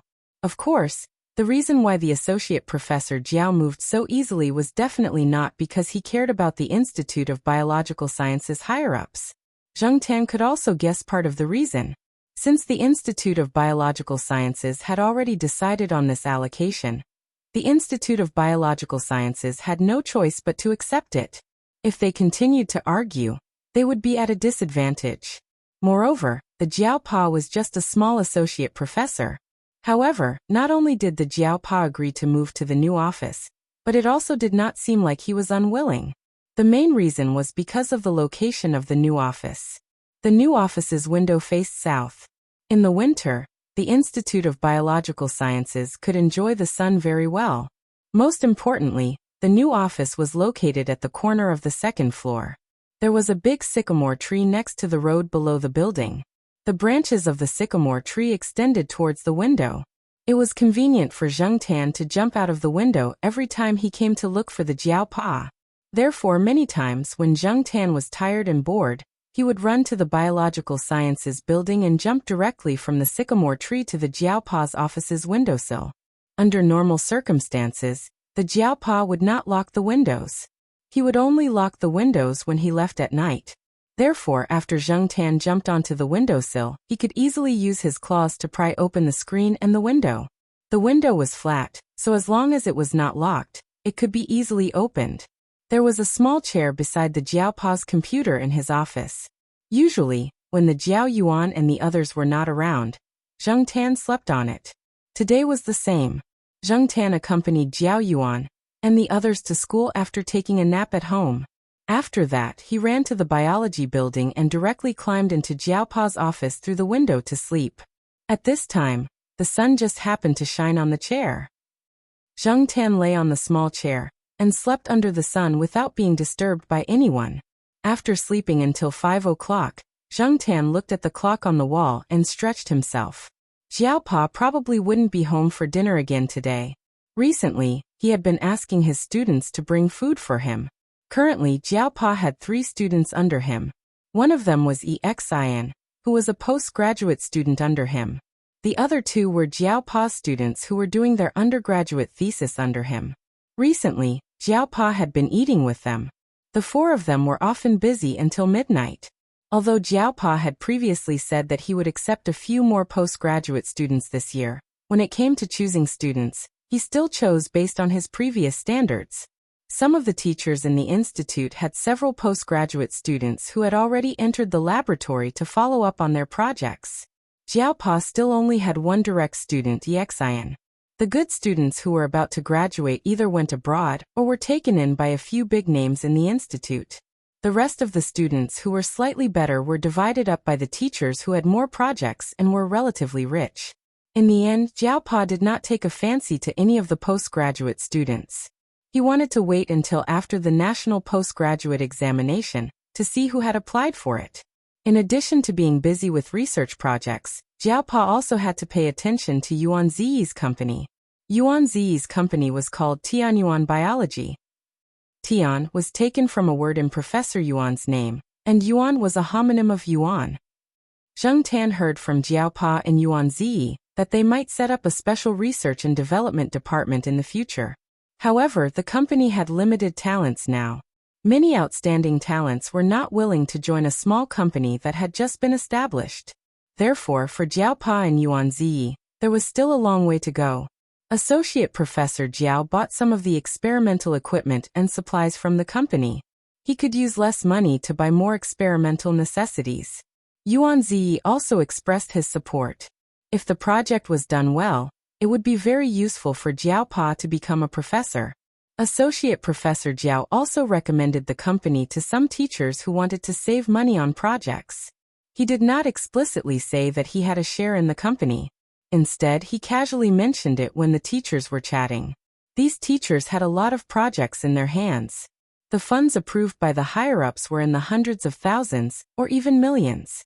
They wanted to make a fortune with these funds, and buy equipment and supplies. Associate Professor Jiao and Yuan Ziyi knew the trick, so they did not say much. After waiting for another 10 minutes, when the hour hand pointed to 6, Zheng Tan jumped out of the window. He closed the window and went home for dinner. After dinner, he continued to hang out outside. During this time, Huang was under strict supervision. However, the sheriff and Depeng were still the same. They played with Zheng Tan until late at night. Because of the cold weather, except for some students who came out for classes and self-study, many places were empty at night. This was a good thing for the cats. At least no one would disturb them when they were playing. Occasionally, they would run into young couples who were doing something they liked in a remote corner. At that time, Zheng Tan would hide and watch them. He missed his old self. When he first entered university, he often asked a few girls to play in a remote corner of the school. It was new and exciting. Every time he encountered such a thing, Zheng Tan could not help but wonder why he did not pay attention to whether there were cats peeping around when he was doing things. Maybe even if he saw a cat in the past, Zheng Tan would not have taken it seriously. Zheng Tan brought the sheriff and Depeng to the forest where he usually climbed trees. During this period of time they played here at night. There were some cats from other places. Some were cats raised by the staff in the logistics department, and some were cats from outside the school. After all, this was the edge of Tsinghua University. It was very close to the side door. Many cats from outside the school often came here to play. When there were many cats, it was natural to fight. Anyway, the sheriff had fought many times. As for Depeng, it was still the same. No one dared to provoke it, and it was too lazy to care about other cats. Zheng Tan had fought once, and it started with a female cat. Zheng Tan swore that he had no interest in that female cat. In his heart, Zheng Tan still saw himself as a human. He could not get excited about a cat. He would rather go to a remote corner of the school to see those live sex scenes. However, that female cat came up to Zheng Tan, and this made Zheng Tan hostile. Therefore, Zheng Tan fought with the cat that came from outside the school. Actually, it was not really a fight. Zheng Tan slapped the cat, and the cat rolled away. He did not control his strength well, and used a little too much strength. Therefore, when the cats that saw that scene saw Zheng Tan again, they all retreated. The cat that was slapped by Zheng Tan did not come to the forest for a long time after that. Later, even if it came, it did not dare to provoke Zheng Tan. In the forest at night, other than the rustling and falling sounds caused by the wind, there was also the sound of cats scurrying in the forest. Cats could express their feelings in a direct way, but they could also be shy. Two cats that got along well would lick each other's fur. As they licked, they might bite each other. As they bit, they would kick their legs and fight. After the fight, they would stay together and be lovey-dovey. Therefore, Zheng Tan would often see two cats chasing each other in the grass. He would hear the screams of a cat being bitten. Then, not long after, the two cats would lick each other's fur again. In the grass under the tree, cats were running around, and from time to time, they could be heard meowing. Zheng Tan did not care about them. Zheng Tan liked this kind of night, when he was not disturbed. Under the cover of the night, even if his behavior was shocking, he would not be discovered. This way he could run around without fear. The cats scurried in the bushes while Zheng Tan scurried from tree to tree like a monkey. Under the moonlight, one could only catch a glimpse of a blurry shadow. If one did not look closely, one would not be able to see it. Night black cats. Zheng Tan quickened his steps. The sense of security and self-satisfaction of standing at a high place made Zheng Tan unwilling to stop. He ran along the branches, and when he was about to reach the top, he jumped onto another tree. Facing the night wind, sometimes he would bump into the falling leaves. He rushed through the leaves and continued to move forward. It was as if he had broken through a heavy obstacle. His heart seemed to be suddenly enlightened, and this made Zheng Tan very excited. When Zheng Tan stopped and came back to his senses, he found that he had already left the cats some distance behind. However, Sheriff and Depang would definitely come over later, and the other cats would follow. Standing on a branch, Zheng Tan panted and breathed in the cool night wind. The coolness stimulated his nerves, and his emotions gradually calmed down. He raised his arm to scoop up the fallen leaves and stepped on them. He sharpened his claws and cut the leaves into small pieces. A gust of wind blew, and the small pieces of leaves scattered. Zheng Tan finished scratching 2 leaves. He still hadn't heard the movements of Sheriff and Depang, and he complained in his heart about why they hadn't come yet. Suddenly, Zheng Tan's ears moved, and he looked in a direction in front of him. There was the sound of dragging and other noises. It seemed that someone's mouth was covered, and they could only make noises from their nostrils. The struggle made the surrounding bushes make a heavy, fast, and short rustling sound. Listening to the sound, the person whose mouth was covered was a woman. In addition to her, Zheng Tan also heard a man's low voice. He didn't know what he was saying, but the sound went deeper into the forest. Zheng Tan lightened his steps and carefully jumped onto another tree. Under the cover of the sound of the night wind blowing the leaves, he moved in that direction. Soon, Zheng Tan understood what had happened. In fact, even if he didn't see it with his own eyes, Zheng Tan could guess. Every university had 1 or 2 doctors' roads. This wasn't a good term. In fact, this term was full of sarcasm. In many high schools, especially those with a larger area, there were 1 or 2 remote areas that were far from the center of the school. Once in a while, bad things would happen. The most typical cases would be rape and rape. For those victims, the university would give different degrees of compensation according to the severity of the situation. For example, the university would pay for postgraduate studies and doctorate studies. Over time, this area with high incidence of accidents was given a doctor's road, or some other name by the students. As Zheng Tan often wandered around this area, she heard the conversations of the students and school staff who were resting here. There were many gossips about this kind of incident. Tsinghua University used to have a lot of incidents in this area. Because it was located in a remote area, there were many half-abandoned old houses around. The history was too long, so the original plan wasn't suitable for the current situation. There were too many turns on the road. Other than some necessary engineering vehicles, private cars were unwilling to use this area. The surrounding street lights were often smashed. After being repaired, they would be smashed again in less than a week. No one knew who did it. The university's broadcast system would also be destroyed. No one could catch the culprit, and no evidence could be found. Later on, the university simply didn't care. They just asked some homeroom teachers or counselors to tactfully tell the students not to go to these remote areas alone at night. This forest was one of the areas they were told to pay attention to. This was also the reason why Zheng Tan rarely saw female students in this forest. Perhaps this was also the reason why the university demolished the surrounding old houses and built new ones to attract more people. It made the area lively and reduced the probability of such incidents happening. Chapter 36.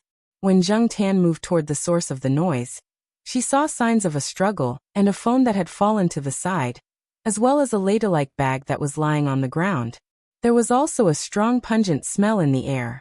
Zheng Tan sniffed and followed the smell to scan the area below. He saw a key ring in the grass with a small tube on it. It looked like a pepper spray. The girl was well prepared, but Zheng Tan didn't hear any screams. Did that mean the guy wasn't hit? From the looks of it, either the girl didn't spray the target, or the guy was probably a habitual offender and had been prepared. It was much faster to walk through the trees. Zheng Tan didn't need to take a detour to avoid the uneven areas. The man stopped under a big tree. He was quite a distance away from the walkway. Even if he made a sound, no one would hear him. Ka. Zheng Tan heard the sound and looked over. The reflection of metal flashed past. F***ck. This pervert actually carries such sexy handcuffs with him. What kind of disgusting taste is this? Zheng Tan cursed in his heart. The man cuffed the girl's hands and then took out a small roll of tape from his pocket. There was a piece of paper attached to the end of the tape, making it easy to tear. The man removed the hand covering the girl's mouth. Before the girl could make a sound, the tape sealed her mouth. She could only make weak noises through her nose.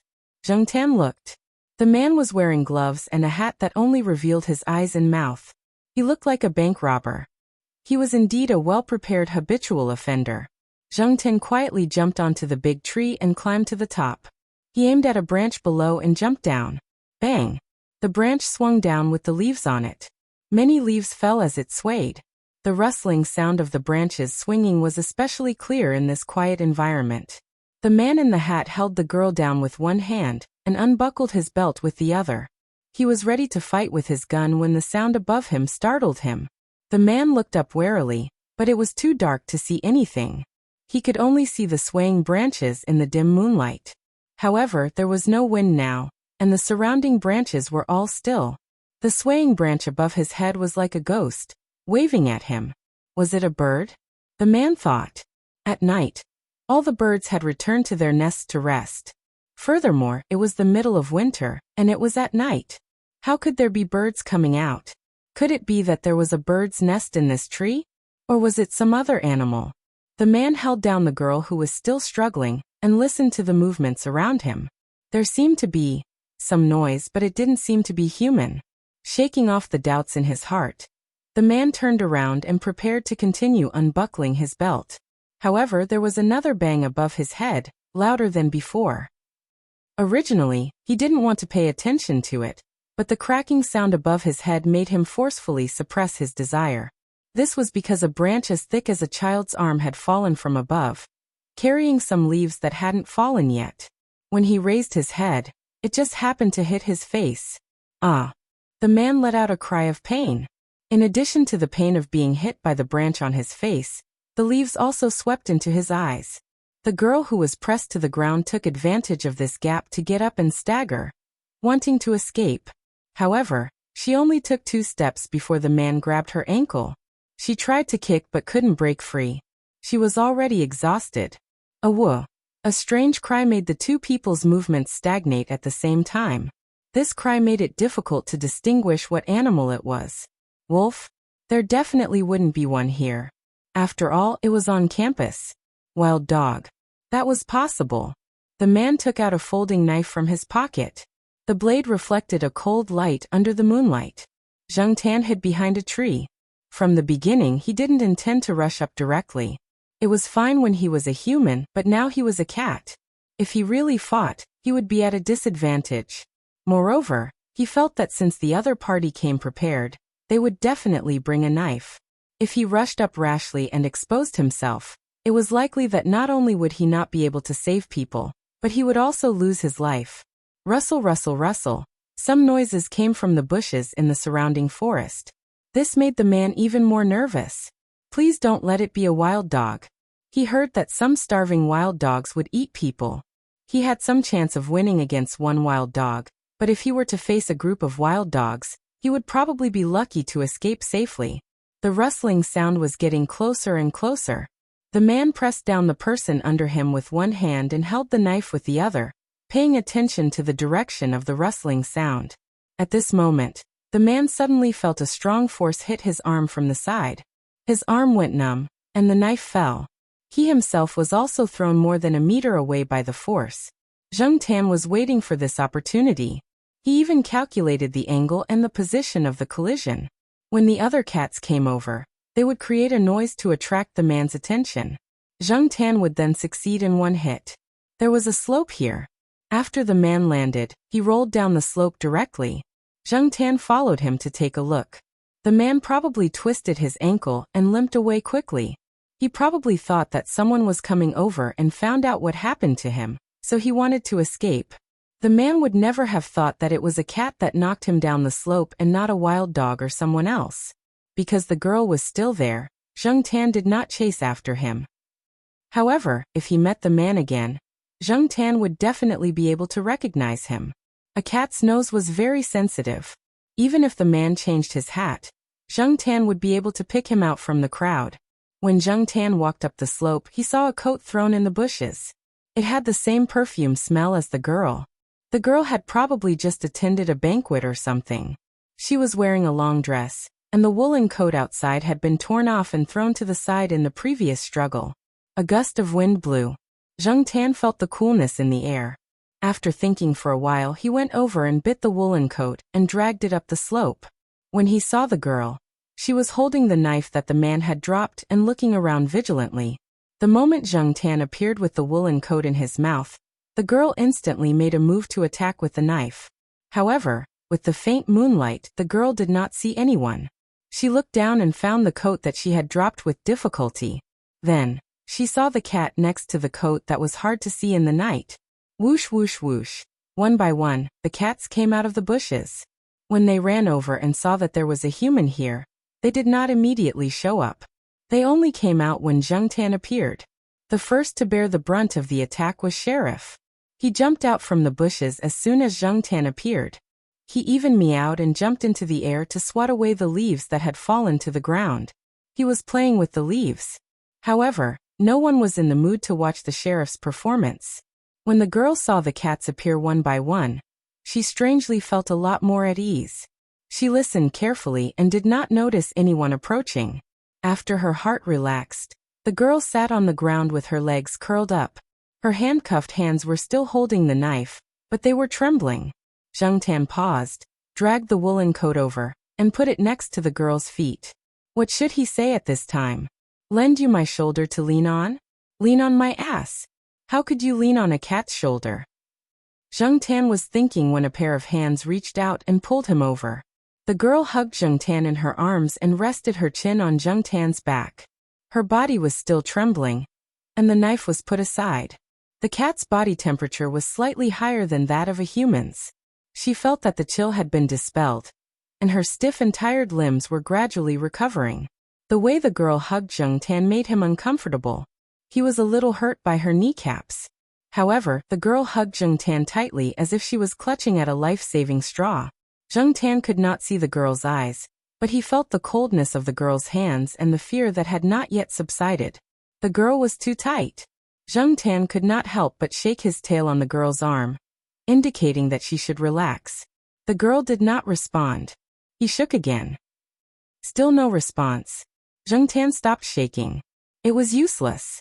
Instead, he slowly moved his tail from the girl's wrist to her elbow, and then to her arm. Zheng Tan would never admit that he was taking advantage of her. The girl also did not know that the cat she was hugging was thinking in a dirty direction. Her breathing was still a little short, and her mouth was still closed after the tape was removed. Her breath made Zheng Tan's ears itchy, but he could only shake his ears. Every time the girl breathed, Zheng Tan's ears would shake twice.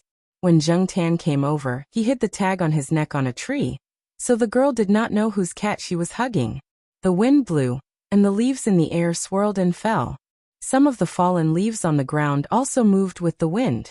The forest in the winter night was bleak and gloomy. However, the bleakness and gloominess faded a lot in the presence of the cats. The night wind blew the girl's messy long curly hair. Zheng Tan, who was being hugged, felt that this scene should be very moving. Unfortunately, before Zheng Tan finished sighing, he saw the sheriff run over and play with the girl's hair with his paw. Then maybe he suddenly felt that his butt was a little itchy, so he squatted on the ground and bent down to lick it. *CK this idiot. He really ruined the mood.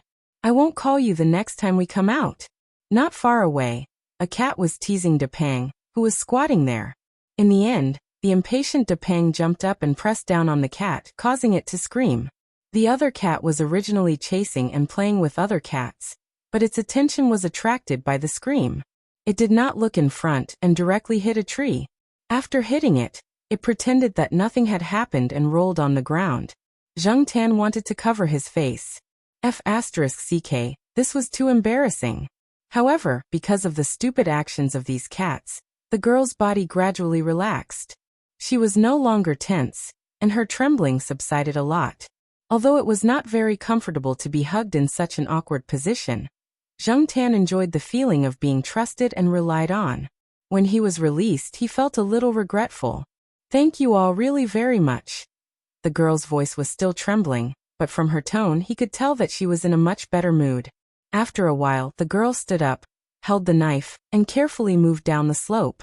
Zheng Tan led the way in front of her, and helped to drag the small bag she dropped over. The girl took out her phone from the bag and made a call. Zheng Tan originally thought that she would call the police, or find her roommates or bodyguards, but it did not seem like it. After hanging up the phone, the girl walked to the road, and stood under the streetlight at the corner. The poorly connected streetlight flickered. Because of the road, the streetlight here was broken, and the school would not repair it very diligently. On the other side of the forest, a few cats were scurrying back and forth. Because of the light and angle, the girl could see a few pairs of shining eyes in the dark when she raised her head slightly. If it was any other time, she would definitely feel that this situation was very scary, and that these cats were very evil. But now, she felt that these pairs of eyes were more reassuring than the streetlights. Zheng Tan stayed next to the girl, waiting for the people she called to come before leaving. Zheng Tan did not leave, so Sheriff and Depang did not run far. The other cats saw that these three cats were staying here, so they also stayed around. 10 minutes later, a Land Rover drove over. There were 2 men and a woman inside, and they were all very respectful to the girl, but they did not say much. After the girl got into the car, she looked out the window. The black cats that were originally squatting there were no longer there, and the shadows of the cats in the forest were also gone. Zheng Tan did not care too much about what happened that night. He went back to take a shower, and let the Jiaopa help him dry his fur. Then he crawled into Gu Yizi's warm bed. Usually he would eat, sleep, run and walk. That afternoon, Zheng Tan was lying on the small chair in the Jiaopa's office sleeping. The Jiaopa next to him was helping a student edit a thesis. Suddenly, the Jiaopa's phone rang. Hello.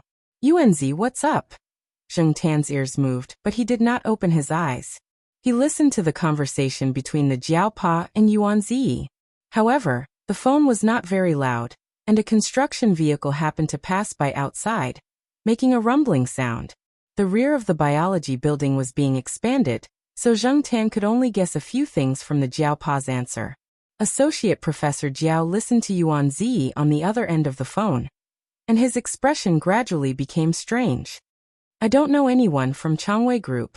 You know that I've been busy with a project recently, and I don't have much time to go home every day. How could I know someone like that?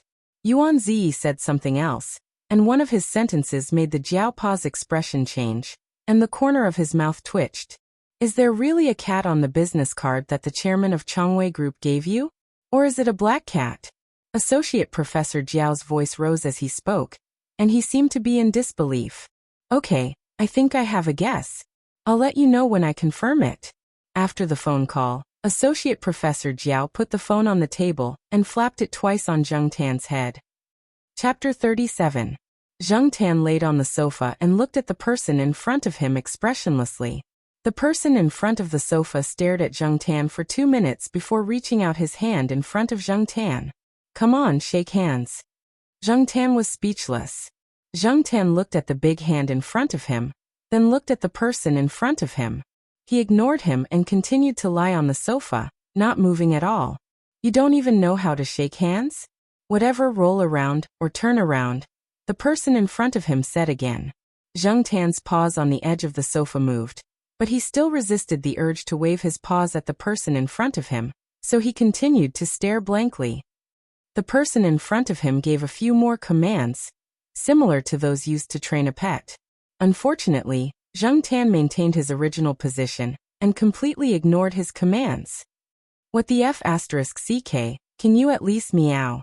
The fat cat downstairs that can't even catch a mouse doesn't know how to shake hands, turn in circles, or lie on the ground pretending to be dead, but at least it has some reaction and meow. I say, Professor Jiao, what kind of cat is this? Yuan Ziyi retracted his hand and looked sideways at Associate Professor Jiao, who was calmly sitting next to the table. Jiao Pa slowly took a sip of tea and replied, a field cat, commonly known as a mongrel. Yuan Ziyi pointed at the black cat lying on the sofa and said to Jiao Pa, a cat like this, it's only around 50 yuan at the market.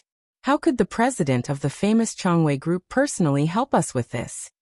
Obviously, Yuan Ziyi didn't believe that the president of the Changwei Group had anything to do with this ordinary cat. As far as he knew, the president of the Changwei Group just came back from the capital. How could he have anything to do with this black cat? Their company had just been established not long ago. At first, they only did some reagents or reagent kits, sold some small instruments, and more basic things like DNA sequencing and PCR primer synthesis. Now, most of the company's employees were still in sales. They went to various universities to promote and build a reputation. It was just that Yuan Ziyi and the others did not expect that they would suddenly receive an order from Changwei Group. Although it was only a QC quality inspection department of a branch of Changwei Group, the order was not small. The total value was about 2 million yuan. Using the words of Yuan Ziyi's wife, to put it bluntly, they were purely here to give away money. They could even use this cooperation to curry favor with the Changwei Group. However, how could such a big company not have a long-term partner? Could it be that he would not receive preferential treatment? Why did he choose a small company like ours that has no reputation? That was why Yuan Ziyi didn't sleep the whole night after he ended the call with the Jiao Pa. This morning, he drove over early in the morning to stop Associate Professor Jiao at home. He had to get to the bottom of this, or else he wouldn't feel at ease. Say something, Yuan Ziyi urged. I'm not sure yet. What should I say? I just suspect that there might be a connection, but I can't let my cat say it, right? I think it's in a daze. It's confused? Yuan Ziyi turned to look at Zheng Tan again. Zheng Tan continued to be confused. Yuan Ziyi shook his head. I still don't see anything. I just feel that it's been quite confused. Poof poof poof. The sound of the cat's claws scratching the sofa was heard again. Yuan Ziyi looked at the Jiao family's sofa, which was full of cat claw holes, and clicked his tongue. What's so good about having a cat? It's just asking for trouble. However, Yuan Ziyi wasn't satisfied that he didn't get a satisfactory answer this time. Zheng Tan was also confused about the reason for the conversation between the Jiao Pa and Yuan Ziyi. In the past 2 days, Zheng Tan thought that he had been very well behaved. He didn't go far, didn't get into fights, didn't provoke fleas, and didn't even peek at the young couples. At most, he accidentally broke a cup on the Jiao Pa's desk. When he stretched, his claws scratched a hole in Gu Yuzi's pillow. In the morning, when he squinted his eyes to pee, he sneezed and peed on the Jiao Yuan's shoes. He even wrinkled the clothes that the Jiao Ma had just finished ironing. Sigh, why was it again? Yuan Ziyi stood up and moved his numb legs. Anyway, I don't think it's because of this cat. If it's really because of this cat, I'll... After looking around, Yuan Zi's eyes fell on the dining table. There was a bowl of leftover black rice porridge in a big soup bowl. It was cold, and the porridge was a lot thicker. I'll go out with this bowl of black rice porridge, Yuan Zi said. While listening to their conversation, Zheng Tan's ears twitched, and he looked at the door. Soon, there was a knock on the Jiao family's door. Who is it? You sit down, I'll go open the door. Yuan Zi waved at the Jiao Pa. He walked over, swinging his legs. His legs were a little numb from squatting for too long. Yuan Zi was still mumbling something, but when he opened the door, it was as if his neck was being strangled. He couldn't make a sound. The person standing in front of the door was someone Yuan Zi had seen yesterday. He still had this person's business card in his pocket. Zhao. Chairman Zhao. Yuan Zi was so shocked that he stuttered. It was no wonder Yuan Zi was like this. Even the Jiao Pa didn't expect the busy Chairman Zhao to come in person. They hadn't even found out the reason, and he had already come. The person standing in front of them was the chairman of Changwei Group, and behind Chairman Zhao was a young girl. Because Yuan Zi was blocking the door, Zheng Tan, who was too lazy to move, couldn't see the person outside the door. From the voice, it was a middle-aged man. However, Zheng Tan smelled a very familiar perfume. Was it the girl from the other night?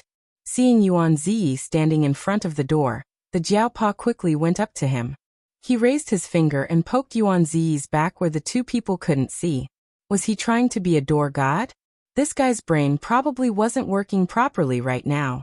His reactions were much slower. Yuan Zi snapped back to reality and quickly moved aside. Please come in. Auntie Jiao and Auntie Ling went to the hospital for a checkup. Auntie Jiao wanted to check on her recovery, while Auntie Ling wanted to check on her stomach. Therefore, after breakfast, Auntie Ling dragged Auntie Jiao away, before she could clean up the dishes. Now only Jiao Pa and Yuan Zi could handle the reception. Jiao Pa pulled out 2 armchairs with backrests and pushed the stools under the table to save space. The area here wasn't big to begin with. Now that such a big figure was here, it felt a lot more crowded. In the past, 3 to 5 people wouldn't even feel like this. Seeing Associate Professor Jiao pull a chair over, Yuan Zi originally wanted to say, "Just let your cat move its butt from the sofa. It's better for guests to sit on the sofa." But seeing that the 2 people who came in didn't look unhappy, and Associate Professor Jiao had already pulled a chair over, Yuan Zi didn't say anything. Chairman Zhao looked to be in his early 40s, but he was actually in his 50s. He took good care of himself and looked energetic. At least, Zheng Tan's first impression of him was quite amiable. The smile on Chairman Zhao's face was genuine. Putting down the gifts in his hands, Chairman Zhao smiled and said, "I just met Professor Lan downstairs. I followed him upstairs." Chairman Zhao knows Professor Lan? The Jiao Pa asked. Yuan Zi and Associate Professor Jiao both knew that Old Man Lan worked with many companies, but they didn't expect Changwei Corporation to be one of them. It seemed that Old Man Lan and Chairman Zhao were quite close. "We hired Professor Lan to guide us in the past. Now we often invite Professor Lan to give lectures. We also ask Professor Lan to solve some of our engineering problems," Chairman Zhao explained. Chairman Zhao introduced his daughter, Zhao Lu, who was also studying at Tsinghua University.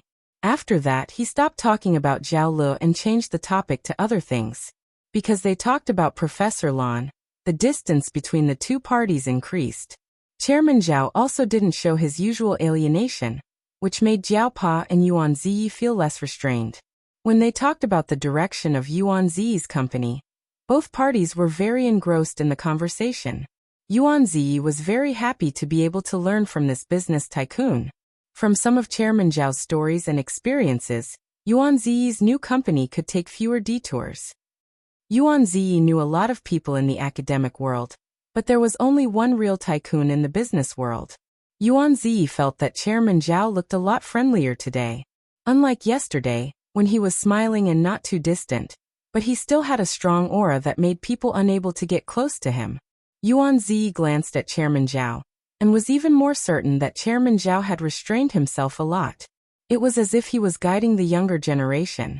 He also felt a lot more sincere. Chairman Zhao didn't immediately promise to help, but he did impart some of his experience. What he meant was that he had high hopes for their new company. Now was also a period of opportunity. After the company developed, both parties might have more opportunities to work together. When Chairman Zhao spoke, he wasn't just saying it. As long as his requirements were met, he would fulfill his bottom line. This made Yuan Ziyi's heart burst with fireworks. While the three men were talking about the direction of the company and current trends, the girl had already walked over to Zheng Tan.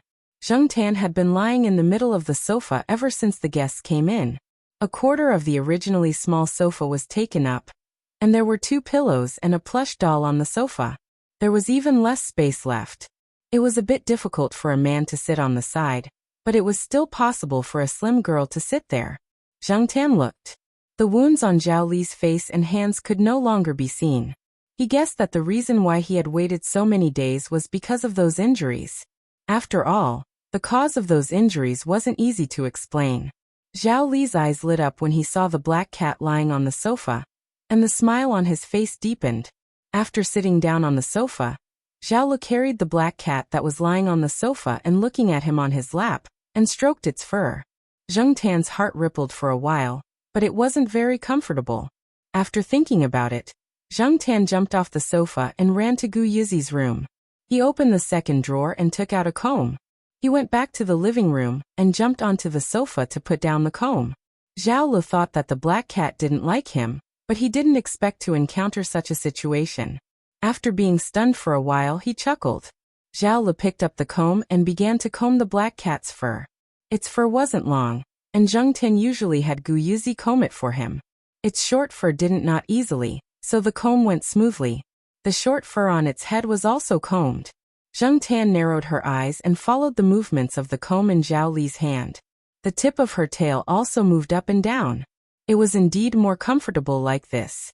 The Jiaopa and Yuan Ziyi who were chatting saw this scene, and their faces twitched.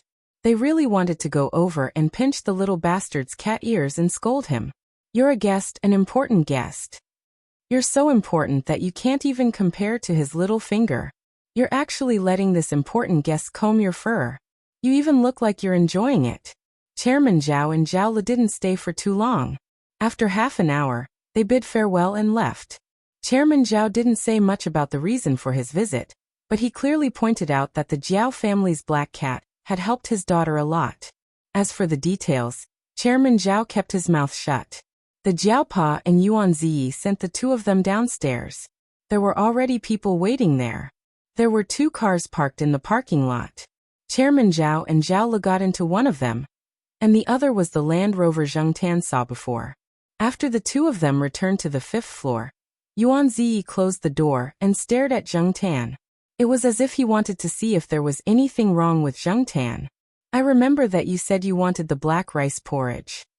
The Jiaopa crossed his legs and said. Yuan Ziyi paused. He walked to the dining table and picked up the bowl of black rice porridge. Just when the Jiaopa and Zheng Tan thought Yuan Ziyi was really going to leave with the bowl of black rice porridge, Yuan Ziyi dragged a stool over and placed it in front of the sofa, facing Zheng Tan. After placing the bowl of black rice porridge on the stool, Yuan Ziyi went to the kitchen and took out 3 wooden chopsticks. He stuck them into the bowl of porridge, then stepped back and bowed. Nice to meet you, Zheng Tan and the Jiaopa. Chapter 38. What are you doing? Father Jiao asked as he looked at Yuan Ziyi, who was fooling around. I'm just bowing to your cat. Our $1 million order depends on your cat. Who knows what good things your cat will do for us in the future? Yuan Ziyi straightened the chopsticks in the black rice porridge. Come on, another bow. Do you believe in ghosts and gods? I don't remember the old man having such a tendency, the Jiaopa said. The old man is a pure researcher. He doesn't believe in those things, but the old lady does. The few of them would also mention old Master Yuan when they were chatting with each other. It was as if old Master Yuan was still there, and they would not deliberately avoid it. Yuan Ziyi put the bowl and chopsticks back on the table, turned around and sat down. He asked the Jiaopa. Oh right, you are going to the neighboring province for a meeting the day after tomorrow, right? Yes, there is an annual academic meeting there. I'm going to attend it. A few big names will be there this year. It's a rare opportunity, the Jiaopa said. That's great. After the annual meeting, you can come with me to take a look at the equipment. Yesterday, I contacted the boss of a biological company there. His company had an accident, and he is not going to continue operating the company. He is going to sell some of the equipment. I contacted him and asked him to keep it for us. We can go take a look at it. Some of the equipment is still under warranty. The boss said that the warranty cards and receipts are still with them.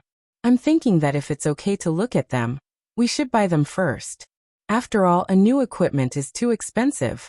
Some of the businesses our company is taking on now don't need those high-end and complicated functions. It's fine as long as they are practical. Okay, I'll contact you then. When are you leaving? I'm going tomorrow with an engineer. I'm just going to take a look first.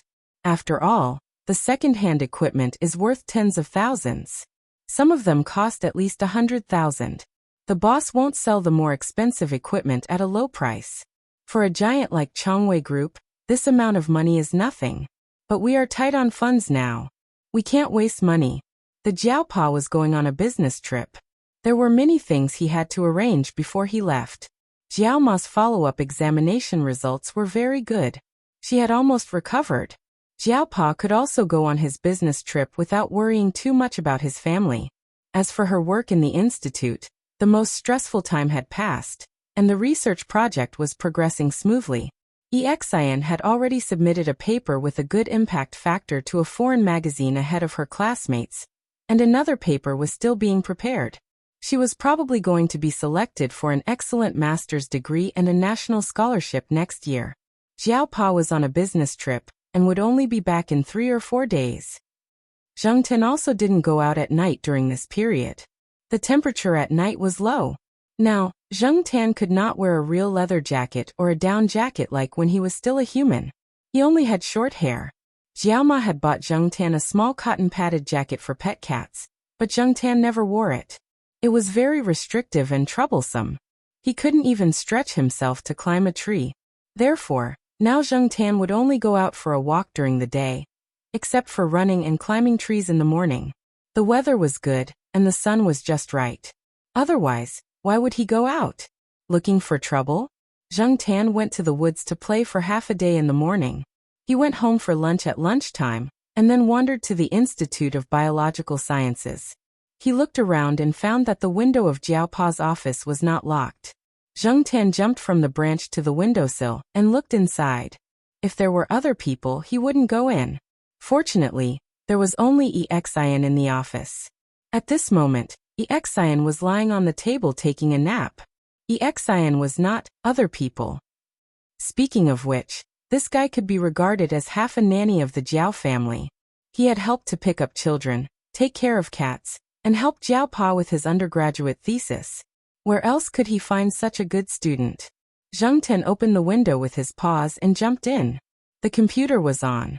Exian was sorting out his second thesis. It was all in English. Zheng Tan didn't understand many professional names and Latin words. He was too lazy to read them. He was not interested. However, Zheng Tan was interested in a small notebook next to Exian. This was not Exian's experimental record book. Zheng Tan had seen the experimental record books used by people at the Institute of Biological Sciences. They were much bigger than this one. However, it was obvious that this small notebook was frequently used. Could it be that there was another little secret? Zheng Tan was interested. He was so bored that his balls hurt. He had to find some fun to make himself happy and kill time. Creak, creak, creak. Hee hee hee hee. Hearing the sound from the side, Zheng Tan was about to open the small notebook. He thought that his secret had been discovered. He looked up and saw that Exian was still sleeping. There was no sign of her waking up.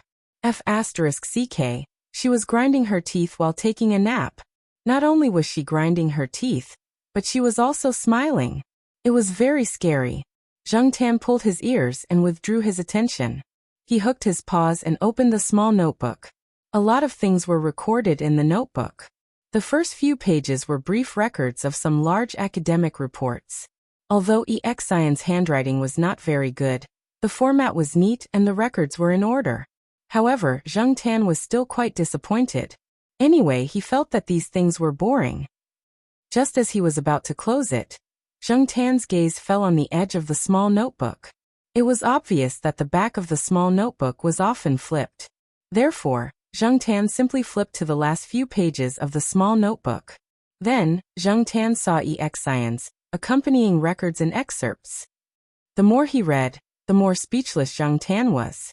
There were many excerpts of poems in it. There were quite a lot of types recorded in it, but it was obviously not the ordinary poems, but professional poems. Why did he say that? There was a lingering type such as, I think of you like an antibody thinking of an antigen. Your beauty is the choline that makes me impulsive. Several spring and autumn seasons are countless sleepless nights. Every base represents our eternal vow. Looking forward to such a day we can meet again, intertwining into the most beautiful double helix in the world. There was a sorrow type such as, heart dividing like the centromere in the late stage of cell division. We are also like the chromosome moving to a different side, covered by the fog-long pavilion, ancient road, fragrant grass and green sky. Only our figures are fading finally like the chromosome at the end, unable to see. There was a confusion type such as, the afterglow of the setting sun. The plants in the afterglow are translucent, as if you can see wisps of oxygen emerging from the chloroplasts. Reducing carbon dioxide to sugar, silently gathering energy. Everything is so hurried. Are they also worried about the silence in the night, hesitation in the silence? There was also a nauseating type such as, you are the nucleus, you control my genetics and metabolism. You are the mitochondria, without you I lose energy. You are the chloroplasts, let me have new nourishment. You are the lysosome, you can dissolve everything in me at any time. Actually, you are the ribosome, capture me like amino acids. You are the endoplasmic reticulum, process me like protein. You are the Golgi, wrap me up and give me up so easily. Why? I still love you so much. There was even a deep type such as, the figure of the great man gradually drifts away like individuals turning into clouds in the river of time. Their thoughts are precipitating in the think tank like genes in the gene library, passed down from generation to generation, reorganizing the minds of the predecessors, making us no longer simple like genetic recombination. Variations are numerous and common. Quietly, I think my kind of thinking, is it genetic recombination or mutation? The person who wrote these poems, Zheng Tan, could only think that the person must have been possessed by deoxynucleotides, ribonucleotides, and amino acids at that moment. Closing the small book, Zheng Tan wagged his tail, jumped off the desk, and left through the window. When he left, he closed the window on his way out. Coming out of the biology building, Zheng Tan walked to the East family area. Walking in the flowers and grass, when he passed a corner, Zheng Tan heard someone talking about something again. Zheng Tan often heard it in the past 2 days. It was said that a senior student was found hanged in the dormitory. The rumor was that it was because he failed too many subjects and was too stressed. When Zheng Tan heard it, he didn't think too much about it. This kind of thing was not rare, and it was not an isolated phenomenon in a certain university. I heard from my classmate that the police found some sexy handcuffs, tape, masks, and even anesthetics in his cupboard. There was also a small DVD player in the locked cupboard, and the CD case was filled with some perverted and heavy-flavored discs. Zheng Tan's footsteps paused. Hearing this, he suddenly thought of something. Did Director Zhao and Zhao Lu really do something? That's quite efficient. Also, Zheng Tan heard from Jiao Pa and Yuan Zi that Director Zhao had some background. He could even find out the details of his cat, so it shouldn't be difficult for Director Zhao to find someone. Also, he was ruthless enough to cut off the person's escape route. After perking up his ears to eavesdrop on the students' discussion, Zheng Tan pulled his ears and continued to walk towards the Eastern family area. However, before he could take 2 steps, Zheng Tan heard a brother on a bicycle shouting to his classmates, "Quick, there's a large group of foreign guests heading towards the International Academic Lecture Hall. Brothers, hurry up and grab a seat. Otherwise, there won't even be a place to stand." Zheng Tan was shocked. A large group of foreign guests. International Academic Lecture Hall? It didn't seem far from here. Zheng Tan turned a corner and headed towards the International Academic Lecture Hall. He was about to run over, but before he could accelerate, he saw a figure jump out from the grass. It ran in front of Zheng Tan and suddenly stopped. It moved sideways, raised its white glove-like paw, and waved it at Zheng Tan twice. Zheng Tan wasn't in the mood to play with it. He was still confused. Why was the sheriff here? Shouldn't he be taking a nap near the east area? The person that ran out was the sheriff. Not long after the sheriff ran out, Zheng Tan saw Huang and Depang. Zheng Tan turned his head and saw a chihuahua being led by its owner towards the school gate. The sheriff must have run over, because he was tired of the chihuahua. Huang was just there to join in the fun.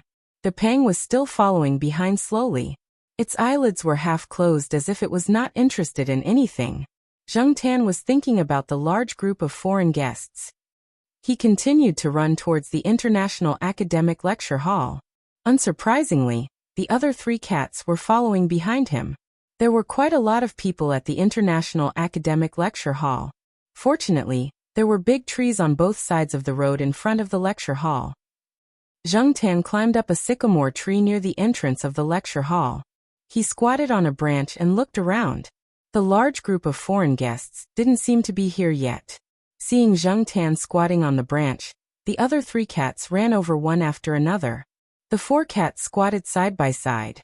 Zheng Tan turned his head and looked at the 3 cats beside him. He continued to look for the large group of foreign guests.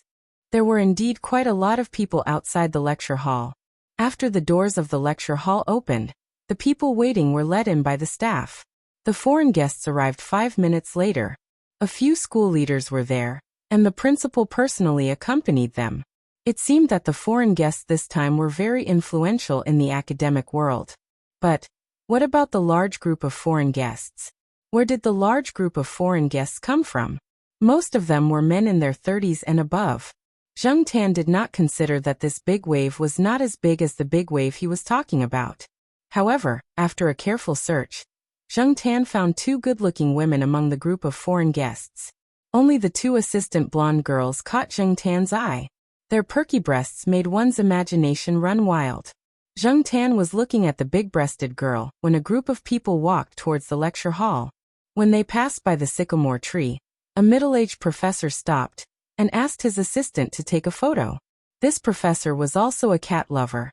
His family also raised cats on the other side of the ocean.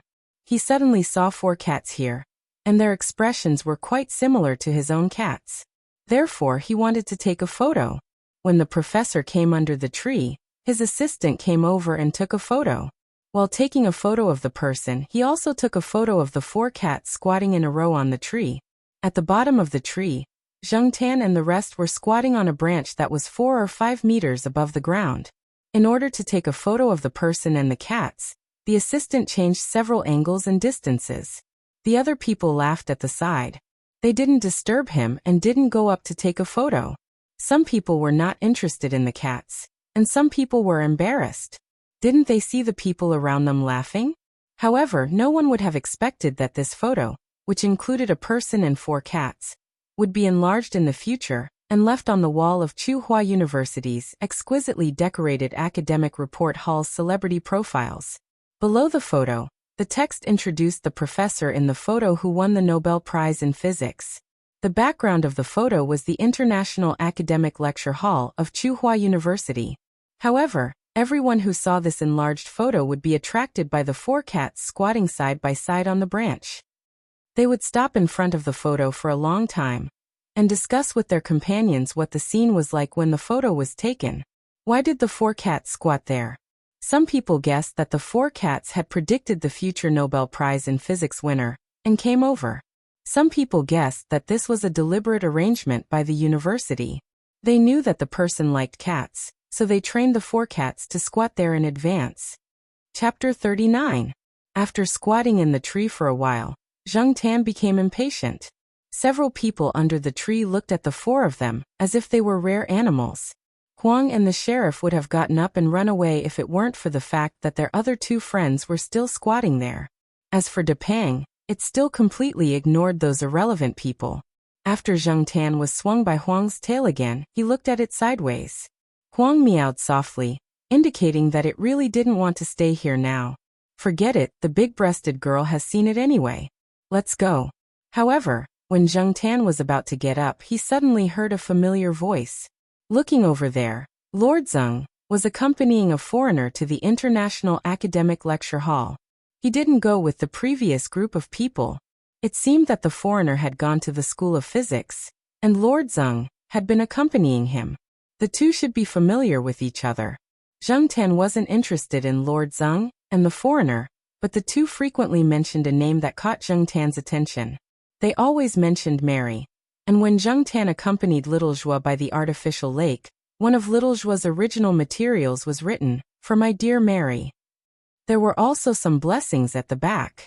In addition to the original materials, there were a few books that also had the name Mary, and Little Zhua would usually annotate the books directly. In other words, these books should belong to Little Zhua. Therefore, Mary should be Little Zhua's English name. With that thought in mind, Zheng Tan put down the foot that he had just lifted. Huang, who was next to Zheng Tan, was more alert when he saw him. He was ready to rush down the tree, but when he looked back, he found that Zheng Tan had squatted back down again. He lowered his ears and meowed again. This time, it was a little longer than before. Unfortunately, this time, Zheng Tan was busy eavesdropping and ignored it. Zheng Tan's ears perked up to listen to the conversation between Lord Zeng and the foreigner. Zheng Tan didn't understand a lot of the technical terms, but other than these, he still understood some things, such as Little Zhua's matter. That foreigner was obviously interested in Little Zhua, but he didn't know about Little Zhua's current situation. Lord Zeng didn't look too good. What happened to Little Zhua was an eternal pain in Lord Zeng's heart, but she couldn't say it out loud. This bearded foreigner obviously didn't know how to read people's expressions. Didn't he see how forced the smile on Lord Zeng's face was? Zheng Tan shook his head secretly. "My dear Mary is taking care of the baby at home. You can give up now, bearded foreigner." What made Zheng Tan curious was that Lord Zeng said that Xiaozhou was preparing to go abroad. He would probably go abroad next year, and would not come back for at least 3 years. The bearded man asked some more questions about Xiaozhou, but was evaded by Lord Zeng. He did not say where he was going, or whether he was going to do a postdoctoral exchange. He only said that he would be away for a few years. It was because Zheng Tan was clear about Xiaozhua's current situation that he was even more confused. It was reasonable to say that Lord Zeng was not the kind of person who spoke casually. Just now, when he said that Xiaozhou would go abroad, his expression was very certain. Otherwise, the foreigner would not have believed him. With Little Zhua's current situation, could he still go abroad for an exchange? To follow up on the cooperation project? What about her child? Unfortunately, until Lord Zeng and the foreigner walked into the lecture hall, Zheng Tan did not hear the information he wanted to know. The electronic screen outside the lecture hall showed the topic of the report that was about to start. Now, it was talking about some things related to the theory of quark particles. From time to time, there would be people rushing in from outside the lecture hall. As the report began, the outside of the lecture hall had become quiet. Zheng Tan stood up and stretched. He turned his head and looked over. Huang and the sheriff squinted their eyes as if they were asleep. Zheng Tan used his tail to shake them, then jumped down from the tree and walked towards the family area. The 3 cats behind him followed one after another. Walking into the courtyard of the East family compound, Zheng Tan saw an old man dragging some things towards Building B. Zheng Tan did not know this person, but when there were people downstairs, Zheng Tan rarely jumped up to swipe the access card to open the door. Therefore, Zheng Tan followed the old man leisurely not far behind. When the old man threw away the cigarette butt, he glanced at the black cat behind him and waved his hand. "Go away, whose cat is this? Go away, don't think about my fish." Zheng Tan was speechless. "Do you think I care?" Below the things the old man was dragging were 2 plastic buckets. There were a few small holes in the buckets, and the smell of fish came out. However, Zheng Tan did not want to do anything to the fish. He never ate raw fish, and other cats would have diarrhea if they ate some of the things he could eat. Zheng Tan ignored the old man and went downstairs to the entrance of Building B. He squatted down and watched the old man move towards him. The old man dragged the things and looked at the black cat squatting in front of the door. He hesitated for a moment, then walked up and pressed the electronic lock on the entrance. Soon Jiao Ma's voice came from inside. "Ronghan, it's me," said the old man. "Hey Dad, why are you here? I'll go down and pick you up. You don't have to come down. Just stay at home and open the door," said the old man. With a click of the door, the old man dragged the things in, and Zheng Tan followed behind him. There were too many things for the old man to carry in a short time.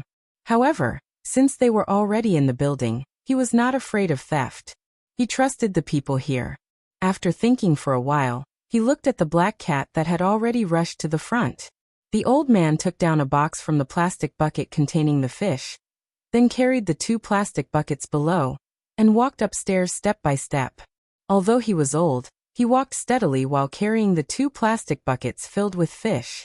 As the old man walked upstairs, he noticed that the black cat was also walking upstairs. The old man was still wondering whose cat it was when Jiao Ma's voice sounded. "Hey Dad, why did you come up with black charcoal?" Jiao Ma leaned on the railing of the 5th floor and looked down. She could see the old man's figure. "What black charcoal?" "My cat. It's the black cat walking in front of you." "Hey, so this cat belongs to your family. I was wondering whose family it was. This cat is well raised. It's not thin and has no fat. Does it catch mice?" The old man said as he walked upstairs. There was no one else in the corridor at this time, so it was very quiet. The old man did not need to speak loudly because Jiao Ma, who was standing on the 5th floor, could also hear him. "Of course. My black charcoal is good at catching mice." "That's good. I heard some people say that many cats in the big cities don't catch mice. Why would they keep it if they don't catch mice? Isn't it a waste of food?" The old man couldn't understand those people. Knowing the old man's temperament, Mama Jiao didn't say much. If she said anything, she would be criticized. According to the thinking of the older generation, a cat that didn't catch mice wasn't a good cat, and a dog that couldn't guard the house wasn't a good dog. Many of them had gone through the dark ages and did not understand the meaning of raising a pet that ate for free. Jiao Ma was glad that her black charcoal really caught mice. Otherwise, the old man would have gone crazy again. "What are you carrying?" "I'm carrying fish, 2 old turtles and some eels. There's also a box of grapefruits downstairs. It's a new variety of grapefruits this year. I heard that the grapefruits this year will be supplied directly to the city government and not sold outside. I managed to get a few of them." "What's the use of a bank card? Don't you have to show your face to buy things? Nowadays, it's not good to have a bank card without face." Yes. You have a lot of face." "Of course. If I didn't have a lot of face, how could I know that you were hospitalized from an accident?" the old man said angrily. Jiao Ma laughed and did not explain. In front of old man Gu, the more you explained, the more the old man would think you were guilty. Standing at the top of the stairs, Jiao Ma wanted to go downstairs to help, but she knew the old man's temper. If she really went downstairs, the old man would definitely go crazy. Even when the old man walked to the door, he did not ask Jiao Ma to help him. When the old man put down the plastic bucket, Zheng Tan went up to take a look. Looking through the hole, the 2 old turtles were indeed quite big. As for the eels in the other bucket, Zheng Tan only glanced at them and did not pay much attention to them because the old man was still staring at him as if he was a thief. After resting for a while and drinking a glass of water, the old man went downstairs to carry the grapefruits upstairs. The small luggage trailers were just left downstairs. Anyway, there was no need to worry about them being stolen. Zheng Tan looked at the grapefruits the old man took out. They were quite big, but he did not know how they tasted. "Why did you buy so many apples and oranges?" the old man asked as he looked at the 4 boxes in the living room. Zheng Tan was also puzzled. He did not see them this morning, but now there were 4 more boxes. 2 boxes of apples and 2 boxes of oranges. Moreover, they were the 2 types of oranges that were very expensive in the supermarket. A student gave them to us. We helped her last time. This time, her company bought fruits for the employees and gave us 4 boxes. After Jiao Ma said this, Zheng Tan knew who had sent them. What Zheng Tan did not know was that Zhao Li sometimes went to the Institute of Biological Sciences to ask Associate Professor Jiao about Zheng Tan's situation. He knew that this guy did not eat cat food and only ate with him. Therefore, he did not send any cat food and changed the gift to fruits this time. Jiao Pa and Jiao Ma thought that the Zhao family was afraid that people would harshly mistreat the black cat. Old man Gu sat on the sofa and chatted with Jiao Ma for a while. The topic was mainly about Gu Yuzi. Zheng Tan lay on the sofa and listened to them. Even when the old man glared at him, he did not move. In the past, Zheng Tan did not know much about Gu Yuzi's background. He only knew that Gu Yuzi was the child of Jiao Ma's younger sister. Her parents divorced and her mother stayed abroad. From the conversation between Old Man Gu and Jiao Ma, Zheng Tan knew why Gu Yuzi had always been so quiet. Gu Yuzi, or Little Pomelo, in Old Man Gu's words, had been living abroad with her mother. Gu Yuzi's parents were very capable people, but they often quarreled. It was not until this year that they confirmed their divorce. Little Pomelo followed her mother, and even changed her surname when she came back to China. Her mother handed her over to Jiao Ma.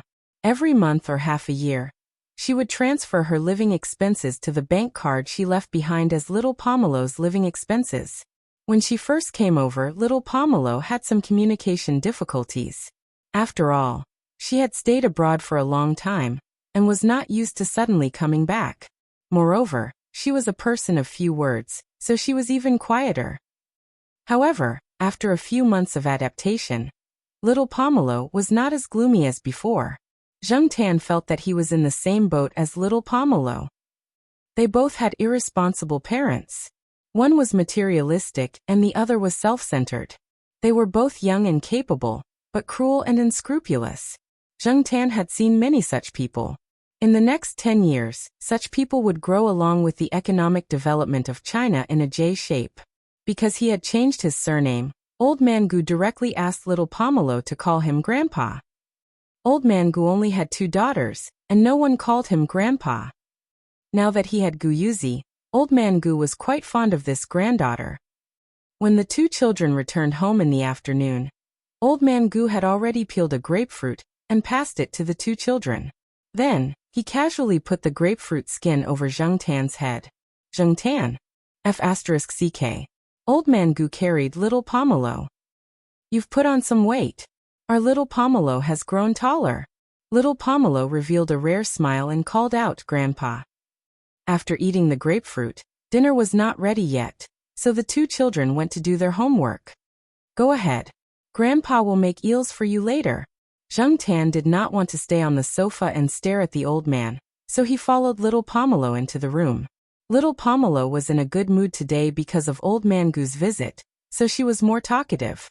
She softly complained to Zheng Tan about today's art class. Usually, she would talk to Zheng Tan when there was no one around. Many people were less wary of animals. Some people felt that talking to animals was the same as talking to oneself, but that was not the case. The speaker would feel differently. The teacher told me to draw familiar food or things that I often see in my life. I did, but Little Pomelo opened her sketchbook and placed it in front of Zheng Tan. She was a little disheartened. Zheng Tan looked at the sketchbook that Little Pomelo took out. It contained the results of today's drawing. Little Pomelo's drawing was not bad. The teacher gave a score of 92 on the spot. In Zheng Tan's opinion, it was already high enough. Back then, his drawing was like a handicap, hovering around 70 to 80.